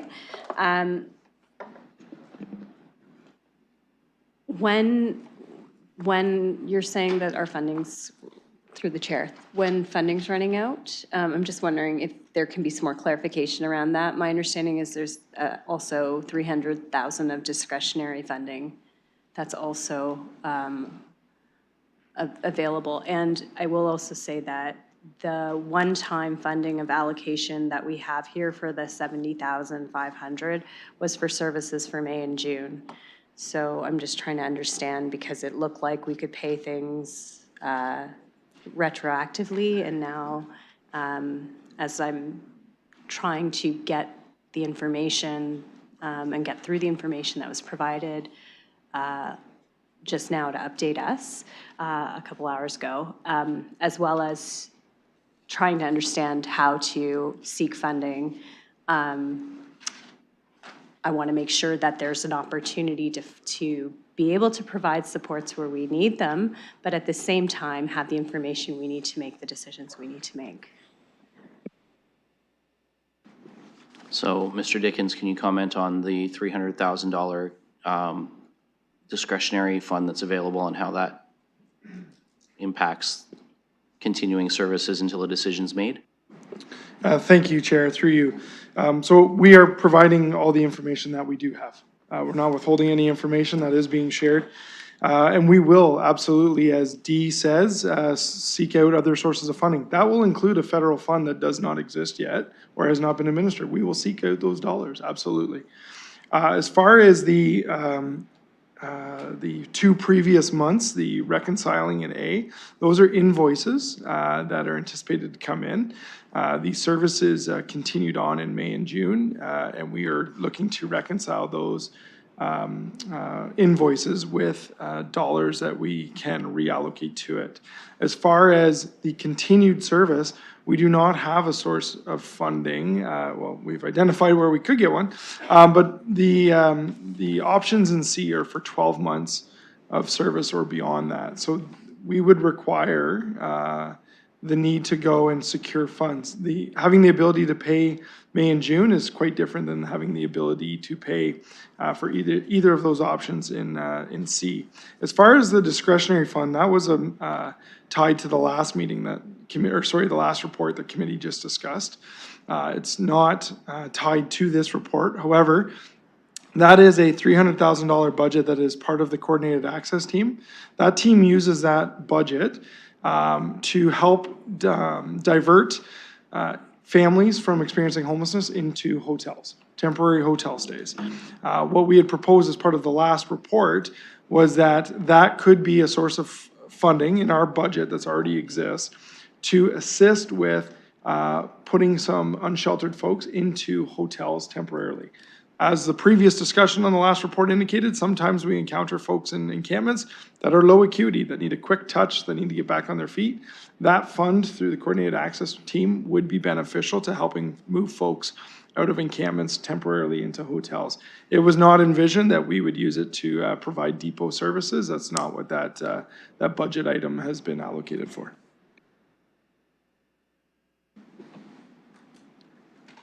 Okay. I'm going to ask Mayor Morgan to take the chair.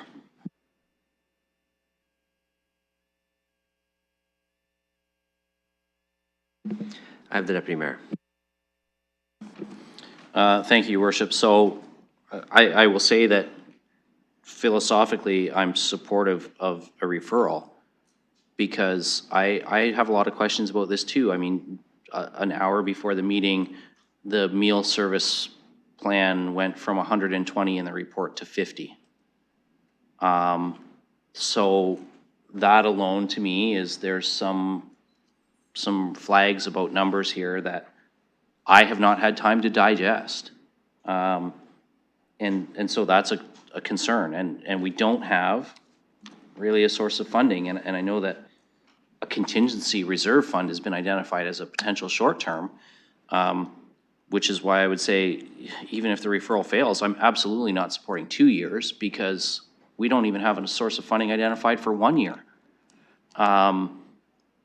So the timing of this and the changes in the numbers that I received earlier today really make it hard for me to be supportive of going forward with C&D. I also see in this report what to me is a bit of an expansion from the service depot program that we ran last year. And I think the program last year had value, but given the economic realities we have and the lack of a source of ongoing funding being available, I can't support an expansion of what we did last year.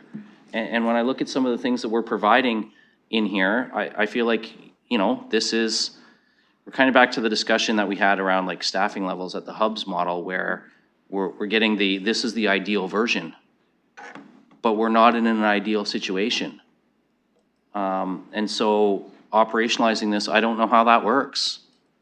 So I will say right now, I understand that this means some things will slow down for a little bit, and then we'll have to pick them back up. But with the food numbers changing and those things, I'm inclined to support the referral until we get some clarification on some of these numbers and opportunities for funding sources. We need to know what we're getting into. I mean, and I don't mean any disrespect, because I certainly want to pay the invoices that we're getting, and I know that the meal service that's come forward has been valuable. But, you know, even when we think about the meal services, we have folks who are going to food banks on their own, and yet we're proposing here that we're going to deliver to folks 3 meals at encampment sites. I think there comes a point where there has to be a level of responsibility for those folks to engage in other services that are in the community, the church hospitality meals, the other benefits that are out there. Benefits isn't the right word, but the other services that are out there, so that we're not just saying that it's okay to stay in tents, that we need you to be engaging in other ways. And I understand the transformational and the transactional interactions that you have there, but I think that there's also an enabling component to not requiring them to go beyond the service depot to access some of the services in the community. So without some more clarification, I'm inclined to support the referral. I'll return the chair to you. Councillor Lehman? Yeah, I wasn't going to speak to this on the referral, but you've kind of opened the door for that, so I'll just talk on the whole thing here. I agree with the deputy mayor here. I saw it with the winter response program that crept into an ongoing program for year round. I see this happening now with the coffee house, and the depots are now looking at delivering 3 meals a day, 7 days a week for 2 years we're contemplating. Next week, I think, is our first meeting where we had a special committee set up to look for savings because of the tax increases that Londoners faced this past year and in the 4-year budget. And now we're looking at spending extra dollars here that we haven't really identified sources of funding. And then I hear 120 down to 50. I wasn't aware of that till right now. So I agree with the comment as well about the food bank. Are we starting a food bank program here? There's food bank regulations, I believe. You can only visit once a week. they'd be lucky if we had, if those folks, I'm sure there's folks in London going to the food bank that aren't getting 3 meals a day. I'll support the referral and to see if we can get some funding from the higher levels of government. But I'm in no position today, if we don't get the referral, to support the direction that we're going to right now. Looking for other speakers, and I see both Councillor McAllister and Councillor Stevenson, so I'll go to Councillor McAllister and then Councillor Stevenson. Thank you, and through the chair, I just wanted to add some clarity just to what Councillor Lehman said there, just so there's no confusion. And I had a meeting with the coffee house prior to this, so I feel like I can answer these questions. What they're requesting, they are running 5-day service right now, which is from 9:30 to 12:30. And then they're requesting the reallocation of the 250 to allow them to do that 7 days a week. I would also note that I wouldn't stigmatize the whole population as this is homeless people getting 3 meals a day. They are essentially doing morning service, and I'd also like to add a very large portion of their service is also provided to low-income seniors who do live in the community, and they're not all homeless. So I just want to preface that there are people who are accessing some of these services, especially in my area. I also have the food bank. I have the largest urban agricultural farm. I have two resource centers. A lot of these food services, which some of them are funded through us, some of them are self-funded, some of them are fundraising. There are a lot of service providers in the city doing heavy lifting.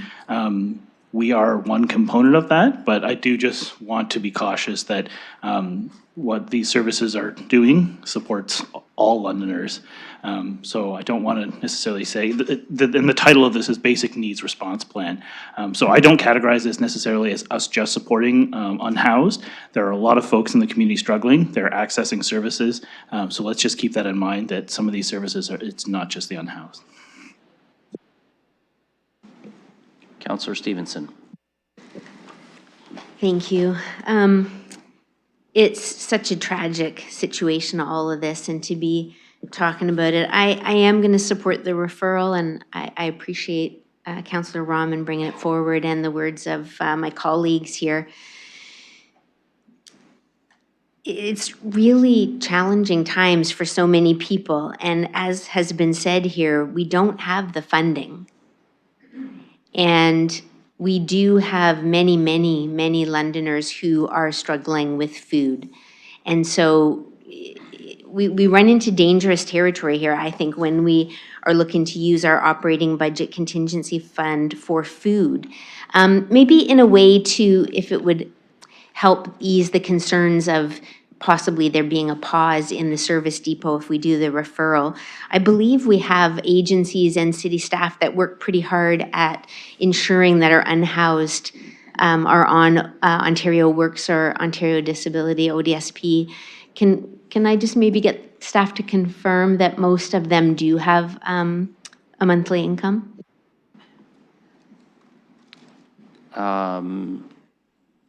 Mr. Dickens or Ms. Kramer, can you comment on the number of folks in encampments who have access to provincial assistance programs? Recognizing that you're not going to have an accurate number, it's a ballpark. Thank you, and through the chair. A majority of folks have basic needs supports through either OW or ODSP that are experiencing unsheltered homelessness. That is correct. Councillor Stevenson. Thank you. So maybe that might alleviate some of the concern about stopping the service depots even temporarily. And we get into this issue of equity and what do we do, how do we help, with what funding and with what level of funding. So it's a difficult situation that we're in. And I know many of us and all Londoners wish we could just take the pain away across the board, and unfortunately we're not able to do that. And I am concerned when we try to do something that we don't have the funding to do, that we can't meet the needs of even this population, let alone the rest of the population that is struggling to eat at the end of the month. Looking for other speakers. Councillor Ferreira and then Councillor Hopkins. Thank you, Chair.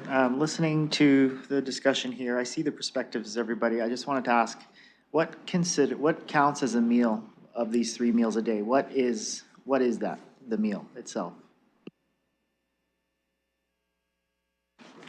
Ms. Kramers, can you respond to that? Thank you, and through the chair.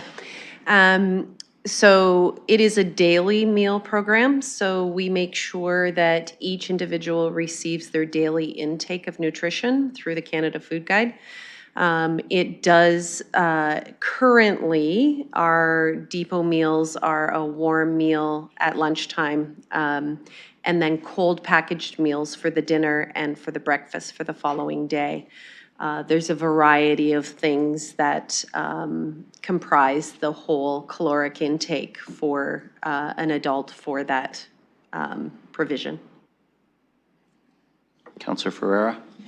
Thank you for that. So, my perspective is, like, I understand we have food banks and we have other sources of food, but the moment we start reducing, if we were not to approve this and we see the service depots, I guess, kind of turned down, we're going to have extra pressure on the food banks. We're going to have extra pressure for people who are using these services already. We're going to have more competition if you look at it that way, which means that if we make this decision, if we refer this, we are going to have this decision reach beyond people who are looking for food, I guess, with respect to just the food itself. For the service depots, it's going to affect a greater population than the one that we're speaking to. So I understand the numbers and I understand the comments, but because I'm looking at it in that greater context and, we could find ourselves in a much worse situation, I would not be supportive of the referral. I would be supportive of voting either option 1 or option 2. Anyone at this point would be good for me just to continue that, because if we go the route that we're going, there are other issues that are going to pop up. We're going to create more issues with this referral. So those are my comments. Thank you, Councillor. Councillor Hopkins.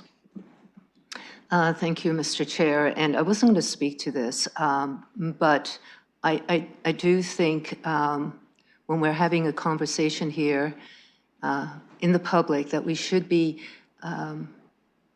clear in our understanding.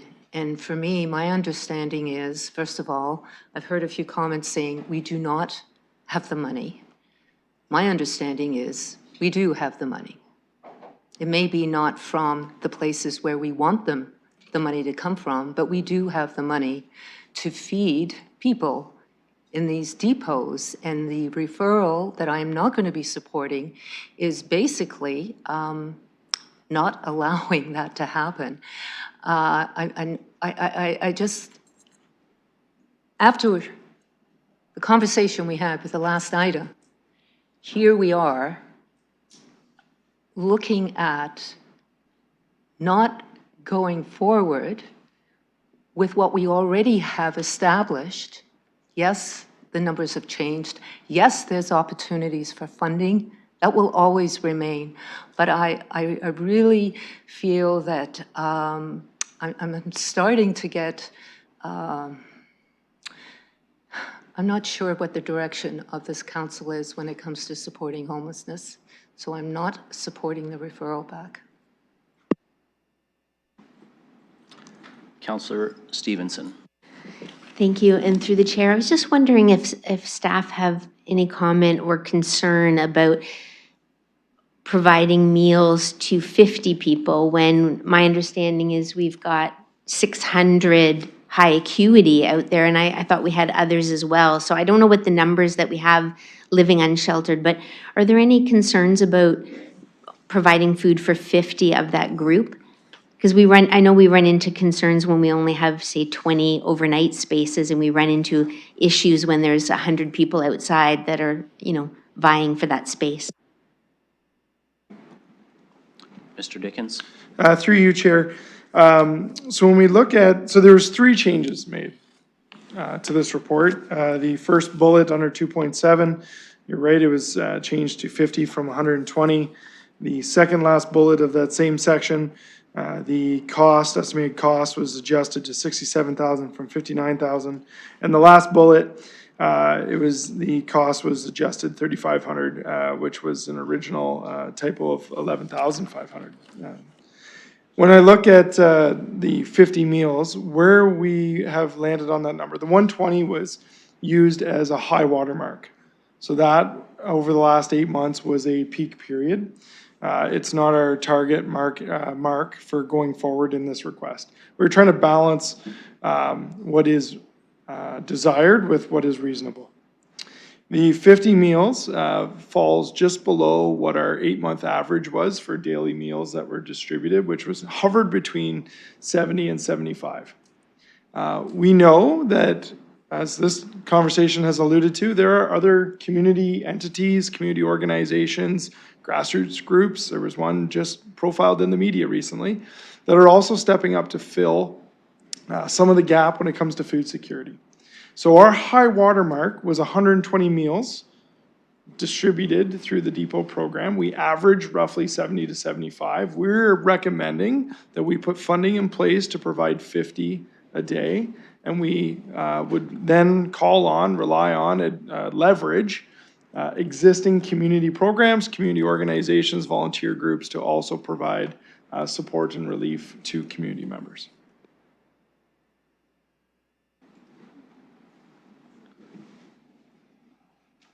Anything further, Councillor? No? Looking for other speakers. Mayor Morgan. Yes, I want to make two comments. One is, with the financial pressures that municipalities face, which has become part of this conversation, that is a central, lobbying point of pretty much every association we're a part of right now. The pressure on municipalities to meet the demands in these spaces is beyond our current capacity. So it is good that other levels of government are engaged in those conversations. It is very good that the federal government has decided to put $250 million towards supports for encampments, although we don't know what the application is or the parameters of that.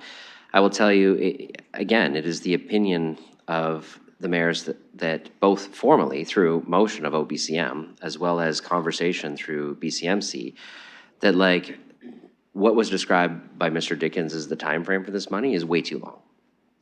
That is not going to let us know what resources we have going into cold weather months with enough time to really strategically deploy them for our needs.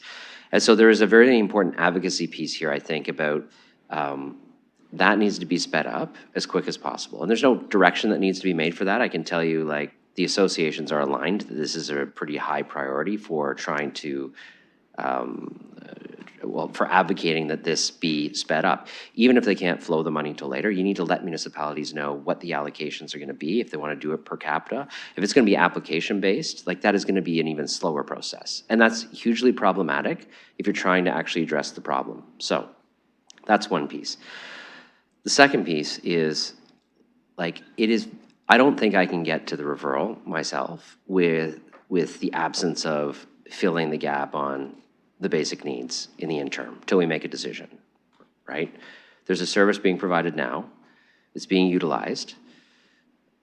At this time of year, with the type of heat that's out there, to take that away or create a gap in that service, I think is a very risky thing for us to do that I can't get there to vote for. Now, if colleagues need more time to think about this and they're willing to, provide some resources to continue the service we're having until we get around to making a decision, that would be a different discussion for me. But if it's a straight up referral with the possibility of expiring some of the basic needs services that are being provided right now at the end of the month, that's just not a place I'm going to be able to get to with my vote. Unless we're going to put some money towards, from whatever source possible, to fill that gap until we decide on making a decision on what's before us. We're not saying we're not going to make a decision. We're saying we need more time. We need to have a discussion. So I'm very uncomfortable with the gap that would be created in the interim if people want to do that. And I would strongly advise, if people want to go down the referral route and garner more support for it, that you got to add that piece in some way. Or you're not going to, my vote's not going to be there on the referral without some sort of commitment to fill the gap in the interim until we make a decision as a council.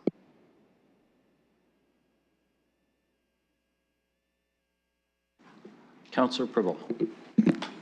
Thank you, and through the chair to the staff. On the financial consideration, and I just want to ask you the first 2 points, because the first one is addressing the 50 individuals. And what I heard from one of the staff, I believe those are the bags that currently were prepared by Arcade, the 3 meals. Please correct me if I'm wrong. But I'm just trying to figure out if it's going to depot, and next one is to the depots as well. So if I remember correctly, it was during the weekdays was the first program, and the next one is 7 days a week. Please let me all understand if it's duplicated, if it's different depots, if one program is for only 2 depots, the other one is for 3. If you can please let me know that part.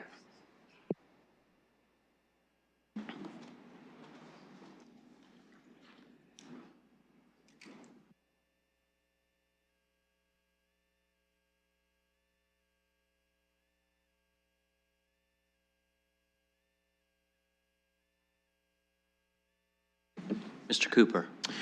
Thank you, and through the chair, just to be clear, Councillor Pribble, are you referring to the transformational outreach in the report that's noted for 5 days a week? If so, that is specific for the provision of an agency to engage individuals that are more on the outskirts of our services.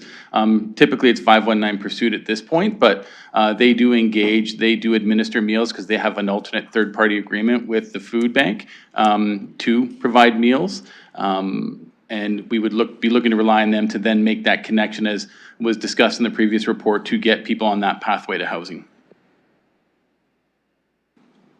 Councillor Pribble. So I just also thank you for the clarification. It stays there all depot basics. So it's kind of the basics, but it's actually not going to depots. It could be in the outskirts. I see nodding. So thank you very much for that. I do,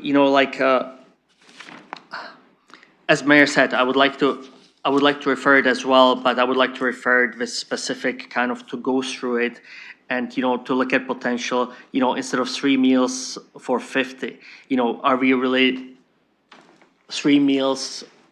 And again, I saw those meals. It's not that it's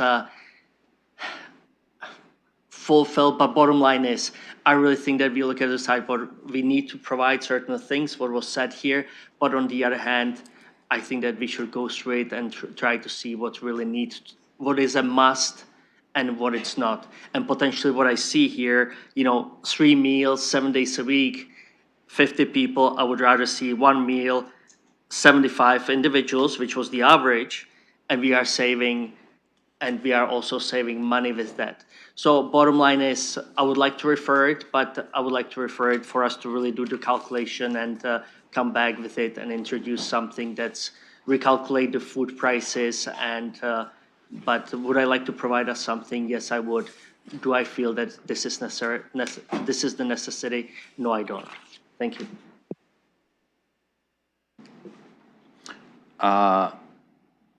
I'm checking in Councillor Pribble because I heard you say you wanted to provide some additional direction on the referral, but you didn't actually do that. So are you waiting for the discussion to continue first, or? Okay, so seeing that you're just putting that out there for discussion at the moment, I'll go to Mayor Morgan next and then Councillor McAllister. So I'm just going to make an amendment to the referral, and then we can decide on this. So the amendment would have 2 additional parts, and I would appreciate some assistance with language. The Civic Administration be directed to continue the Service Depot program until Council makes a decision on the Basic Needs Response Plan. And then to fund that, I would add in essentially what is the D clause. Civic administration be directed to find a source of funding, including any unspent previously approved funding sources, including previously allocated operating budget contingency reserve fund. So basically same funding source that was in it to fund a continuation of our existing service depot program until we make a decision on this. That's the amendment that I want to propose. Okay, do you have a seconder for that? Councillor Ferreira is willing to second. So now we will entertain any debate on the amendment.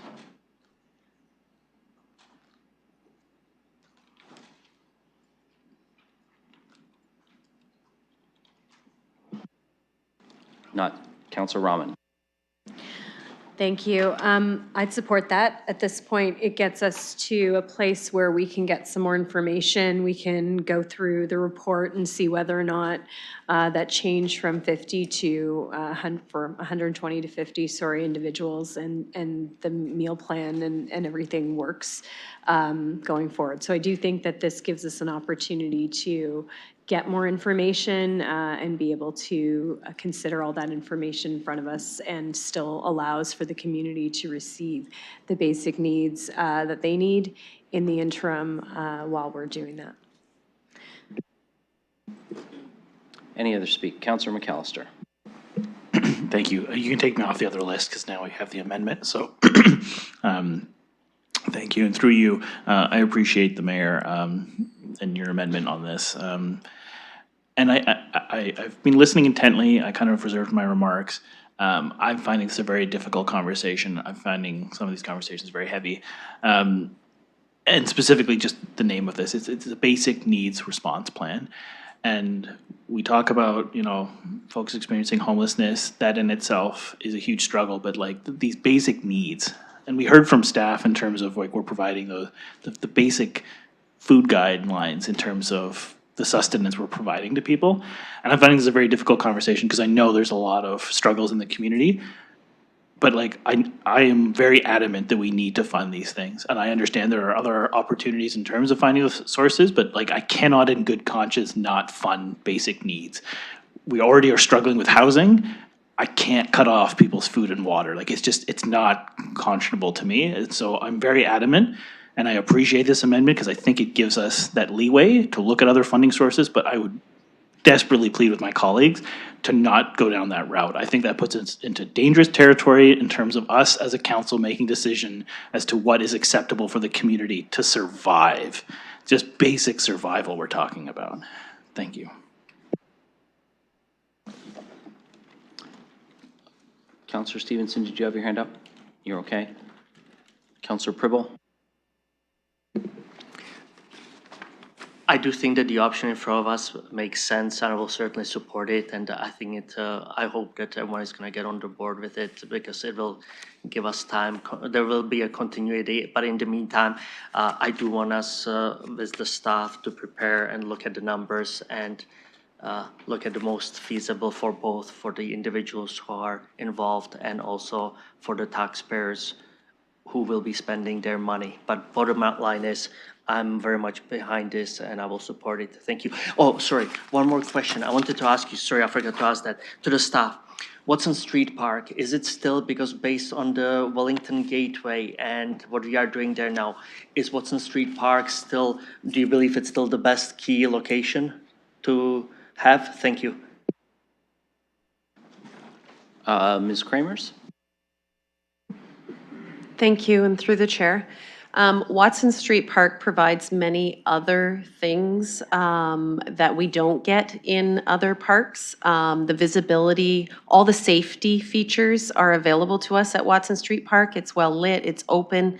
And now with the new construction, it has really brought us away from Wellington and deeper into the park. So you really have to enter into the park before you get to encampments now. So yes, I do strongly believe Watson Street Park is still a good, viable park.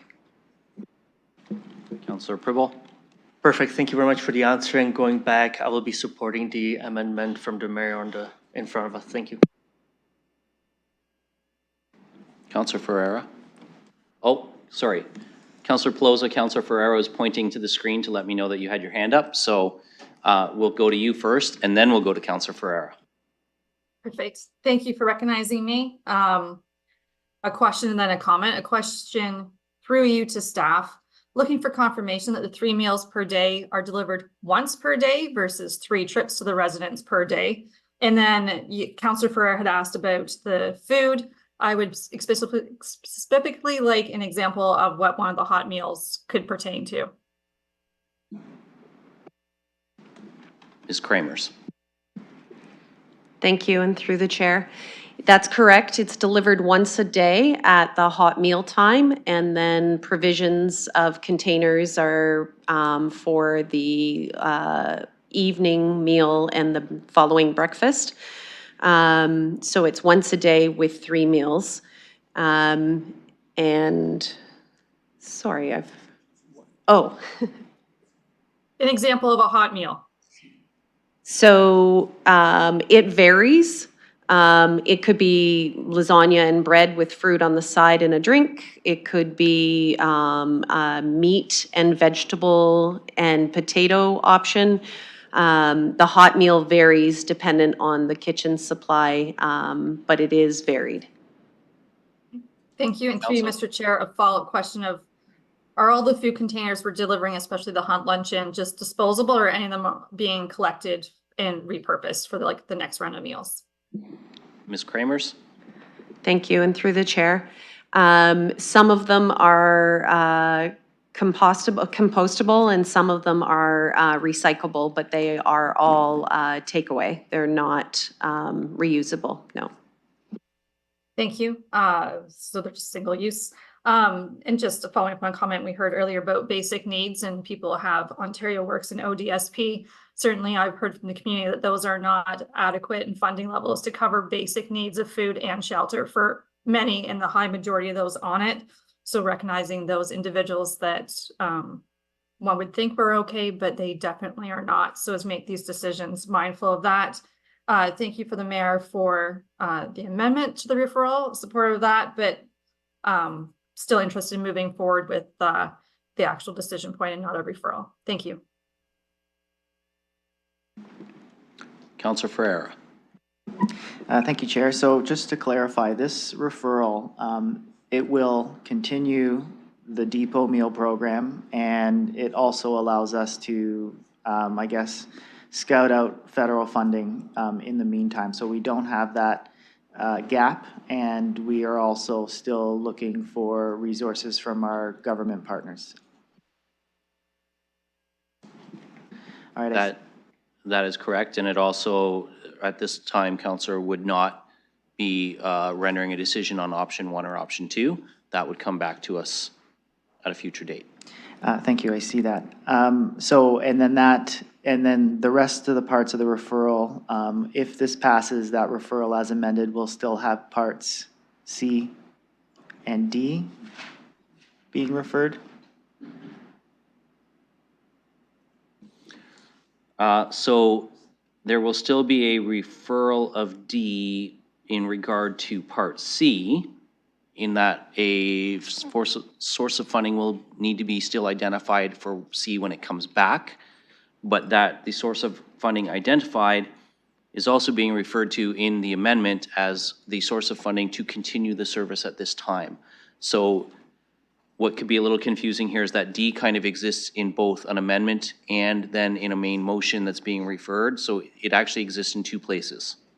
Okay, so long as we, reducing it down, we still continue the depot meal program. We are looking for extra funding from our government partners. And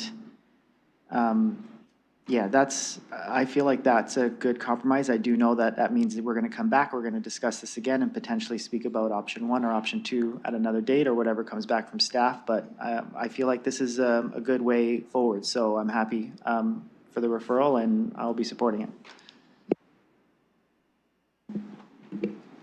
Looking for further speakers.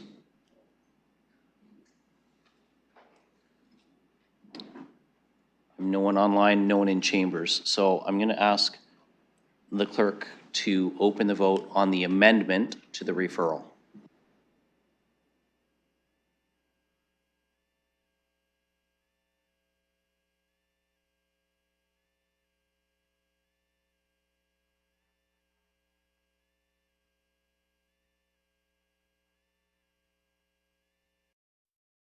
I'll vote yes.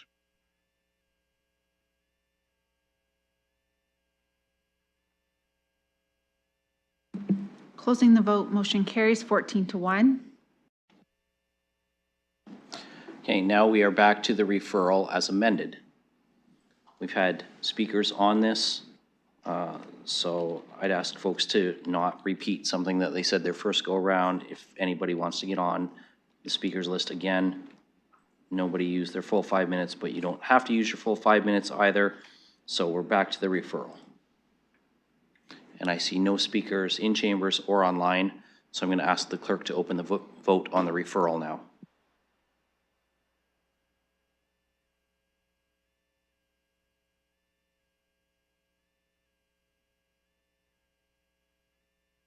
I'll vote yes.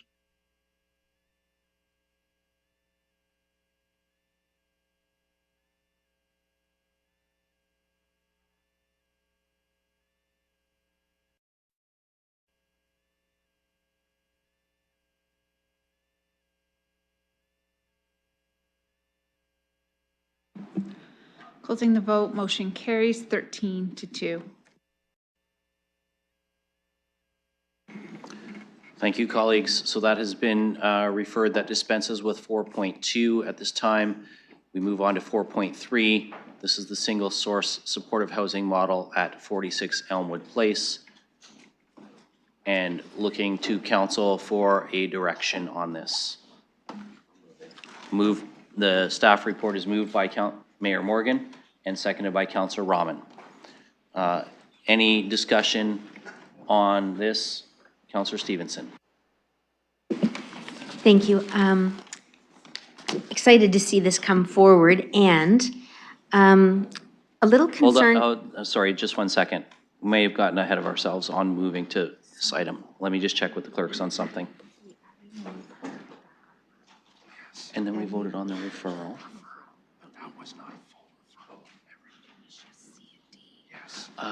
Right. So Mr. Chair, your mic is on. Yep, thank you. It's great because people can hear probably that we dispense with the referral, but the referral was on C&D, so we've got to go back and deal with the other parts of that motion, which is how probably we're all starting to lose track of where we are in the agenda at this point in the meeting. So we're back to 4.2. We have the referral that has passed, but we also have the remainder to dispense with. So looking for any further discussion. And poor Mr. Cooper's left his seat and is now looking like a deer in the headlights, so we might drag him back to his seat, but looking for any further discussion.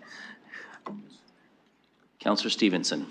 Thank you. I did have a question on B with the coffee house. Just wondering why the selection of the morning section versus through the night. I guess I just worry about overnight spaces being available, especially during the spring, summer.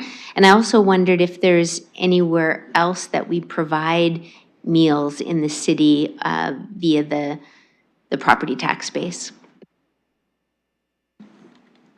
Mr. Cooper, are you able to speak to the morning versus evening and other locations? Thank you, and through the chair, the morning program is to augment some existing funding that CMHC already receives and have traditionally operated that program even pre-COVID. What the funding, as mentioned I think earlier, is to augment some additional day staff Monday to Friday, but then to staff the program Saturday and Sunday. So it'd make it from a 5-day program that it would go to without the funding to a 7-day program that we've sort of supported through COVID and within the last cold weather response. As for meals within the community, we do receive information from the health unit on some community meals where they are different faith-based groups that offer different meals in community. We do share that information with individuals that we engage with, but it is a fairly unorganized provision of meals, right? It's all volunteer-based. Sometimes it's available, some weeks it's not. So we do struggle with the consistency on that. And I'm only aware of our current depot program where we fund meals provided to those living unsheltered. Counselor? Thank you. Through the chair, just one follow-up. It says 6 months. When would that take us until? Mr. Cooper? Yes, thank you. And through the chair, it would look to begin July 1st and 6 months beyond that. So end of December into end of January. Thank you for that. Looking for any further questions or comments on the balance of the report. Councillor McAllister? Excuse me. Thank you, and through the chair, just to further add to Mr. Kuba's comments, if you haven't had a chance to go to the coffee house, they do also have laundry facilities, washroom facilities. They are also CMHA. They do provide those services when available. So just to note that it's not just the food service. They do provide some other services to go along with who they are and what they do. So just to keep that in mind, there is that added value that they have other services they can provide on site.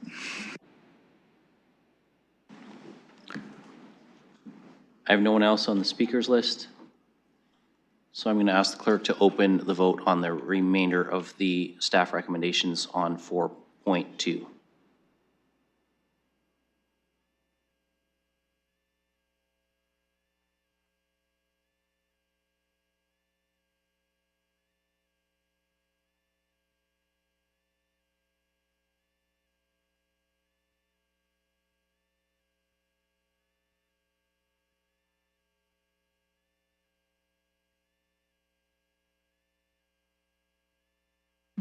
Counselor Van Meerbergen? I'll vote yes.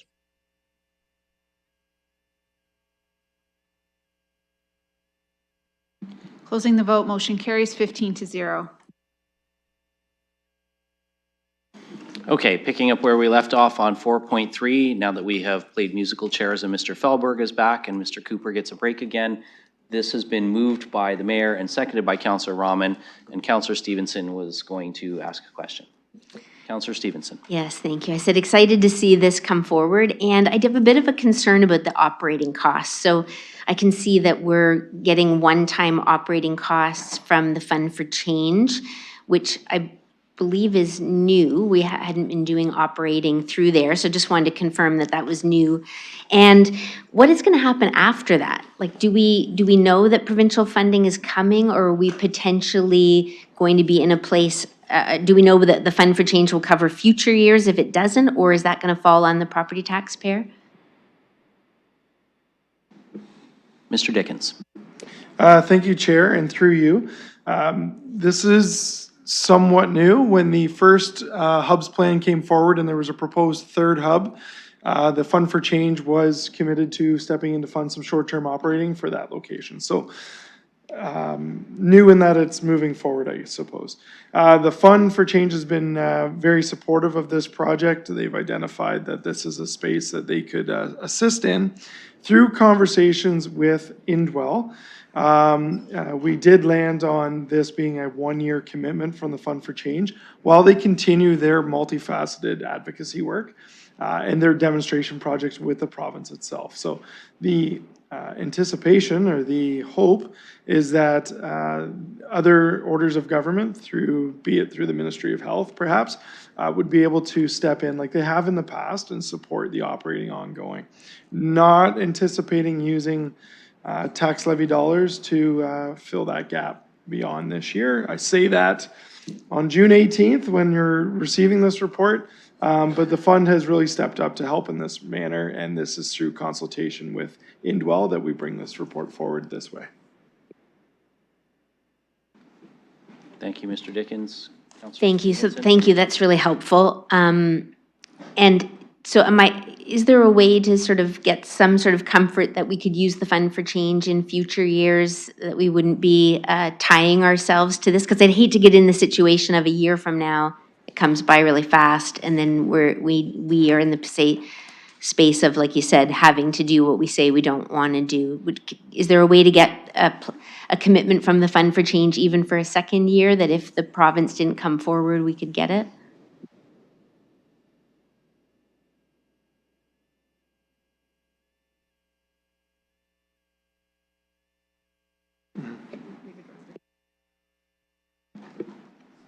Mr. Dickens.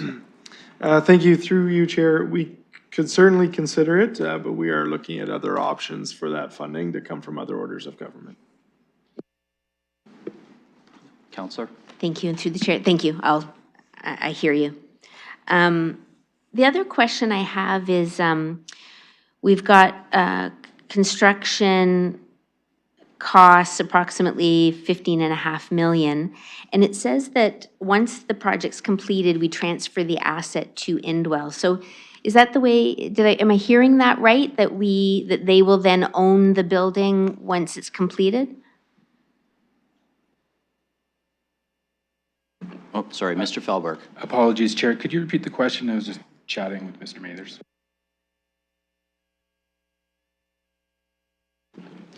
It was the when the construction is completed, the property transfers to Indwell? Oh, sorry. Yeah, on page 811, it says that the property will then be transferred to Indwell, who will operate the building. And I noticed the cost is 15.5 million. So are we basically, when it's all done, are we giving it to Indwell? Mr. Felberg. So through you, Mr. Chair, it's a bit, it's not quite that simple. It's a little more complex than that. So what we have is a very unique partnership that our four largest developers in town. They've gone out, purchased the property. They're going to take on all of the capital work in order to bring this project to a point of occupancy. At that point, based on all the costs that they've incurred on the project, what they will then do is then transfer the project or the property to Indwell through a sale. Indwell will then go out and obtain a mortgage through CMHC, and then they will add that to their operating value. Some of the funds that you see from the Fund for Change, some of the half dollars, those are to help offset some of the capital and operating pro forma. So we're very excited about this model. It's something that we could potentially replicate in other cases with contractors, developers that are interested in doing this kind of work. It lets them put their feet firmly in this work and allows us to move forward supportive housing and affordable housing in the city. Thank you. Last one. So it's great to hear all of this exciting and different and new, and glad to see everybody coming together to get this done. I have one last question, I guess, and it's and I don't understand a lot about this. So the Housing Accelerator Fund, and it talks about targets. Is there some risk if we miss the target, or is this just informational? Mr. Felberg or Mr. Mathers? Yeah. Through the chair, that background just informational. It's just from the previous reports that were there. We have already made our commitments to the Housing Accelerator Fund, and there's some previous reports on that matter that would provide a bit more context. Thank you for that, Mr. Mathers. Okay, thank you. So that 2 million is secured funding, then we're good there. All right, thank you. Mayor Morgan. Yes, so I want to provide a few comments on this. First, just on the heels, I think Councillor Stevenson asked some good questions. The one piece of context I want to add to what Mr. Felberg said is this is a group of developers who have formed like their own little well, I don't want to say little because they're very large developers, their own partnership called Development for Change. And the whole concept here is they buy the property, they commit to fixing it up, they seek some resources to do so. The whole transfer of Indwell through a mortgage puts them into a stable long-term funding model and then releases some capital back to the development group, and then they go out and they replicate the model, right, in the future, which is actually a really unique and compelling way to try to drive supportive housing units in the province. It's something that, when the media covered this, like I ended up getting a lot of asks from other cities about like, how did this come together? This seems like a model that is very unique, works. You're able to leverage a whole bunch of money from a whole bunch of different places. And municipally, you've only really committed, some annual housing supplements into the project. And you've created 50 supportive housing units. Like, this is a pretty incredible opportunity for us to not only support today, but also be seen as a model for the future. And so I want to just clearly say thank you to Auburn, Drullo, Sifton, and Tricar for not only being part of the whole of community response, not only for understanding the need for supportive housing in the community, but actually having taking time away from everything else they do to actually put their own organization's effort and money and commitment behind being part of the solution. I think it's commendable, and it inspires others to do the same. And as for the components before us, I'd also recognize that we are making a request of the Fund for Change in here. Like, this is not something that we actually have final control over. It's held by the London Community Foundation, and they have a commitment through a donor agreement to support this type of activity, but this is how it will work as we deploy and spend this money. And there's been a lot of questions about how does this money get spent. It gets spent this way, where there's a project, there's a request, and then that request goes to the Fund for Change to basically say, can we bring this to fruition? And obviously, I think the developers have had a good dialogue with them, knowing that this is something that they're going to be supportive of, knowing that this is a model that they are a partner in as well. But I just wanted to make that clear. Our municipal process here is we're going to, approve the structure, but there's a number of other partners who say yes to make this come to fruition, and so it's a really unique partnership. And on supportive housing, I know we've created about 100 units this year. Having the capacity to add 50 is great, and taking the operating from the Fund for Change, or asking the Fund for Change to support the operating for 1 year. The difference between that or waiting to see if the province funds it is getting people into supportive housing units in 2025. Like, if we were to wait, even if the province came through and funded it, we would miss the construction season this year. We would not start work on the project, and we would miss bringing people into the building as early as possible in 2025. On that, there's lots of runway to engage with the province. Like, there's the capital outfitting before we even have to flow operating dollars into the project. So there's time to make those asks. There's time to even have it report back to council. And there's a possibility that we don't even need to use the $1.7 million for Fund for Change if the province comes through with supporting housing dollars, as they have been slowly, and not in as large amounts as I think any of us would like to see yet.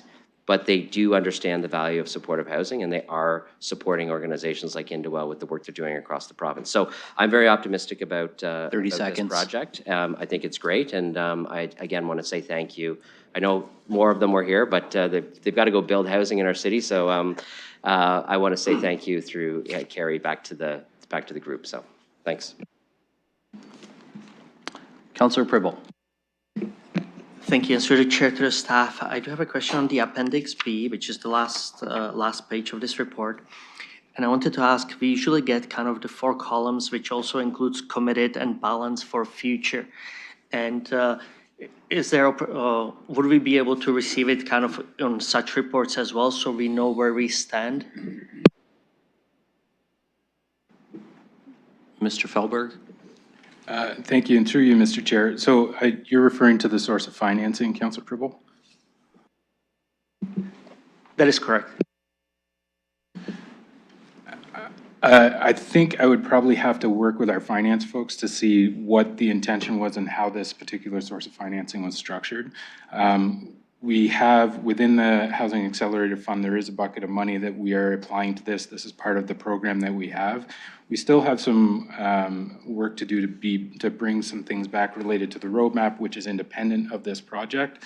And then we'd align some of the supportive dollars through the Housing Accelerator Fund, and we'd identify the future potential expenditures on that at that time. Councillor. Thank you for that. Thank you for that answer. So if you could please discuss with the finance team and please update us on it later, please. I think this is a kind of a node 1 and below is node 3, and I think that has to do with it. So I was just gonna say if it's supposed to be the same, if it can be just updated for the council. And besides that, I just want to say honestly, such a fantastic, and I know it was already said here before, but huge thank you to the 4 developers, to Indwell, to our staff, to putting this together. It is really thinking outside the box, and it's a new model, and we all believe in it, and everyone is behind it, and everyone is truly excited about it. And I know we all can't wait till first people move in next year. Thank you very much to all parties involved. Councillor Frank.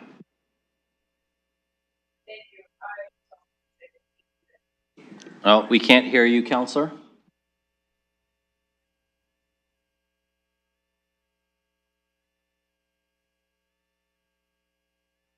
How about now?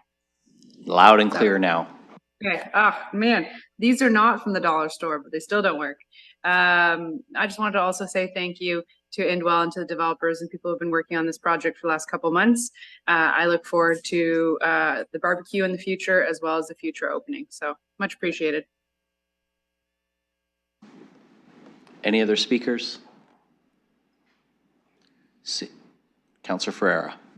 Thank you, Deputy Mayor. I'll be really quick. I have to give credit where credit is due. Also, big thank you and great work to the developers and Indwell as well. I'm happy to see this, and yeah, that's I'll keep it right there, nice and concise. That's perfect, because we probably don't need 14 thank yous. Two will get the job done, I think, so that's great, thank you. I have nobody else on the speakers list, so I'm going to ask the clerk to open the vote.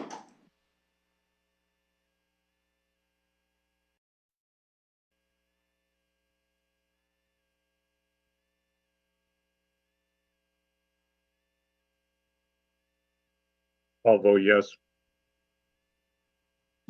Closing the vote, motion carries 15-0. Thank you, colleagues. Moving on, item 4.4 is consideration of appointments to RBC Place London Board of Directors. Requires one council member.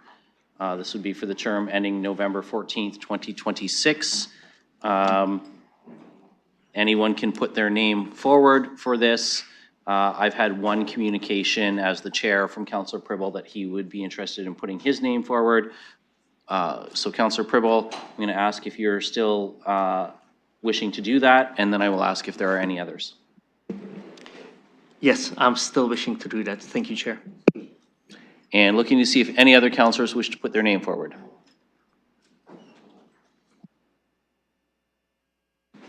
I notice all the councillors online quickly turned off their video.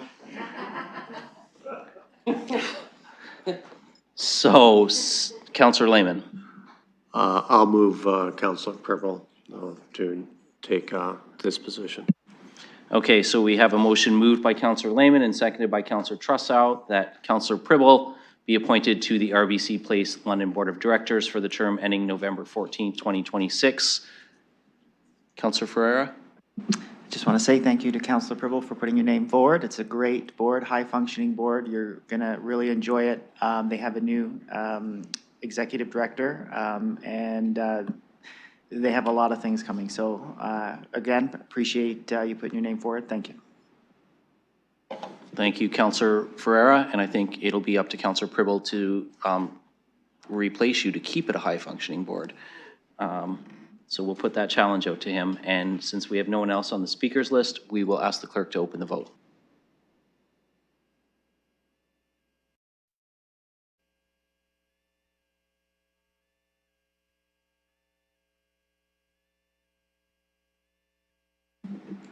Councillor Van I'll vote Meerbergen. yes.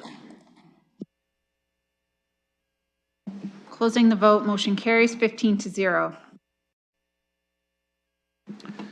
Thank you, colleagues. Moving on to our deferred matters and additional business. We are going to deal with the deferred matter that was on the agenda as a listed deferred matter first. That's 5.1, the appointment of a consultant for RFP 2024-113, CIP to encourage residential development near transit. Then we will deal with the two items that moved to deferred matters from consent. So we have the report. It wasn't added. I'm going to look to see if there's a mover and a seconder for the staff recommendation.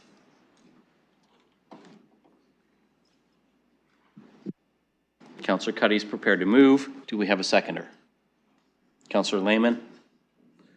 And now we will open the floor to any questions, comments. Councillor Stevenson.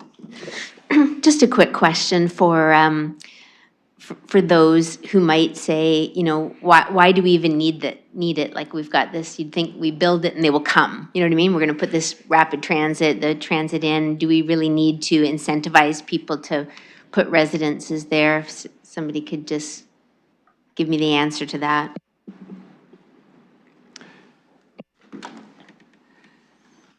Mr. Mathers. Through the chair. So as part of our housing accelerator application, we were one of the major items that we had to address that was part of what the federal government was looking for was providing ways to incentivize new development near transit areas. So this work is to provide that program that would use the funding that's within that housing accelerator that we provided from the federal government to be able to provide incentives for transit related oriented development. Anything further, Councillor? You're good?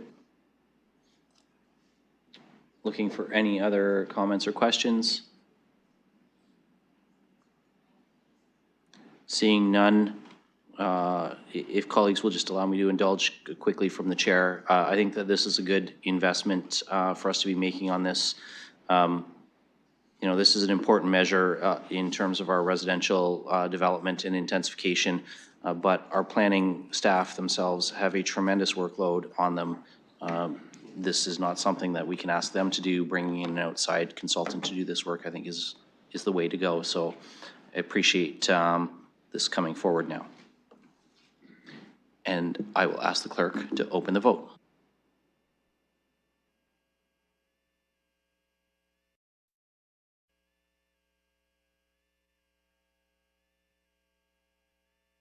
I'll vote yes. Closing the vote, motion carries 15-0. Thank you, colleagues. We have two items that were deferred from the consent agenda. They were pulled to be dealt with separately. It is 6:59, so I want to test colleagues' will. I will inform you that the pizza dinner has arrived and that our staff need a dinner break as well. We can work with one of these items. We can work with none of these items and take a break first. I'm in colleagues' hands, looking for some direction. Do you want to proceed with the next item, or do you want to take a dinner break now? Councillor Cutt. Yes, Chair, and through you, I'd like to proceed with both items and then break afterwards. Okay, I think Councillor Trussow has a different opinion. Councillor Trussow. I know for sure that my item is going to be shorter because of the fact that I'm going to be limited to 5 minutes and I'm not going to ask for an extension. I have asked some questions, and depending on how the questions are answered, I wanted to pull this for a separate vote, so it's not going to be a long item. However, I think the other one will be. So, I'll take that advice, and this is going to be my suggestion to council, is that pizza is always a little better once the cheese has had a chance to cool just a little bit. So if this first item is going to be short, perhaps we deal with this, knowing full well that I've had colleagues inquire about in camera on the second item, and that this may take a while to move in and out of camera. Let's see if we can deal with 2.1 so that some staff perhaps can go home, and then we can come back to deal with 2.2 after a brief dinner break. So let's get 2.1 moving. That's the unless anybody wants to challenge the chair's advice on that, they can, but that's what I'm going to suggest we do, is deal with one and then break. So 2.1 is the next item on the agenda. This is the asset management plans for agencies, boards, and commissions. And I'm looking to see if there's anyone who wishes to move the staff recommendation. We can take it from there. Councillor Lehman, Councillor Cuddy. Okay, so the recommendation is on the floor, so we've got something to frame our discussion around. Councillor Trussow, you asked for this to be pulled, so I'll go to you. Thank you very much. I had grave concerns about the asset management plan that was filed by LMCH. While it wasn't explicitly dated, from what I've been able to understand from staff and conversations, is that this is a document from 2020. And I guess I sent a list of 12 questions to staff this morning, and I'm just wondering if you would be comfortable just answering any of them, or do I have to go through each one of the 12, which will just take more time? And if you want me to try to guide this a little bit, I can do that. It's up to you. Well, Ms. Bourbon, you received the questions. Is there a way that you might want to provide a comment, like a brief commentary that may answer some of them directly through that commentary? And then if there's anything unanswered left, then Counselor, I can go to the counselor for any additional questions. Okay, then Ms. Bourbon, you're up.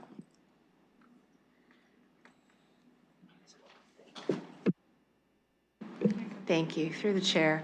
So we've attempted to provide some answers, and I have Mr. Shahada here who can walk through some of them. So I think there's a couple of broad ones that, and some of them I believe were answered through some of your questions while LMCH was here at the broader with respect to condition assessment. So there are a couple that I think have been answered already. Some of the more general ones were with respect to the plan and our compliance with respect to the new regulation that comes into effect on July 1st, 2024. So LMCH did create their plan in 2020, and because of all of the changes that happened with service delivery with respect to the pandemic, never actually was brought to council. So we've included it, and they were not able to update it fully when we were updating all the other plans. So that will be coming. It is due to be updated next year. So an updated plan will be coming forward, and that will be revised, and it will reflect the investments that were done through the multi-year budget. So some of the questions that the councillor had were with respect to the risk of filing an inaccurate or incomplete asset management plan. And so what we can tell you is that all of the asset management plans that we are presenting to you, that the staff have assisted the boards and commissions to do, are compliant with the regulation. They provide the levels of service as proposed levels of service as well as the current levels of service.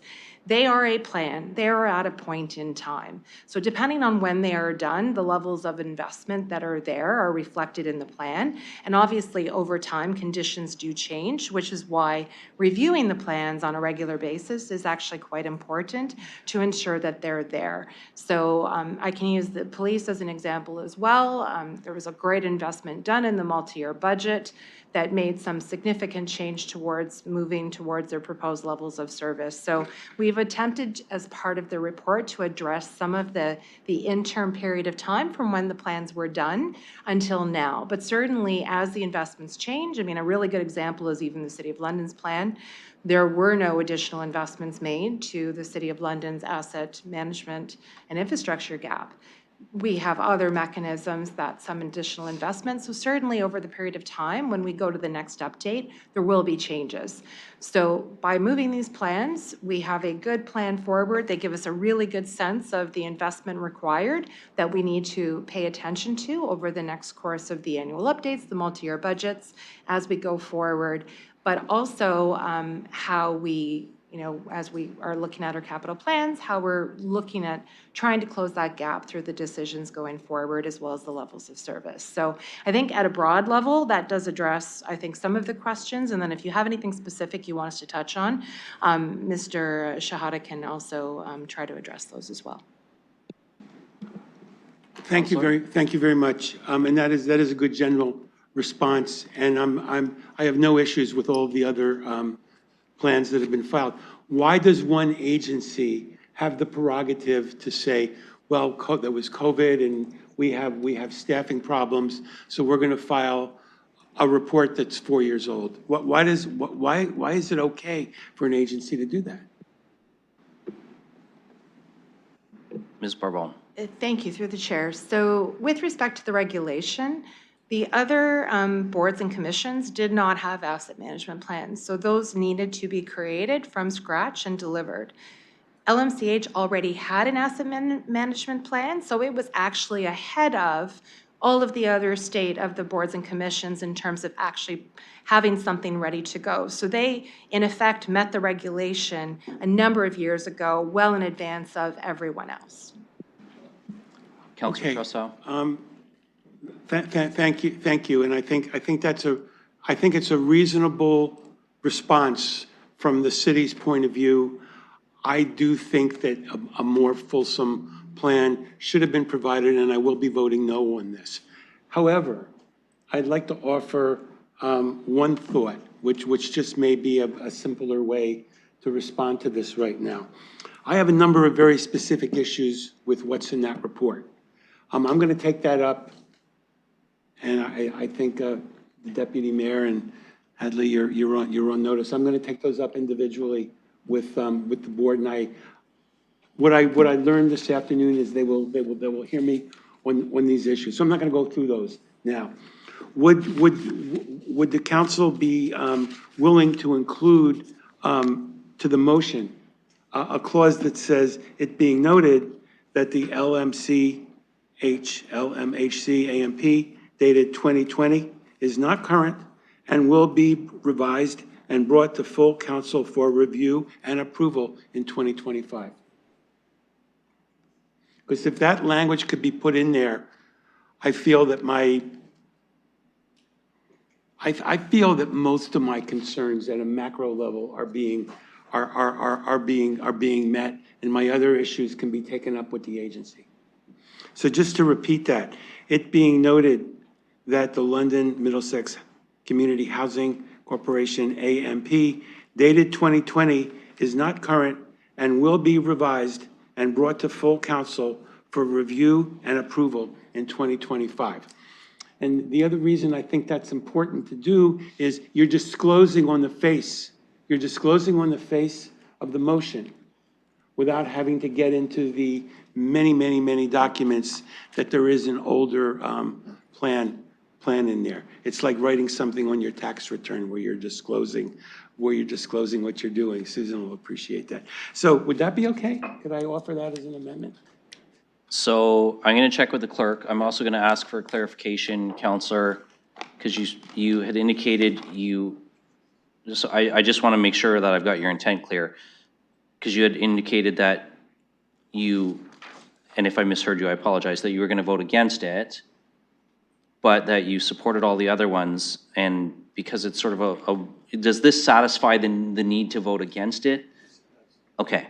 So I just wanted to be clear on that so that colleagues understand. And I'm just going to check with the clerk. I believe that is in order, but I just need to double check.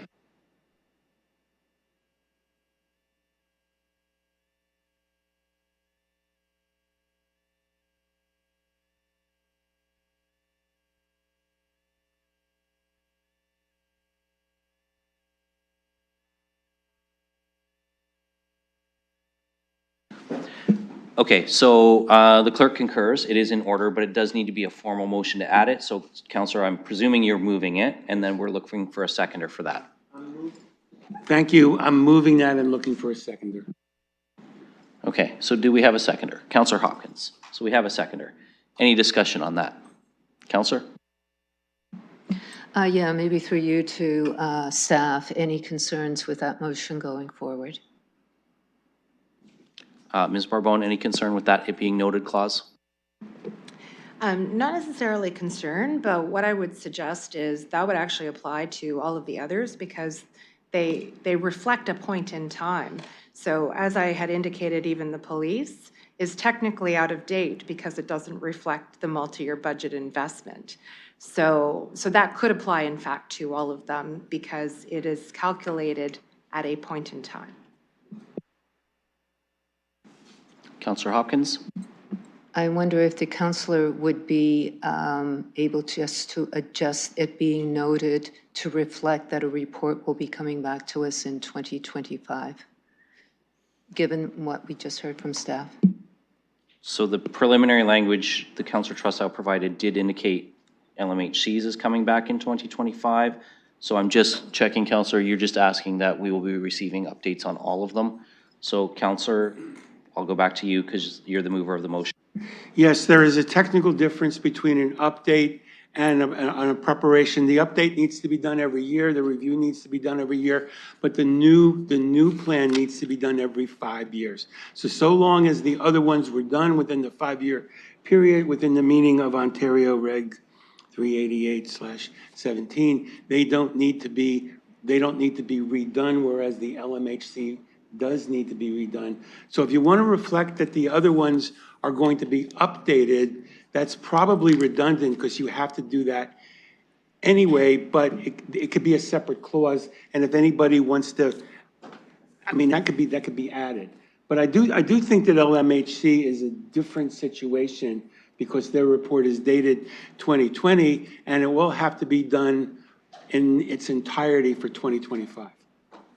So there is a Thank you. difference. So Councillor Hopkins, I'm hearing that the councillor wants this very specific to LMCH. So are you still comfortable being the seconder based on the rationale you just heard? And I heard that he's willing to separate it as well. In an A and a, He was suggesting that if you wanted all of the other ones included, it should be a different it being noted because it's, so it would be an it being further noted. I'm okay with that. Okay. So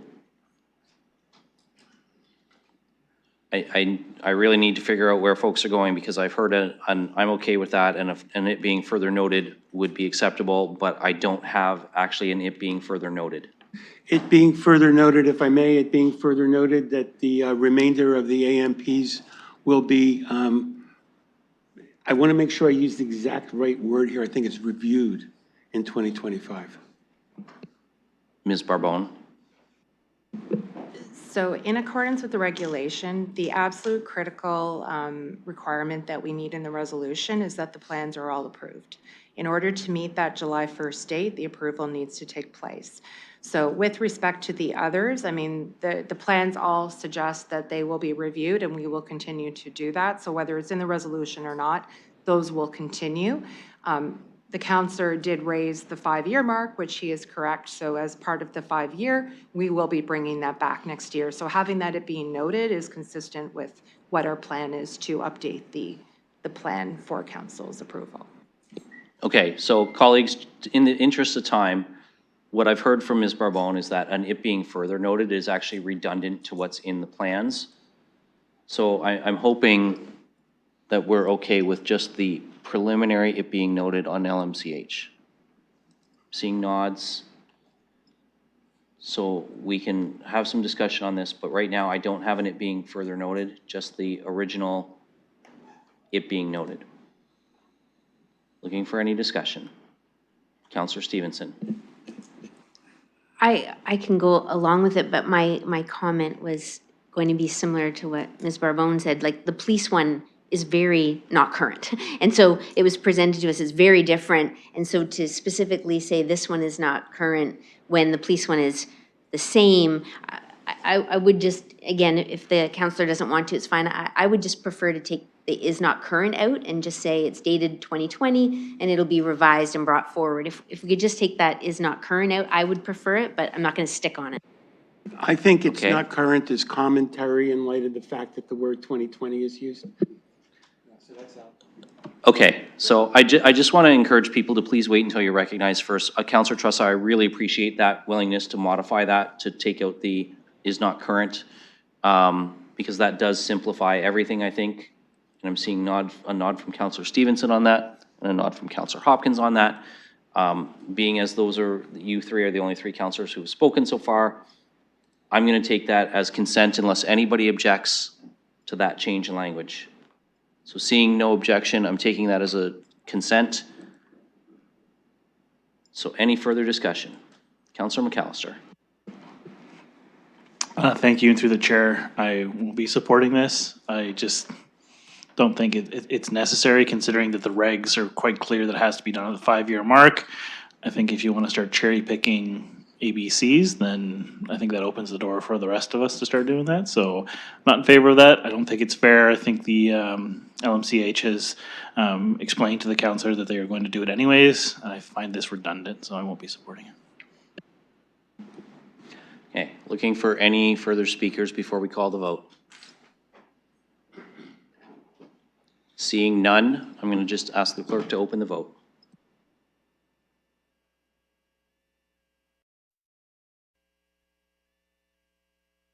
I'll vote yes.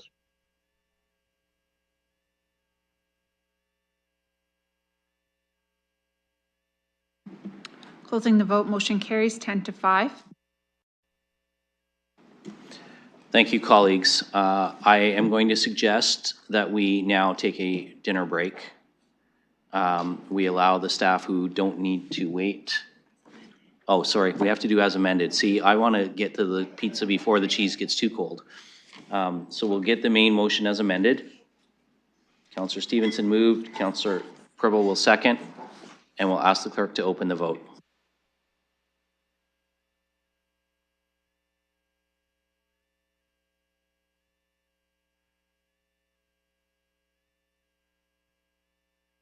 I vote yes.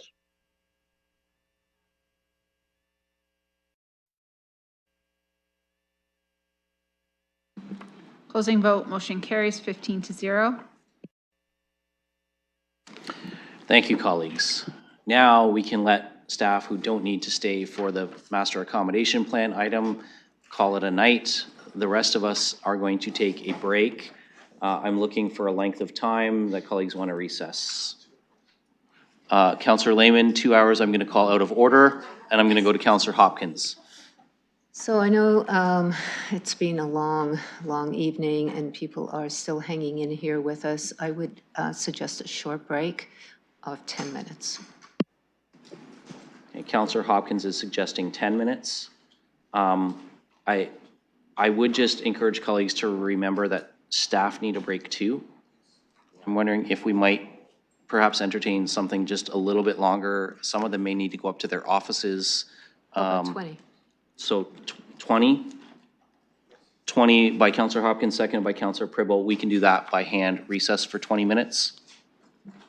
Motion carries. It is 7:20. We will see you back at 7:40.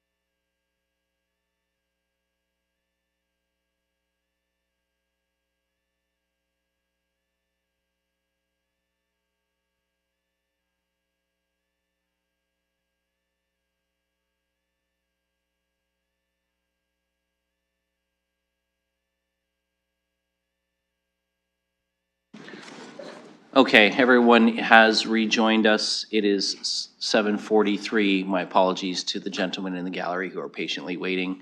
I hope you're working in unbillable hours, because it has been a long one to get to the last item on our agenda, which is 2.2. This is the Master Accommodation Plan redevelopment of City Hall campus. There are also 2 communications to be received with regard to this one. I am going to go briefly to Ms. Barbone for a very high-level sort of review of where we are and what is required from us to go forward. So Ms. Barbone, if you can provide us just a very high overview of things. Thank you, through the chair. So with respect to the master accommodation plan, so this report is very similar to the report that was brought before you about a year ago in July that initially sought direction last summer. So subsequent to that, there's been additional work done in terms of trying to move us forward, and certainly council has made some decisions with respect to alternative work strategies. So we will be looking to finalize the update of what our space requirements are in terms of taking that into account, and also taking into account the change in service model for the planning and development staff with the 4-day-a-week, to take that into account to identify specifically how many square feet in total the City of London administration space would require. So certainly, following council direction, we are bringing this report forward for you today. In terms of moving forward, we have had a number of urgent items approved through the multi-year budget in terms of with respect to this building to address the aging infrastructure. Obviously, in terms of moving the map forward, the next step would be looking at trying to consolidate the space and redevelop this campus so that all of the items can move in conjunction together and maximize the efficiency and effectiveness with which we would like to proceed. So certainly, staff are looking for the direction to proceed on this location, and then obviously we would highly recommend that doing so and moving to redevelopment for something this significant would look to follow a competitive procurement process. We've tried to outline some of the timelines with respect to that in terms of moving that forward. So hopefully the work to develop the RFPQ and an RFP would be done throughout the rest of the year so we could move forward in early 2025. So happy to answer any questions. Thank you for that, Ms. Barbone. So as usual, I'm going to look to get a motion on the floor to frame our discussion before we move forward with anything. Councillor Cuddy? I haven't used it today. I'll move this motion, please. Okay. Move to receive and move the motion. So that's the staff report and the direction. And the direction. Yep. Okay, so we've got the staff recommendation on the floor. I think I have a seconder in Councillor Van Meerbergen. Well, I'm going to look for a seconder. So Councillor Van Meerbergen, if you want a second. Or Yeah, I'll second. I'm glad to see that the pizza has arrived for you too. So we have a mover and a seconder with Councillor Cuddy and Councillor Van Meerbergen. Now that we've got a motion on the floor, we can enter into discussion.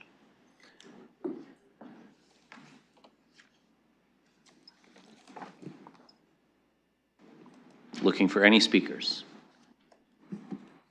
I see Councillor Cuddy.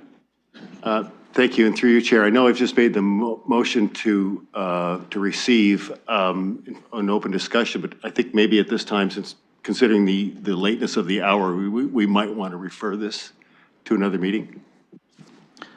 Councillor Cuddy, I'm going to share the same advice I shared earlier when I suggested that we were going to need to dispense with all the agenda items today. I can certainly get staff to respond as well to the importance of us providing them some direction today. But as you just heard Ms. Barbone say, the multi-year budget made some investments that have some immediate consequences in terms of sunk costs on this campus, that they need some direction to know whether or not they advance or don't advance some of these things. I'm going to go to either Ms. Barbone or Ms. Datersbeer if either of you wants to expand on that in terms of why this decision needs to, you need some direction from council on this. Thank you, through the chair. So certainly noting that the next we go into the summer cycle and there'll only be one committee a month. Certainly through the multi-year budget, there's lots of work to be done, and certainly working on the square, there's a lot of immediate pressures that we need to do, but then also some of the renovations of the floor is something that we have already begun the work, and that if there was if we are not moving forward, the sooner staff would know is absolutely sooner, so that we can ensure that the work is being done appropriately and that there are not any additional sunk costs with respect to the current capital plan. So certainly there is some urgency with a decision. This process has been ongoing since 2016, so it's been quite some time. We're kind of at the end of the runway in terms of trying to make some decisions before significant investment needs to be made. So certainly if there is direction from council, the sooner we can receive that direction, the sooner we are able to maximize the use of the existing funds that we currently have approved through council. So, Councillor Cuddy, now that you've got that staff, I know you were suggesting a referral, but I hope that that addresses why they were suggesting that we need to give them some sort of direction tonight on this. So I'm going to look for other speakers. If you want to come back later, we can come back. Councillor Stevenson. Thank you. And through the chair, we did receive, and it's in the media, the other opportunity that has been presented to council. And so how can we,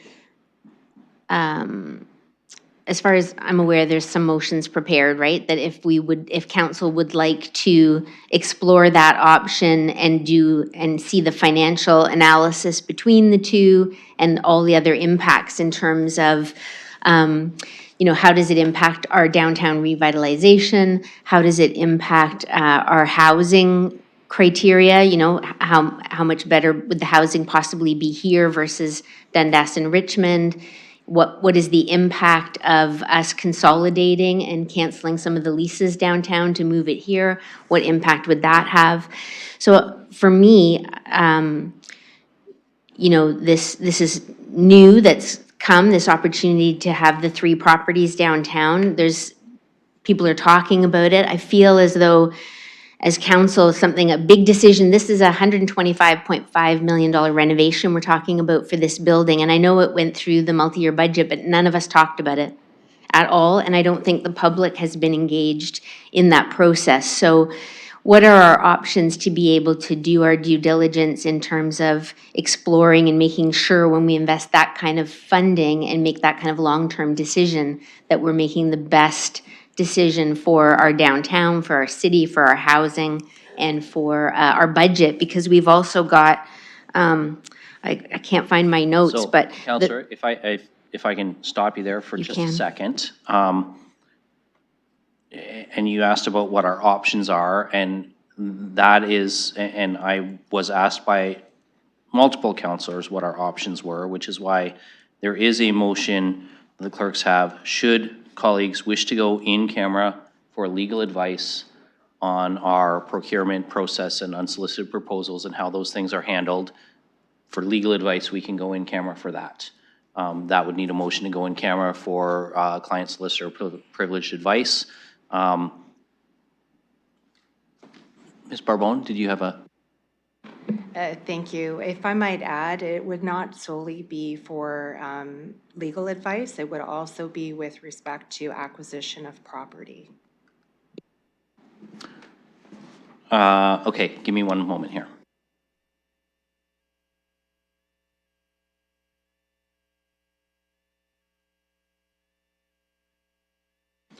So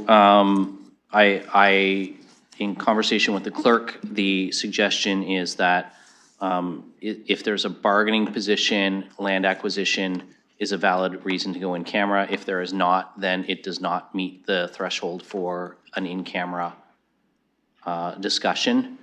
So I'm not sure where that takes us, and that may itself be something where legal advice has to be given before we know where things are. I don't know, Ms. Pollitt, I don't know if you wanted to add anything from your perspective, just in public session in terms of process? Thank you, and through you, I would suggest that if we are looking at a proposal, the unsolicited proposal is in the nature of land acquisition, so I think it would fit into that subsection of the Municipal Act. Okay, then that, based on that advice, then client solicitor privilege and land acquisition would be the reasons for which we go in camera. If colleagues want to move a motion to go in camera. Councillor Stevenson? You have a question, Councillor Hopkins? Yes, and it is about process. So I understand the recommendation, staff's recommendation is not in front of us. And the only. So staff's recommendation is on the floor right now. It was moved and seconded. Okay, I misunderstood. I thought it was just to receive it. But I just wanted to confirm that that is on the floor. So right now, A and B are on the floor, as well as the receipt of the communications. So that's what's on the floor. So if we go in camera, then there would have to be amendments or other votes on this once we come back into public session for a different direction, but we can certainly go in camera to Councillor Stevenson's inquiry about the unsolicited proposal. So your Councillor Pribble is seconding. I just want to confirm first if Councillor Stevenson's actually moving. She got her hand up, but then I cut her off to go to Councillor Hopkins. So I'd like to move that. okay, so we have a mover and a seconder to go in camera for client solicitor privileged information and land purposes of land acquisition. And I will ask the clerk to open the vote on that.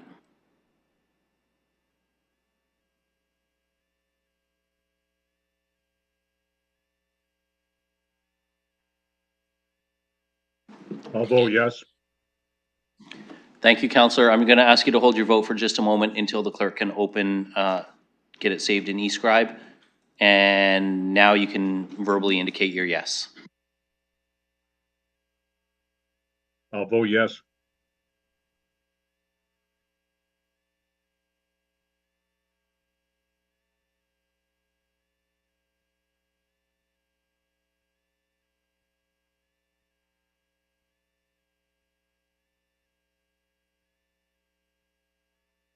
Councillor Pelosi votes yes. It's just not loading for me. Bear with us, just a little technical issue saving the motion, so it'll come up in just a moment. And I will record your vote, Councillor Pelosi, and we'll record Councillor Van Meerbergen's. And everyone else's eScribe will open in a moment.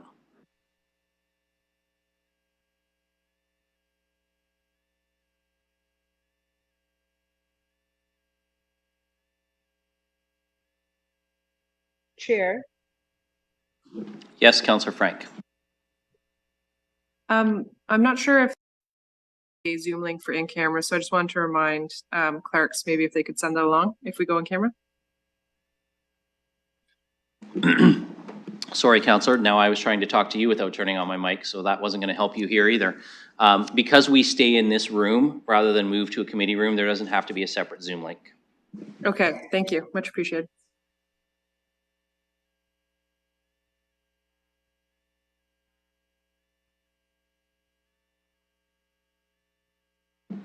Closing the vote, motion carries 15-0. Okay, so we will need to move some folks around so that we have only the appropriate staff in the room, tile the doors, and then we can begin our in-camera session.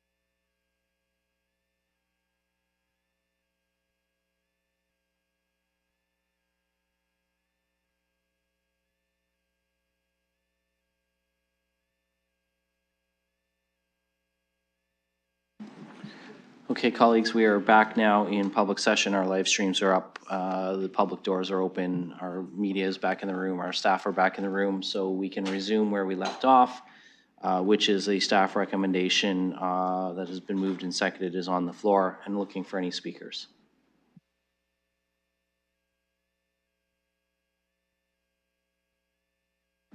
Councillor Stevenson. Thank you. I'm looking at two options. One is replacing B and the other is adding to B to suggest that we defer this until we get a report back from staff addressing some of the concerns that have come up around the impact on our downtown when we pull those leases in, looking at the financial analysis of potential other options in terms of leveraging property owners with development charges and that type of thing. How long would it take for staff to, because we answer to the public and we get to sell them on this and explain why this is the right way to go. So what's a reasonable time frame if staff were to come back and really do that analysis, economic and financial, around the option of moving our city hall right downtown versus here?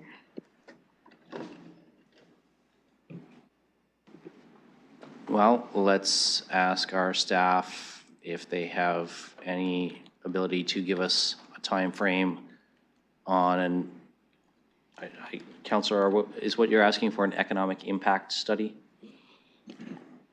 I don't really know what the title means, but the issues that have arisen given the unsolicited proposal, they're sort of to the average Londoner, they're questions that get to be answered, I think, before we move forward, potentially even public engagement sessions. So I guess that's my question to staff is, how do we answer the questions and involve the public in this? Any guidance in that regard? Ms. Barbone? Thank you through the chair. So let me address the public part first. So this went through a public process when the master accommodation plan business case was put forward as part of the 2020 multi-year budget. So that was a business case that was put forward and that was approved through that process. So obviously, as a result of the pandemic, we could not action that during that period of time, and that has brought us to a number of delays that has brought forward now. So from a public participation perspective, when that budget was approved, it was certainly done through that process. So that's where that part would come in. With respect to certainly a procurement process, given the fair and transparent, there is not a public participation process built into any procurement because it is based on very clear criteria and it is based on the evaluation of that criteria being applied equally. So certainly in terms of following practice, that is not something that is included in the process to ensure a very fair, equitable, and transparent process.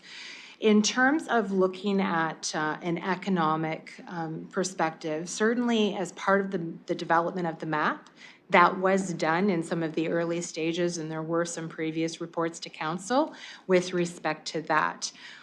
What I can tell you is that in terms of the location of employees, the employees that would be consolidated are all within the downtown currently.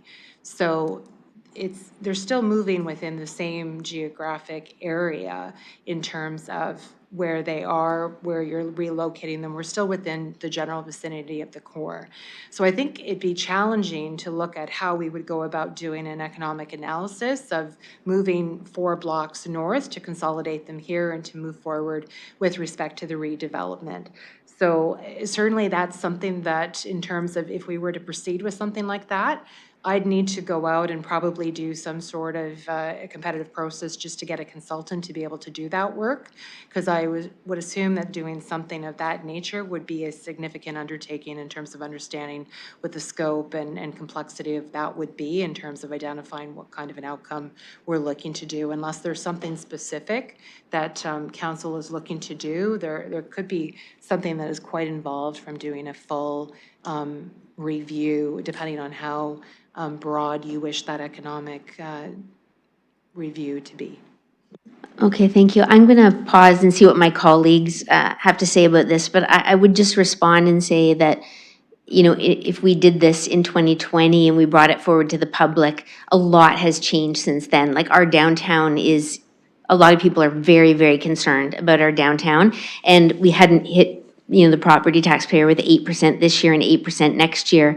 And so this gets to be a bit of a sales job for us to make this kind of investment in City Hall. I don't think we're their top priority, and I know that it's needed, but I really think that we're going to get to answer for this. So I'll see what my colleagues say. Councillor Rahman. Thank you, and through you. I can't recall from when we looked at all the Class A buildings and we were looking at the different types of floor plates on buildings, if we had an evaluation of this building and its potential conversion to residential, if we considered that at all. Mr. Mathers or Mr. Warner?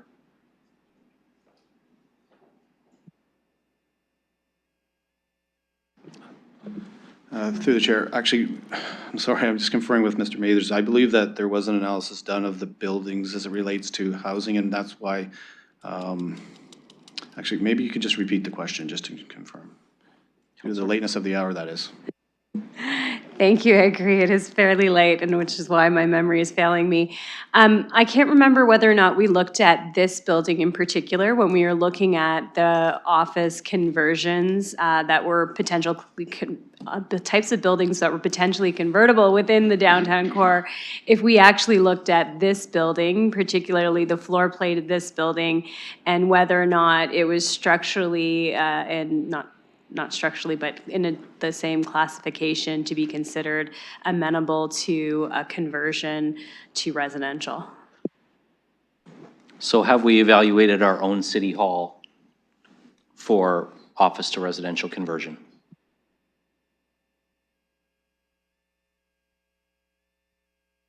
Ms. Barbone? Thank you for that clarification. Through the chair, we have not done an analysis for residential conversions on this campus.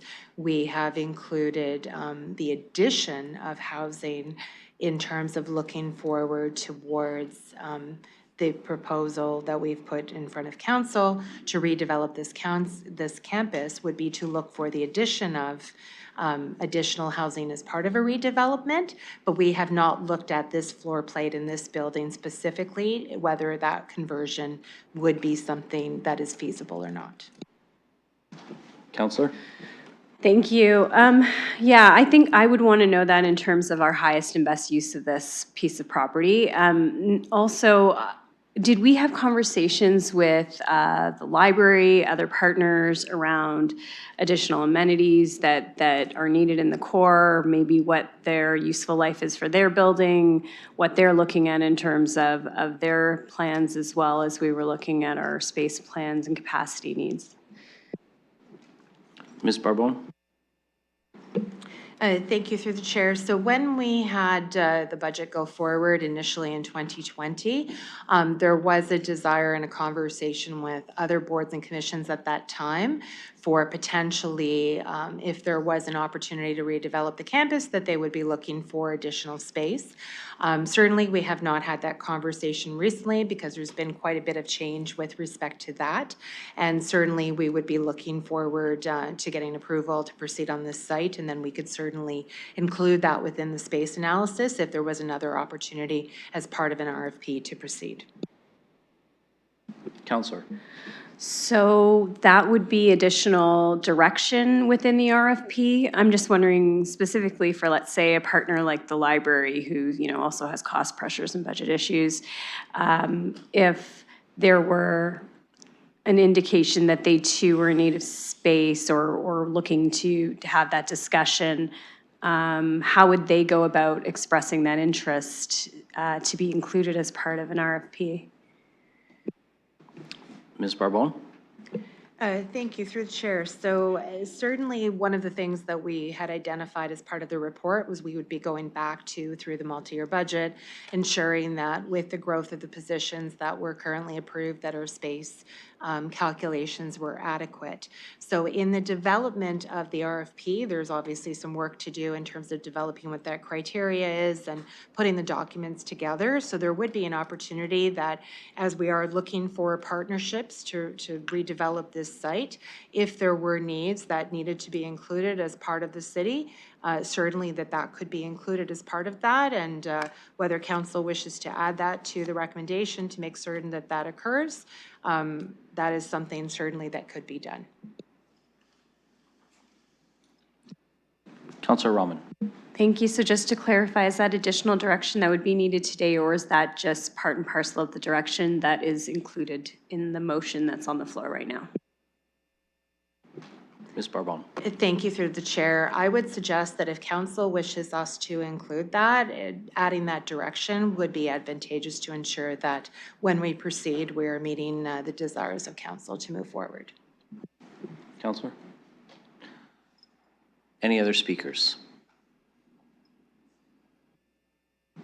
Councillor Cuddy and then Councillor Stevenson. Okay, you both can't yield to each other. One of you has to go first. So Councillor Cuddy, you haven't spoken on this one yet. I'm going to go to you. Thank you, Chair, and through you. And I want to be respectful of Ms. Barbone because I appreciate the fact that a referral would be an issue for you. But my concern, Chair, is that we've been at this for 8 hours today, and we don't need to make a decision that we might regret later. And I won't go into any details, that we do know this building is old and it has some issues.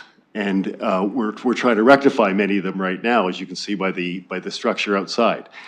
But it does have issues. We have discussed in the past about, previous council have discussed about moving the city campus.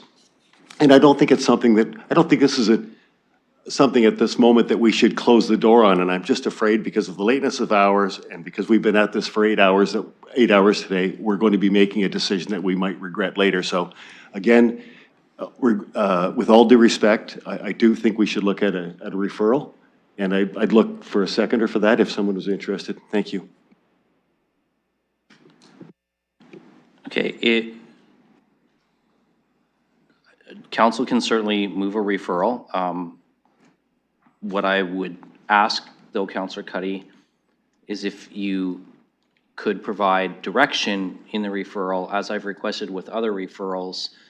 We need to be referring it for a reason, and we're tired doesn't qualify for a reason, respectfully. So there has to be more than just we want to wait. We need a little bit more direction on that. So if you want to move a referral, we need some direction. Thank you, Chair, and I'll let Councillor Stevenson elaborate. Thank you. Okay, Councillor Stevenson. Thank you. I do agree with my fellow councillor here, and I think my request would be that we refer to the next SPPC and ask staff to come back with a report that updates the master accommodation plan from 2020, when it was approved in the budget, to 2024 with all that has changed. So to talk about the issues that have been addressed about the floor plates, that, is this building a better residential building than civic administration, and who would have thought we were in the situation that we're in our downtown currently. So I can tell I'm going into reason. So it would be referred to the next SPPC, assuming staff could get back to us that quickly, with the rationale for why this location versus the idea of moving civic administration to our downtown or combining with our library, looking at the whole of the issues that we have in our core area. So first, I'm going to go to staff because I think what you're asking for might be a more significant undertaking than they could return back to us with in one SPPC cycle. Given the breadth of what you just laid out there. Ms. Barbone. Thank you, through the chair. So certainly that would be multiple months of work at a minimum. The master accommodation plan and the space, like those are several months of work in terms of updating staff numbers and trying to pull all that information in terms of growth projections and updating that plan. The entire master accommodation plan took 18 months to complete in total. The update was a year. So those are very significant pieces of work.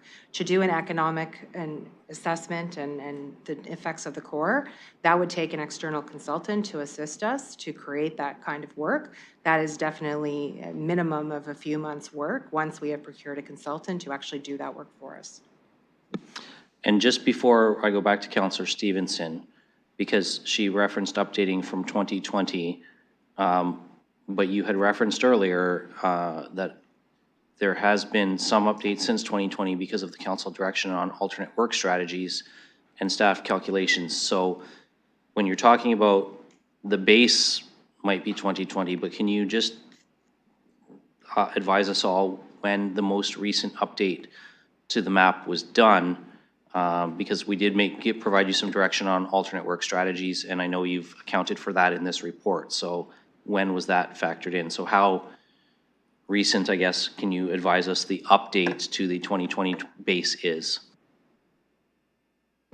Thank you, through the chair. So the update for the master accommodation plan for alternative work strategies was presented to the SPPC on October 19th, 2021. So that provided the council direction to integrate the alternative work strategies into the map and revise down the floor plate calculations based on those revised models with alternate work. Thank you. I just wanted you to provide everybody that clarification on the last calculation on the floor plate. Councillor Stevenson, back to you. Thank you. I appreciate that. And so that's not going to be my rationale for the referral. So I'd like to make an amendment that we refer, or I'd like to make a motion that we refer this to the next SPPC to allow council to engage with the public and get the input, give them a chance to speak and before we make this big decision.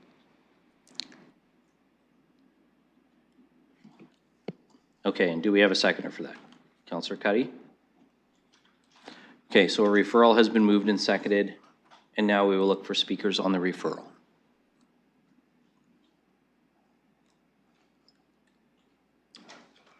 Councillor Pelosa and then Councillor Rahman. Thank you. Just a question through you. I think, just like I said, just listening along, the Councillor Stevens said to give the public a chance to speak. I'm not sure if she's referring to a public participation meeting or just allowing some time for public feedback to come in to us for councillors. Just looking for clarification. Thank you. Well, let's ask Councillor Stevenson for her clarification on her intent there. Thank you. My intent is just to engage individually with our wards and bring back to advise us as we make this big decision. Councillor Pelosa? Okay, I'm seeing the thumbs up there. Councillor Rahman? Same question, okay. Looking for further discussion. Councillor McAllister. Thank you, through you. Sorry, I'm trying to stay awake here. I appreciate in terms of why the councillors are looking for more time. I think my issue with this is essentially we've had one developer put out a proposal, and to allow 3 weeks for public input, you're creating a situation where the comparison is between staying where we are and the one proposal before us. I think that's unfair to the development community as well. I understand in terms of what's being put before us, but I don't think that allows for adequate time for even the private sector to provide any sort of input in terms of alternative options.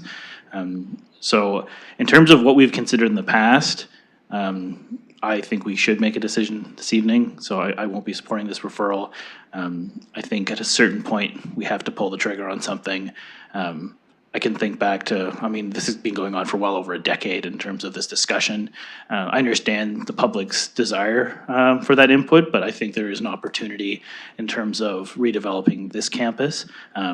So I would like to make a decision this evening. Thank you, Councillor. And I'll just advise colleagues, the next SPPC is 4 weeks on July 18th, which is a Thursday, but because we're coming out of a break in our committee cycles, we have extra committee work that week. So that's the date of the next SPPC. Looking for other speakers. I'm going to go to Councillor Ferreira because he hasn't spoken yet.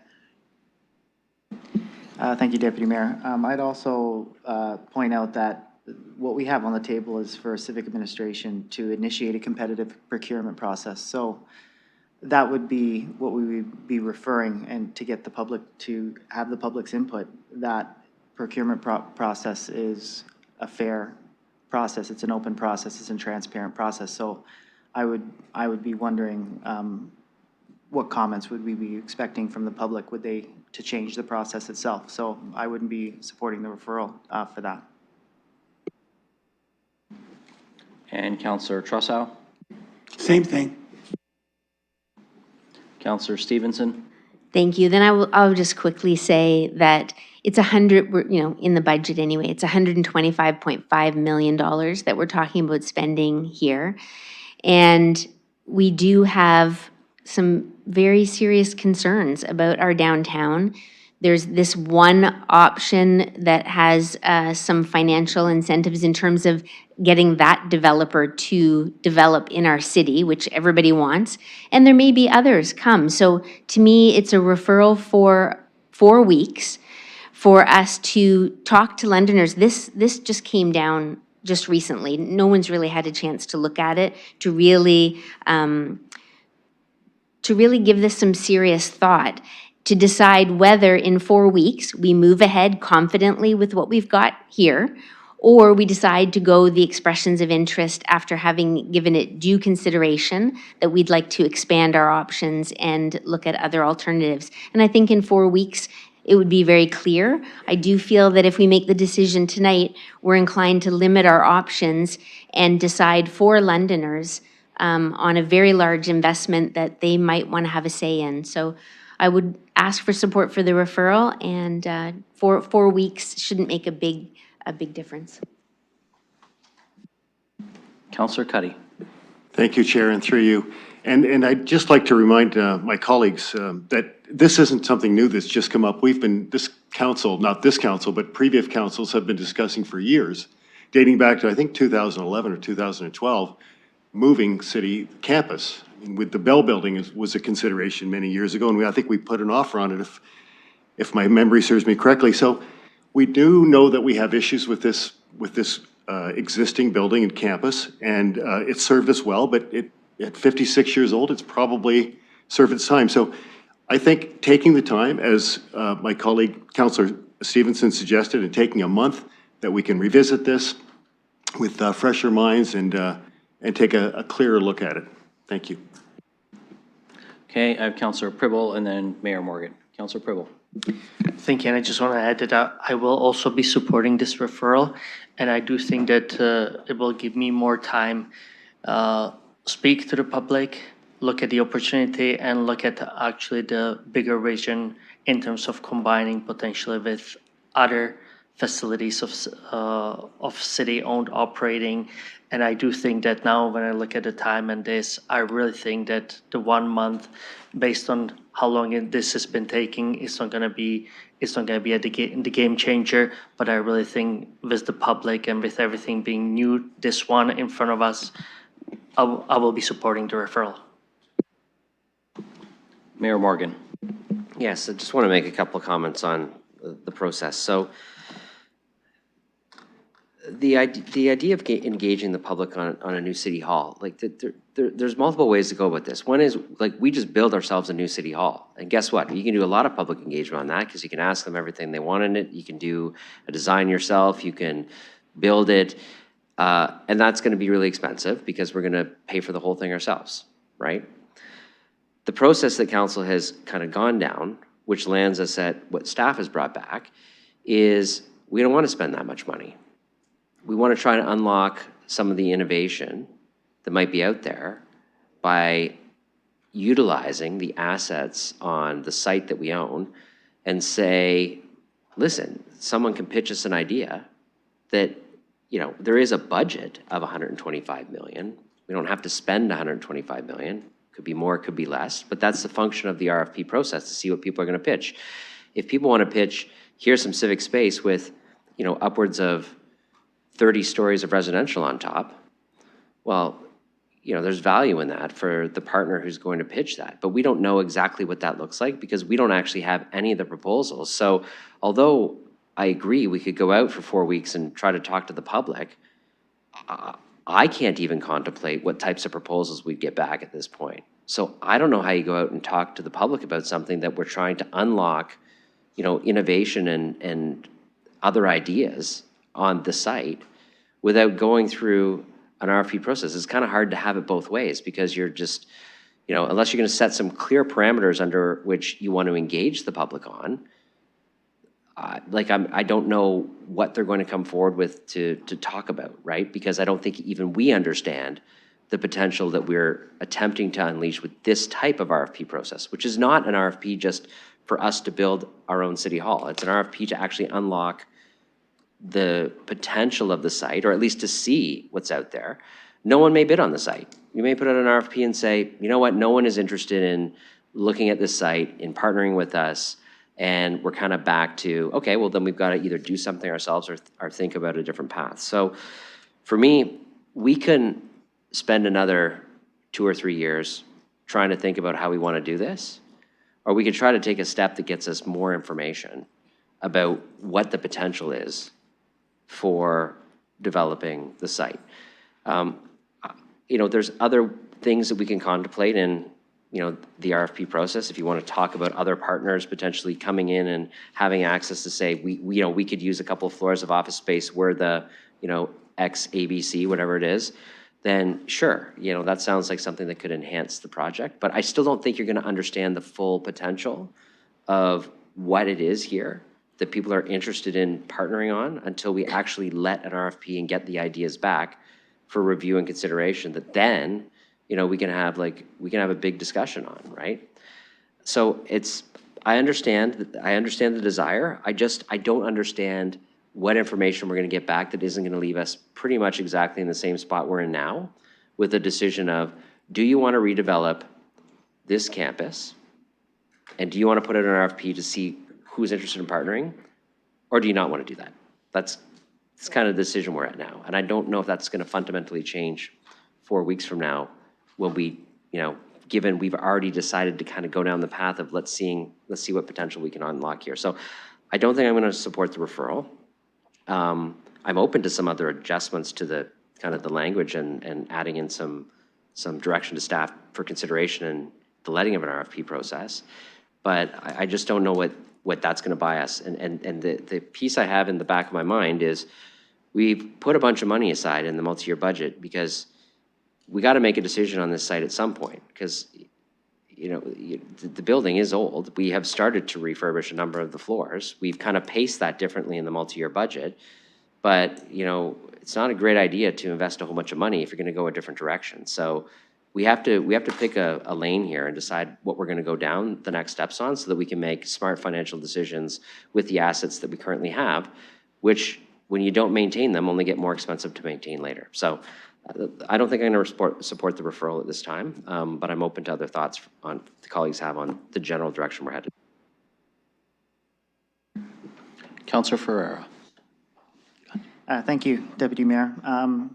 You know, this is an interesting topic just because there's a rich history here when it comes to council deciding on where to put City Hall. It's happened right from the beginning of the city. We have examples in the 1800s, we have examples again in the 1900s, and there's a consistent tone throughout the entire history of the city. And that is, you know, as to about the indecision of the tone. We have seen this a lot. I actually have this book. I was going to read some passages from it, but chapter 2 is entirely on the history of council not being able to decide where to put City Hall from the beginning of the city. It's true. It's a good book. I found it on Claire's bookshelf. We've even had some municipal referendums actually on the topic in the 1920s, more than one. And I don't want to repeat history again. You know, I like to approach everything with an informed vote on the past, an informed vote on evidence, everything we need that we need to bring to our new civic space, how we're supposed to be able to have it prepared for the future, and just be able to accommodate the needs as the city grows. So I'm looking for something like that. And I've seen that this work has already been done. The master accommodation plan has been around since 2011 or 2015. We've been working on it. We've been updating it. I don't see any other data that's better than that. You know, we've had that data be discussed, be vetted, and we're not going to get anything better than that.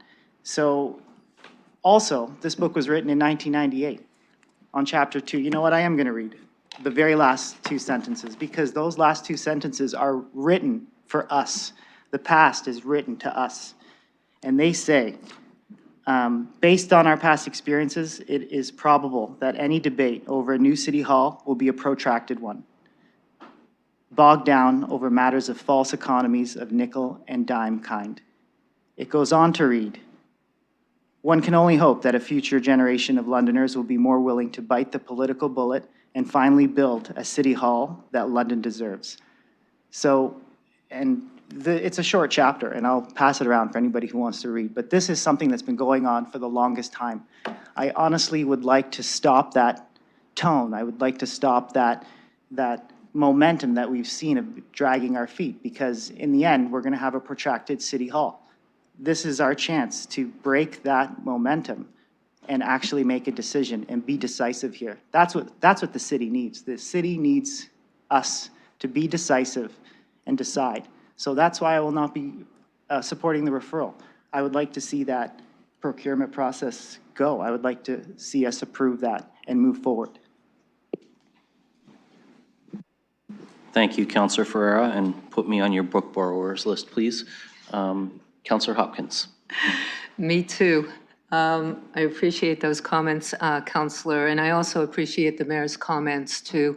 I think we do have to make a decision. That's why I'm not supporting the referral. I am not exactly sure what even the question I am going to ask of residents within a month's span here.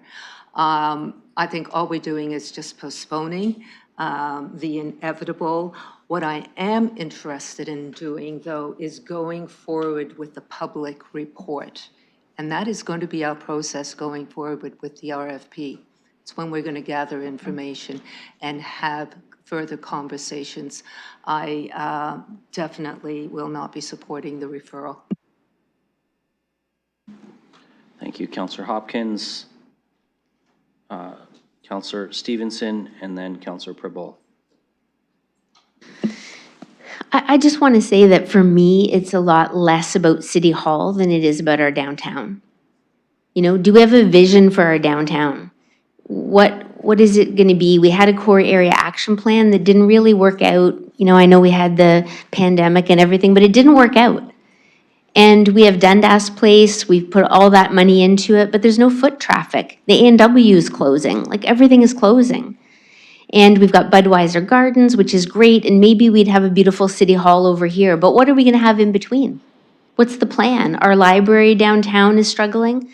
We've got Western and Fanshawe that are gonna be downtown. Are they gonna stay? What is our vision? And maybe that's what we need to talk about. City Hall, we're committed to building a new City Hall. This has to be replaced, but how we do it could have a huge impact on the core area of our city that is in despair.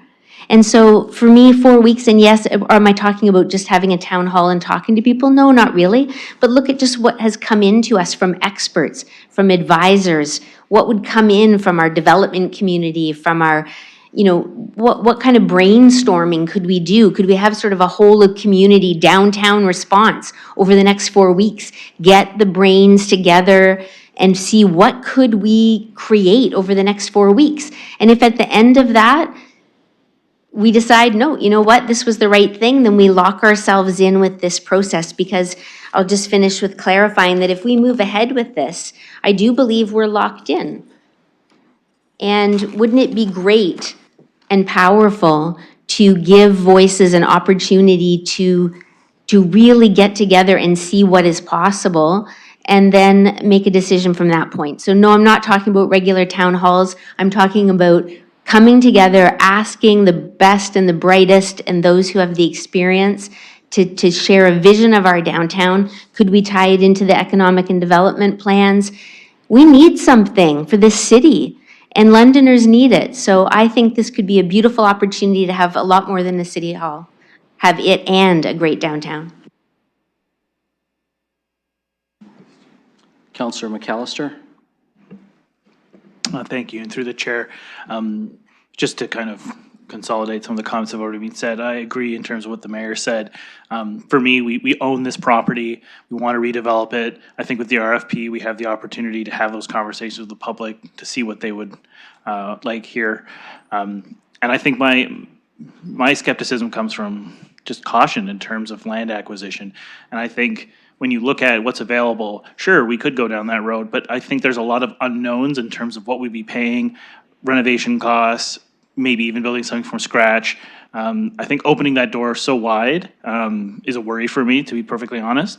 I'd also like to point out that I understand in terms of the concerns. I hear them all the time in terms of the core, but I don't think they're entirely validated. Like I personally am impressed in terms of the sky rises we're seeing. I think you're seeing an investment in downtown, and I think unfortunately we don't give that enough credit. I think it's easy to look at those issues and say, oh, well, you know, there they are. I mean, I have those issues too. I mean, I have them on Hamilton Road, but I don't have the core infrastructure in terms of building that kind of infill. And I think those opportunities exist in the core to revitalize it. And I think the residential is actually what's driving that. We've seen that in terms of converting office space.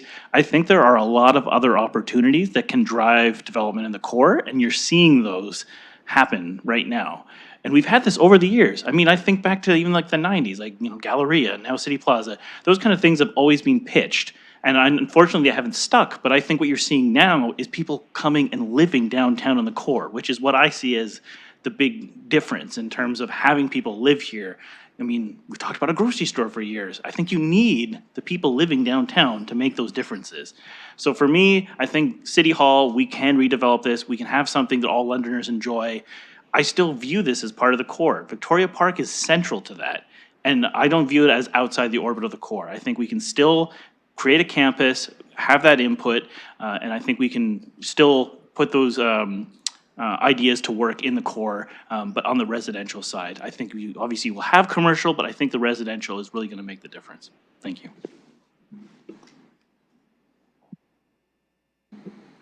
Okay, see if we have, sorry, we did have other speakers in Councillor Pribble, and then I'll go to Councillor Rahman, and then I'm going to turn the chair over to share a couple comments myself. Councillor Pribble. I'm going to make kind of three quick comments, three quick statements, and I really think that closing the doors and not moving it a few blocks down the road at potential loss of very positive economic impact, greatly added value, and domino effect. And I do agree with Councillor McAllister just said in terms of the residential, no doubt. The commercial, when you look at the conversions are not that cheap and they are quite expensive. And I just don't want to at this stage, and I do hear it, and I do certainly want us to make a decision this year, and I was hoping by the fall, but by a couple of months, and to really explore this, the added value that this potentially could bring, and I would just like to consider it. That was the reason why I referred it, even by 1 month, because that 1 month will give us an opportunity to discuss it with other key players, not just residential, but even in business, in the core, and not to underestimate it, because there's no doubt that if we were to do it, even with an announcement, there would be a positive effect on the businesses, on the retail. Thank you. Councillor Rahman. Thank you, and through you. So I hear the conversation and the desire for a non-status quo decision around this item, but I do not think that entertaining the possibility of reimagining this City Hall campus is a status quo decision. I think that we have the opportunity to reshape what this campus looks like. We had the opportunity to not only do that, but also engage the public. And I do see that by way of the media story and the unsolicited proposal, people see value in wanting to have a conversation about what City Hall in our campus can be like and what amenities can be there. We were in Calgary last week. One of the things I was very impressed about at Calgary City Hall was that they have an integrated classroom in City Hall. They call it the City Lab or something of that sort. They also have an innovation lab in their library that I really thought was quite remarkable. All of those things I see as possible within this potential new campus. The opportunity to invite the public back in, to have a space that feels like their own, that feels as though they have more connection to. And so I think a referral would allow for conversation, but we could also embed conversation if we don't refer this and we just amend.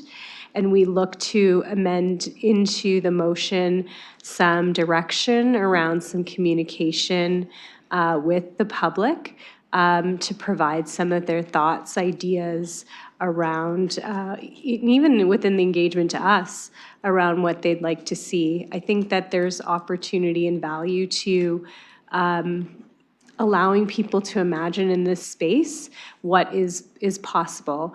I would also say that we could also, and I want to know kind of if this doesn't pass the referral, some suggestion language around how we may be able to, again, invite dialogue with our partners about how they may also want to potentially be involved in this space. So if that's part of the RFP, RFQ process that we could also look at so that we could have that dialogue as well. So if this referral doesn't pass, I'd be looking for some help with some language around amendment. Thank you, Councillor Rahman, and I'm going to ask you to take the chair now because I had myself on the speakers list next. Thank you. I have the chair. Go ahead, Deputy Mayor Lewis. Thank you, Councillor Rahman. So I appreciate the discussion we've had. There are some of us around this horseshoe who've been in the discussion longer than others, and I appreciate that. There's a difference in experience in that too. For me, first of all, I want to be really clear that this isn't an argument for me about whether City Hall is downtown or not. And Councillor McAllister touched on this. But not only are we right across the street from Victoria Park, we're right across the park from Richmond Row. And Richmond Row is just as much a part of the downtown as Dundas Place. It is just as historically important to our city as a commercial district as Dundas Place has been. And so I think if we want to make the argument that we need to be in the core, we already are. And all we're talking about is whether we're on Dundas Place or Richmond Row. That is sort of paying or robbing Peter to pay Paul, in my view. I will say, given we're now 8.5 hours into tonight, I'm not sure how much anyone in the public would want to reimagine being in this space with us. But that said, I do think, and I talked about this at Planning and Environment Committee at the last meeting with regard to the school board and exploring co-builds with them. I do think there would be great value in exploring co-build space sharing with our ABCs. And certainly if Councillor Rahman was to introduce or any councillor was to introduce an amendment to that effect, all on board, because I think co-builds are the way to go for the future. I also appreciate Councillor Ferreira's selection of readings for us tonight, because I feel like that has been, in many ways, the history of London on a number of issues, not the least of which is our City Hall. And I do agree that we want to make some decisions. I'm also honestly, I don't think that there's going to be that much value in a public engagement over the first 2 weeks of July, as kids have just gotten out of school, as people are going off to the cottage, celebrating Canada Day, going out to Port Stanley for a swim, whatever it is that they're going to do. I think what we're doing in this space for a lot of Londoners for the next few weeks is going to be way down the priority list. And I'm not really sure that beyond where are their fireworks on Canada Day, they're gonna have a whole lot of interest in engaging with us on some of this other stuff. In fact, I'm embedding some Kiwanis Park community engagement into Canada Day because I think that's the only way I can get people to actually talk to me about that. So that's kind of where I am. I just don't think 4 weeks is gonna move the needle in terms of public engagement. I do think that there's a number of things we need to think about with our downtown. But for me, I think we should be looking at what we're gonna put into the potential RFP rather than not moving forward with a direction on it at this time. So that's where I am. And I'll conclude my remarks there, Madam Presiding Officer. Returning the chair, do you have no one on the speaker's list?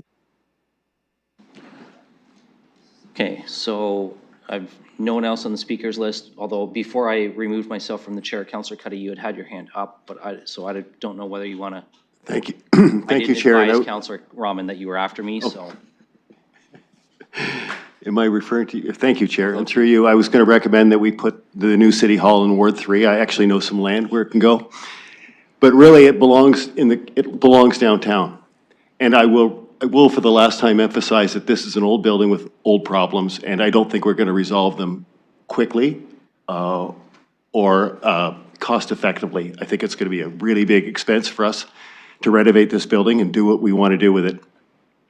And Chair, I would ask all of my colleagues to push for the referral, because I think 1 month isn't going to make a lot of difference in the fact that I think people will come out, but I don't think it'll make a lot of difference in terms of the time we need and the time required. But I think it's a decision we should make, and I think it would be prudent for us just to have the extra time to have the public weigh in on this. And thank you. Councillor Pelosa. Thank you, Mr. Chair. Also realizing colleagues have pointed out earlier the lateness of the hour, we're trying to make important decisions. I'm not sure if, I know your ruling was that they couldn't just refer this to the next cycle. Perhaps a motion to adjourn also would have accomplished what people were trying to accomplish of dealing with this in the next cycle. It is almost 10 o'clock. I'll leave my comments there for an important decision. Thank you, Councillor. If we have no other speakers on the speakers list for the referral, Councillor Hillier, did you want to weigh in? Your camera came on and then went off again. Just want to make sure I didn't miss your hand up. You're good? Okay. See your thumbs up there. So we have a motion on the floor with a referral. So unless we have any other speakers, I'm going to call the question. And I see no other speakers, so I'm going to ask the clerk to open the vote.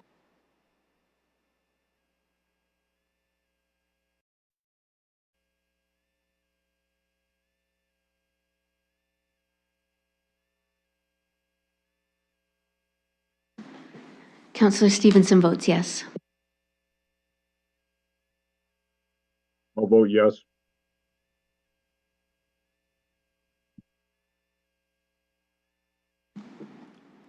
A number of colleagues may need to refresh their e-scribe.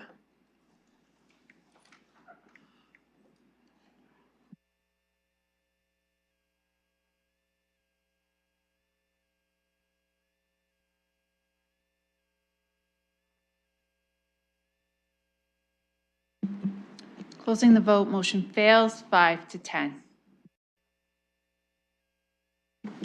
So we are back to the motion on the floor. Councillor Rahman. Thank you. Yeah, thank you, and through you. I'm just wondering if staff might be able to suggest some wording around allowing for discussions around expressions of, I don't know if that is part of the expressions of interest on co-builds or space or any of those pieces that can be added. Ms. Barbone, would you perhaps have a suggestion for us around what you've heard from council in terms of partners beyond the proponent for the RFP? Thank you through the chair. I'm wondering if I could just clarify, is the council wanting us to reach out to the boards and commissions to look for who would like to be or would want to be included as part of the redevelopment of the campus? Or is it more to okay, if that's it, then maybe it's a simple that civic administration be directed to consult with the relevant city-owned or something to the effect of the agencies, boards, and commissions who would want to participate as part of be included as part of the competitive procurement process for space. I'm sure the clerk might be able to help, but something to that effect. Okay, and the clerk is typing up something furiously here, so give us just a minute to.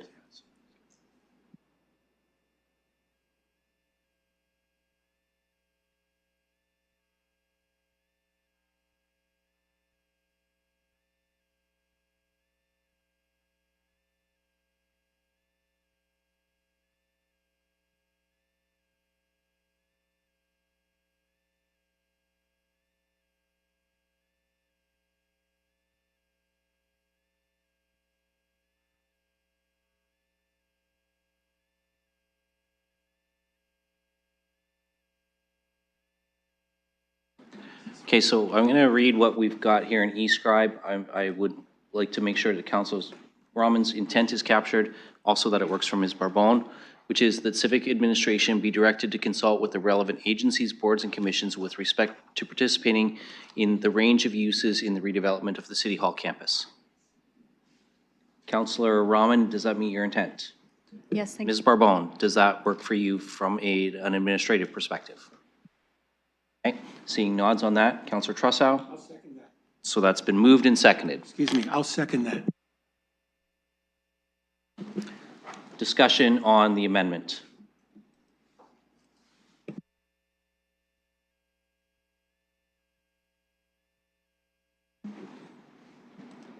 We've got 2 hours and 15 minutes till midnight. We don't want to discuss the amendment?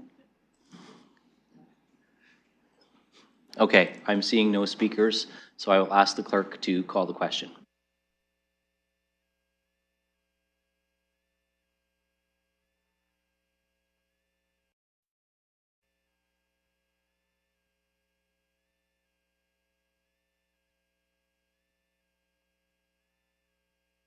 I'll vote yes.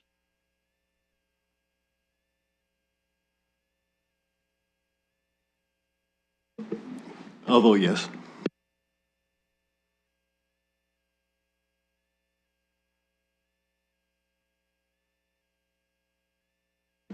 It appears I have to feed the meter, run out of quarters, resuming session. I'll vote yes. Closing the vote, motion carries 15-0. Thank you, colleagues. Now, on the main motion as amended, Mayor Morgan. Yes, I have just a couple of quick questions for our staff. So the way that this is structured is with an RFP queue followed by an RFP. Is it possible to run the RFP queue process while at the same time having a process where we can provide the opportunity for the public to provide feedback on what they might want to see in a City Hall civic space? Like, we're talking about a City Hall campus, and it's gonna, and we focused on our accommodation needs and the staffing needs and the footprint. But there's a desire, I think, for people to maybe give some feedback on what they might feel would be valued on this space, whether or not we can do it. And obviously, the more features you add, the more cost you add. But is it possible to do that so that before we let the actual RFP, we can have a decision of council on whether or not we want to add other pieces into it before we let that? Is that a process that could run in parallel?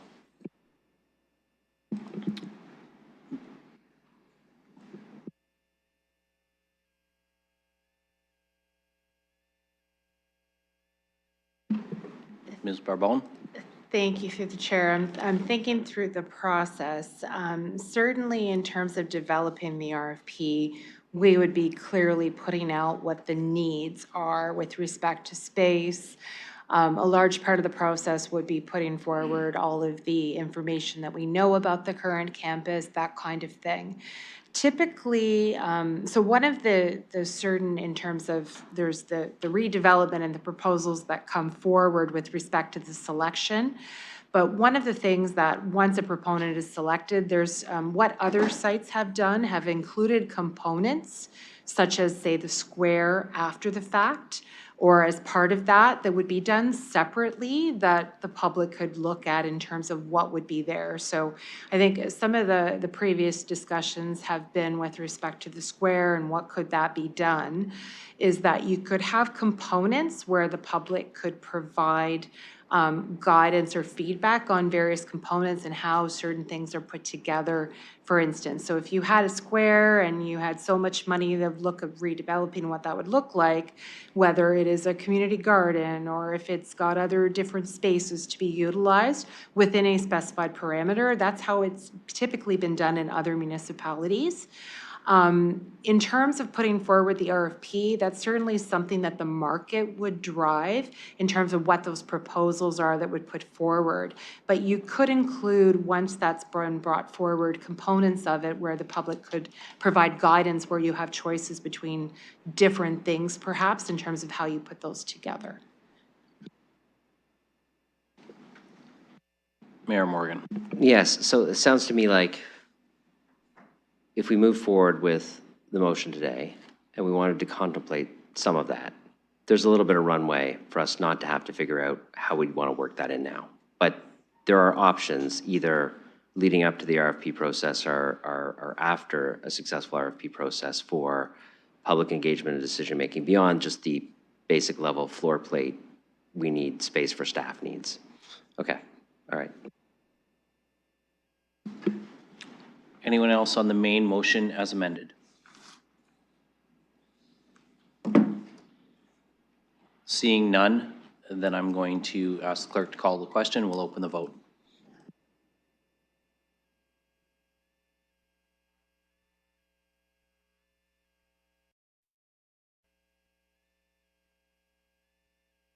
I'll vote yes.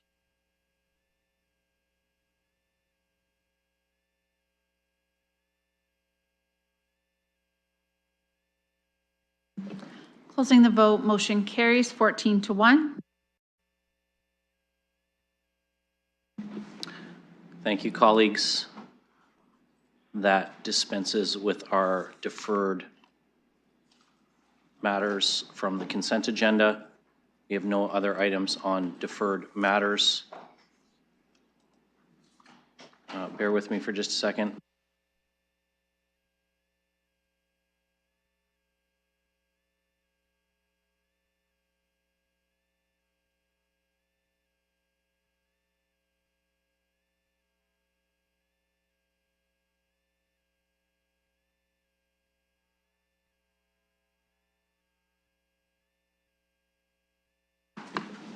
Okay, because we went into confidential session, there's now the added confidential, from which I am going to report out from the chair that we convened in closed session with a matter pertaining to advice subject to client solicitor privilege and land acquisitions, including communications necessary for that purpose with respect to the master accommodation plan. Advice was received in camera. No votes were taken in camera other than the vote to move out of closed session after we received the advice. That is the report out. So we only have item 7 left on the agenda, which is a motion to adjourn, and Councillor Ferreira wins the lottery to get his hand up first. Councillor Hopkins was a very close second, so she will be our seconder, and by hand, all those in favor. Motion carries. Thank you, everyone. We are adjourned.